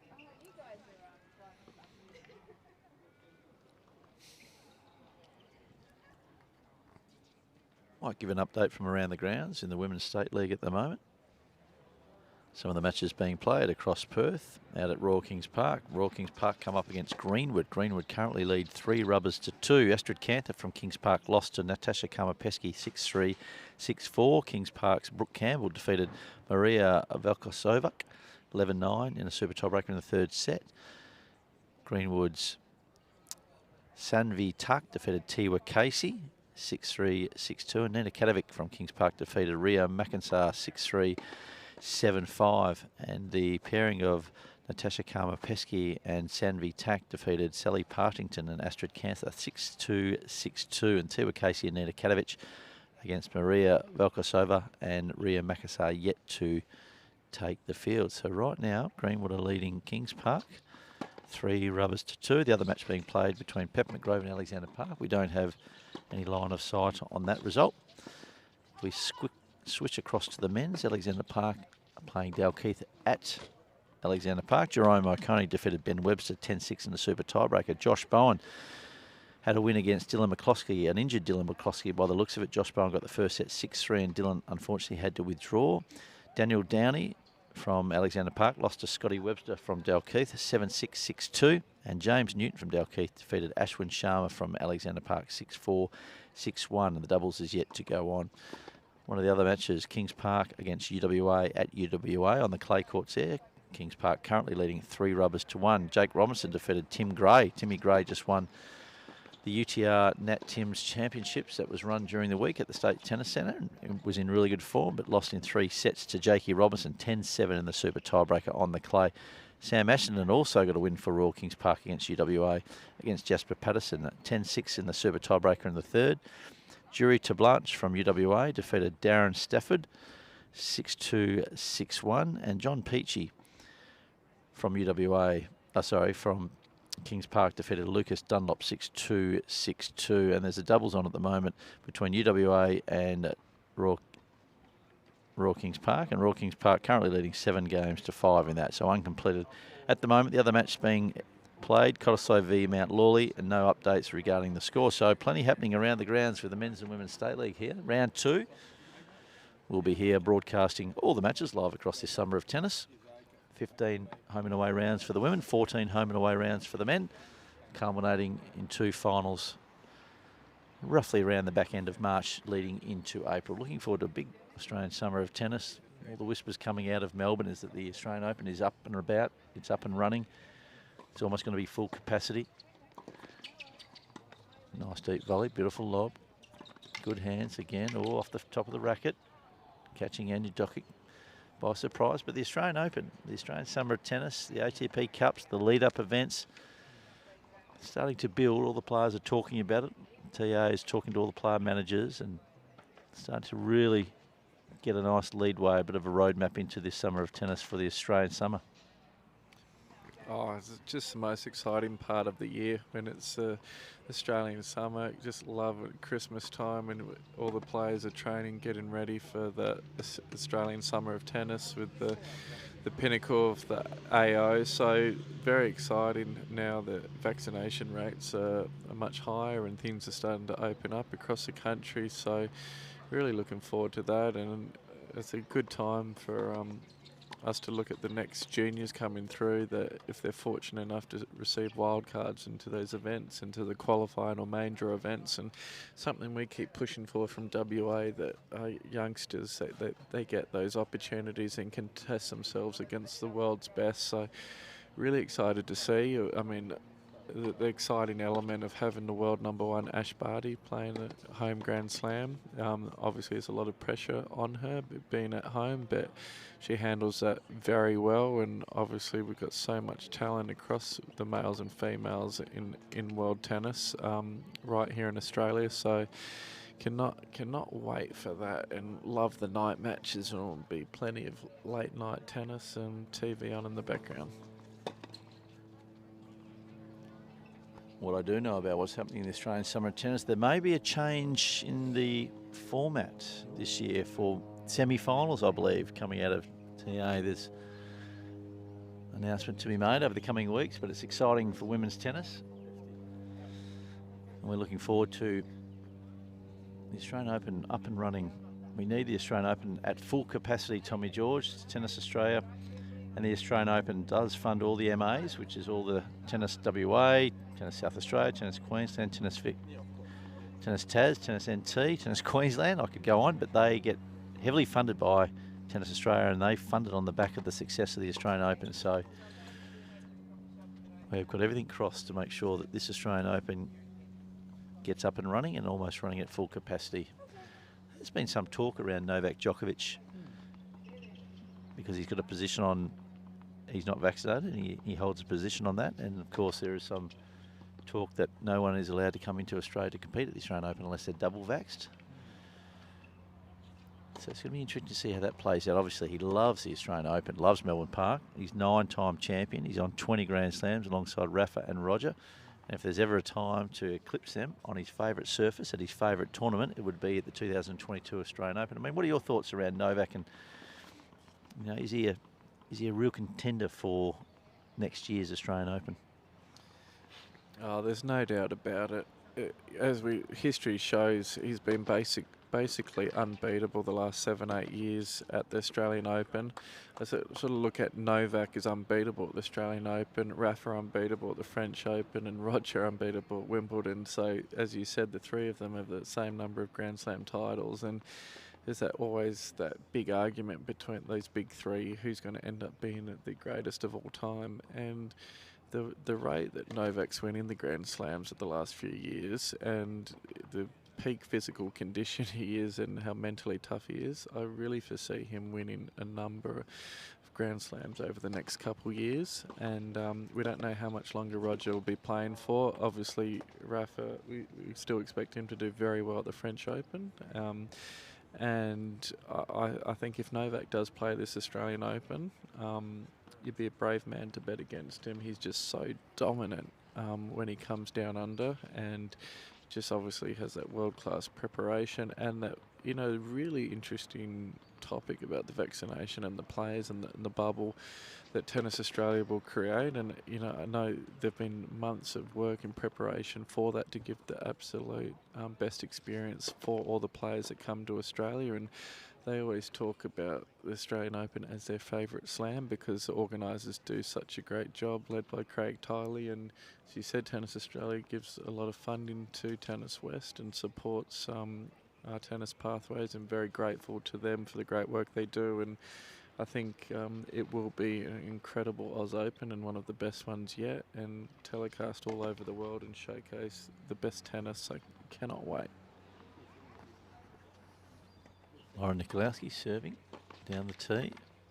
Missed backhand by Anya Doc. You're absolutely correct there, Tommy George. I think it's going to be one of the biggest events globally, as it always does. It attracts a lot of media attention around the world. I know Tennis Australia are looking at producing opportunities to commercialise the tournament even more, which is great news for the sport of tennis. Draw more money from sponsors and partners and media rights. Beautiful deep return again from Anya Dokic. Just break a serve. Change of ends. 6-2 the first set to the Hensman Park duo. Now they're currently leading 3 games to love in this second set. So let's talk a little bit about the women's game then at the Australian Open. I mean, Ash Barty, she's won the French, she's won Wimbledon. Really, the monkey's off the back because Wimbledon's the big one. Let's not kid ourselves. That is the big Grand Slam that everyone aspires to. You would have aspired to win the Wimbledon when you were coming through. Certainly I did. Some of the great memories of watching Pat Cash as a young fellow winning Wimbledon back in 1987 and watching Boris Becker burst onto the scene in 85 and 86. But the Australian Open, there's something special about winning your home Grand Slam. We haven't seen that happen since Mark Edmondson in the men's, and I think it would have been Yvonne Goolagong-Cawley in the women's.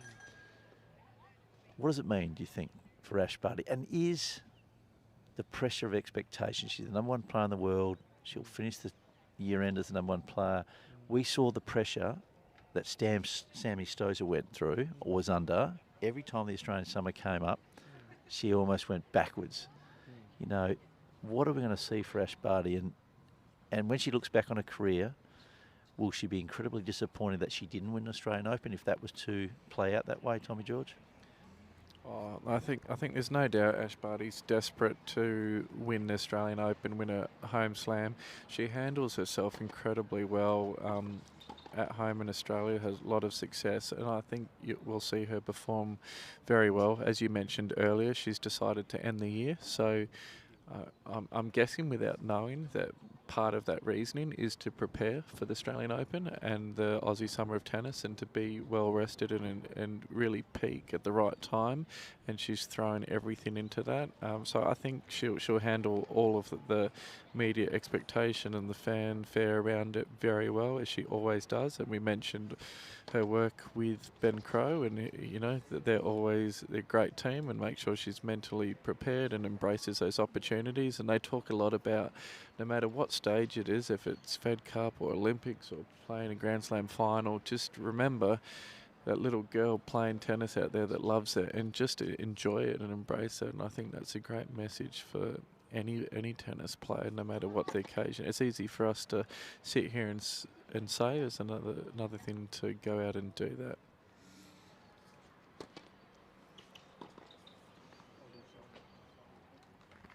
Beautiful forehand down the line from the Cottesloe duo. And mentioned also about some of the other opportunities for the WA, well, certainly Australian female talent, because we're rich. Number 2 player, Anya Tomljanovic, I mean, she's had a breakout year in 2021, making the quarterfinals at Wimbledon, and obviously she's been dominating and playing great tennis in the Premier WTA events. I mean, if we're realistic, Tommy George, out of the ranks we've got at the moment, is Ash Barty the only real chance we have of winning a Grand Slam in 2022 in the female ranks? Yeah, it's a good question. In singles, obviously, Ash Barty goes into probably the 4 slams next year. Is definitely one of the favourites, if not the favourite. There's no doubt she'll probably be the favourite for Wimbledon again. So accomplished on grass and being the defending champion. We have seen Tomljanovic do very well recently, and she's still young and she's playing the best tennis of her career, so you never know. We also will have many opportunities in the Grand Slams in the mixed doubles and the doubles. Wouldn't surprise me if Storm Sanders wins a doubles Grand Slam next year. I mean, for the Aussie Summer of Tennis, personally, I'm really looking forward to seeing how Storm Sanders, Astra Sharma and Madison Inglis do. They're all going to be in the main draw of the Australian Open. One or two potentially might need a wild card, and I don't know that, but they will be playing qualifying main draw of the Australian Open. And with the younger girls coming through, you know, wherever they do play the Australian Open Juniors, we'll have Lily Fairclough, we'll have Talia Gibson, we'll have Taylor Preston, we'll have Jessie Cully. We even have Ria Makassar and Yeli Kelleher starting to do very well. So WA will be very well represented in the Oz Open, in the juniors and the seniors. So yeah, I think you're right. The big Aussie hope there is Ash Barty, but I think there are plenty of others that, you know, can do very, very well there if they have a good training block over Christmas. And it really is a time to get a jump on the competition, as some of them are taking a bit of a rest over Christmas. You know, you got the Aussies training here, getting used to the heat, got the home ground advantage, and get into Melbourne early and be well prepared. And hopefully we'll see big things from all the Aussies.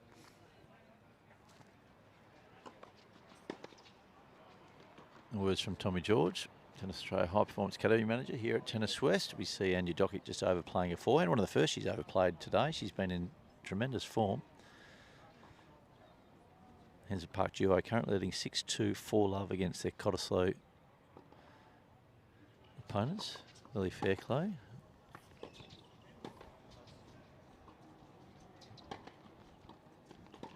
Wonderful tennis. Hope you've enjoyed that point. Really well constructed, a nice returning point. I mean, that's the challenge for the server, though, because the girls traditionally serve and stay back. And we saw Lily, who's a little bit, she's out of the box with her tennis. She likes to move forward, has great hands overhead.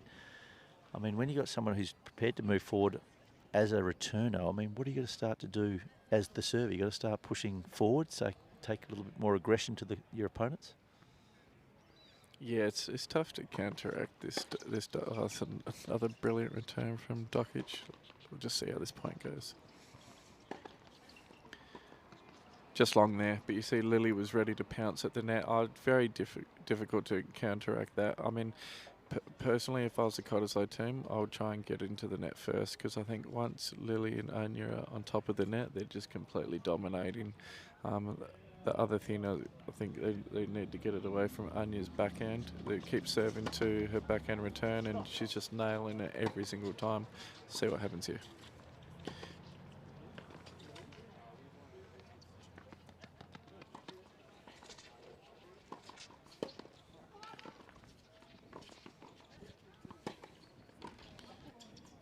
Oh, and great point. Absolutely brilliant tennis from all 4 players. Crowd's loving it. Yeah, I mean, as a general rule, whoever controls the net usually controls the doubles. So, no, I'd try and get in there before Lily and Anya, I think, and just at least have a crack. You're down 6-2, 3-love, so, you know, you've got to change something up here. It's been a wonderful day of tennis, not just here in the State League, but around the grounds. A lot of social play, certainly a lot of league matches being played, men's and women's competition. I was going to say left herself open then. It was and you hear Lily just saying that was a terrible volley.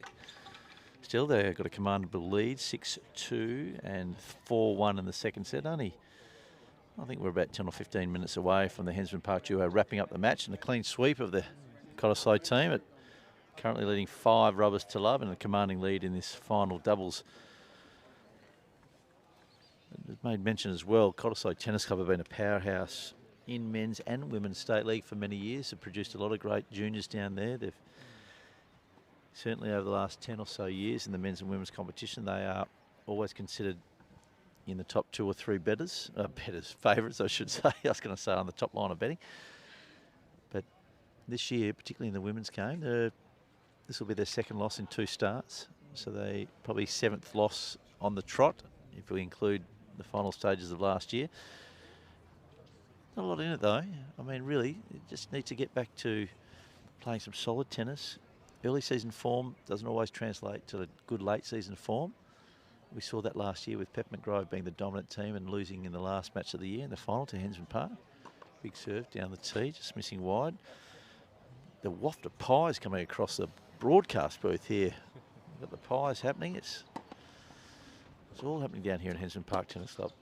Beautiful cross-court high volley there from Anya Doc. Just so smart. She's a smart player on court. She reads the play incredibly well.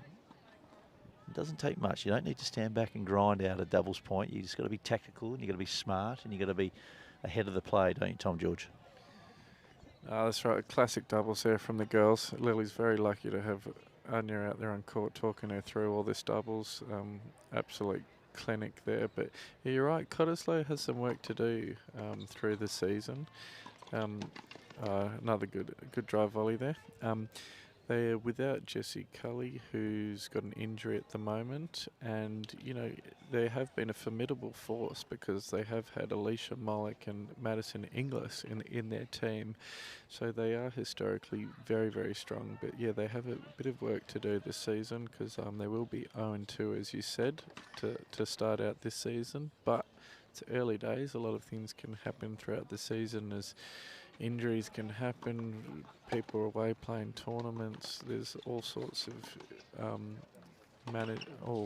unfortunate miss there. She went big on that one. But yeah, no, I think you'll find that Cottesloe will be right back at one of the top teams very, very quickly. Is a big prominent club with a lot of good players there in the. And I think their men's team right up there is one of the top teams as well. Lily Fairclough assessing the situation. First serve fault, second serve let. It's always nice to go into a doubles when you've just won your singles. You feel high on confidence, and you're and her just talking about where she wants to serve it. Well, here we go, chipping and charging. Oh, lovely hands from Lara Nikoloski. And unfortunately, for the Hensman Park duo, Anya Doc just dumped that little volley into the net. just discussing what the score is. Currently serving at 6-2, 4-1 in the second set.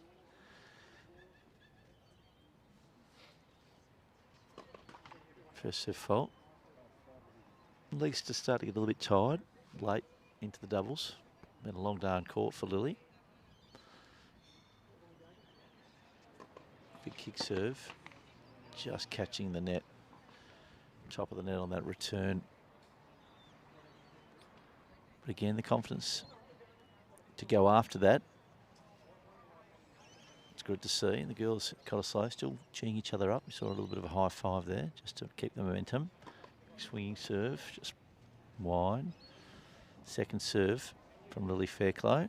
Furthest from the camera, Hensman Park, left-hander. Let and a double fault. A little frustrating. I mean, that's been their Achilles heel today. The double faults have really crept into Lily Fairclough's game. We saw that in that first stage of the first set.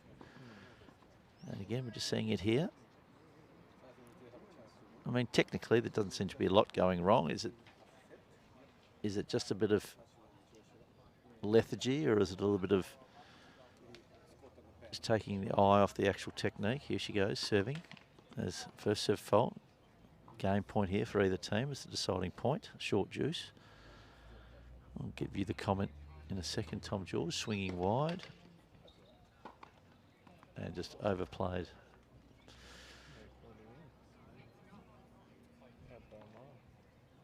Not sure that was called in. Was it called in? Was it? That looked like it was a mile long. Might have to go to the replay on that one, Tommy George. But again, just what happens when your routine starts to get a little bit challenged, you start to miss your first and second serves. What does she need to start concentrating on? Yeah, just needs to go back to her notes and just think it back to the basics. You know, get the leg drive, nice high ball toss, go up and out, and just constantly remind themselves of just the basics and go back and the basic fundamentals. You're right, it's a big, good doubles there. Lily's all over the net and good volley to finish it off. Lauren just hit that a bit too high, so had a shoulder high volley is easy. Got to keep that low, so the volley has to hit it up and give your doubles partner a chance there. Yeah, nice serve there. Yeah, very generous line call from the Cottesloe girls there. I think before on that Lily's forehand down the line looked well out, but they called it in. Tennis is about sliding door moments, Tommy George. There are opportunities, there's chances. How many times have you seen players get in positions to beat really good players, lose that match, and then sort of fall away, don't get another opportunity like that? I mean, it's a great game. We understand the nuances of tennis, but I've seen many, many times with players, a sliding door moment, if they win that match, they proceed into a draw. They may get more prize money to support some travelling, but sometimes if they lose, they take a big backward step. You're exactly right. We'll see that over the Australian summer of tennis. Careers are made or broken off one match. You can you have the heartbreak in 5-set losses in the men's, or you have someone that comes out of nowhere and really embraces the opportunity. I think we're seeing a good example of that with Lily, who's she had a breakthrough performance at the Adelaide ITFs and just grown in confidence from that, and you know, playing some amazing tennis. So the psychology of elite sport is very interesting, that the players can just grow in confidence and just almost get to a stage where they believe they're invincible. I really think that winning is contagious, and so is losing, and that's where you show the benefits of sometimes you play lower level events and just start to string some matches together, and once you start winning and you grow in confidence, you start going for your shots, you can never look back. But that's the thing, you just got to keep working hard. As I believe, is it Stuart Appleby or one of the great golfers said that the harder I work, the luckier I become.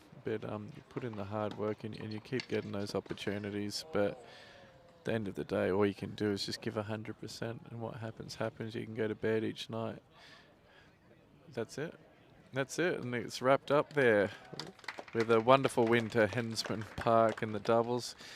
played in good spirits. Congratulations to Hensman. They've won the day's play 6-0 against Cottesloe.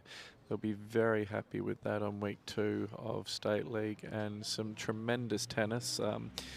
I really enjoyed the #1 lady singles today. I think everyone did. That was an incredible match. What was your favourite moment of the day, Brett? Well, certainly calling with you, Tommy George, High Performance Tennis Academy manager, but without question it was that #1 singles match between Lily Fairclough and Lara Nikoloski, excuse me. I should have remembered that. We've been calling it all afternoon. It was a wonderful, high-quality match. It was certainly the match of the round for me.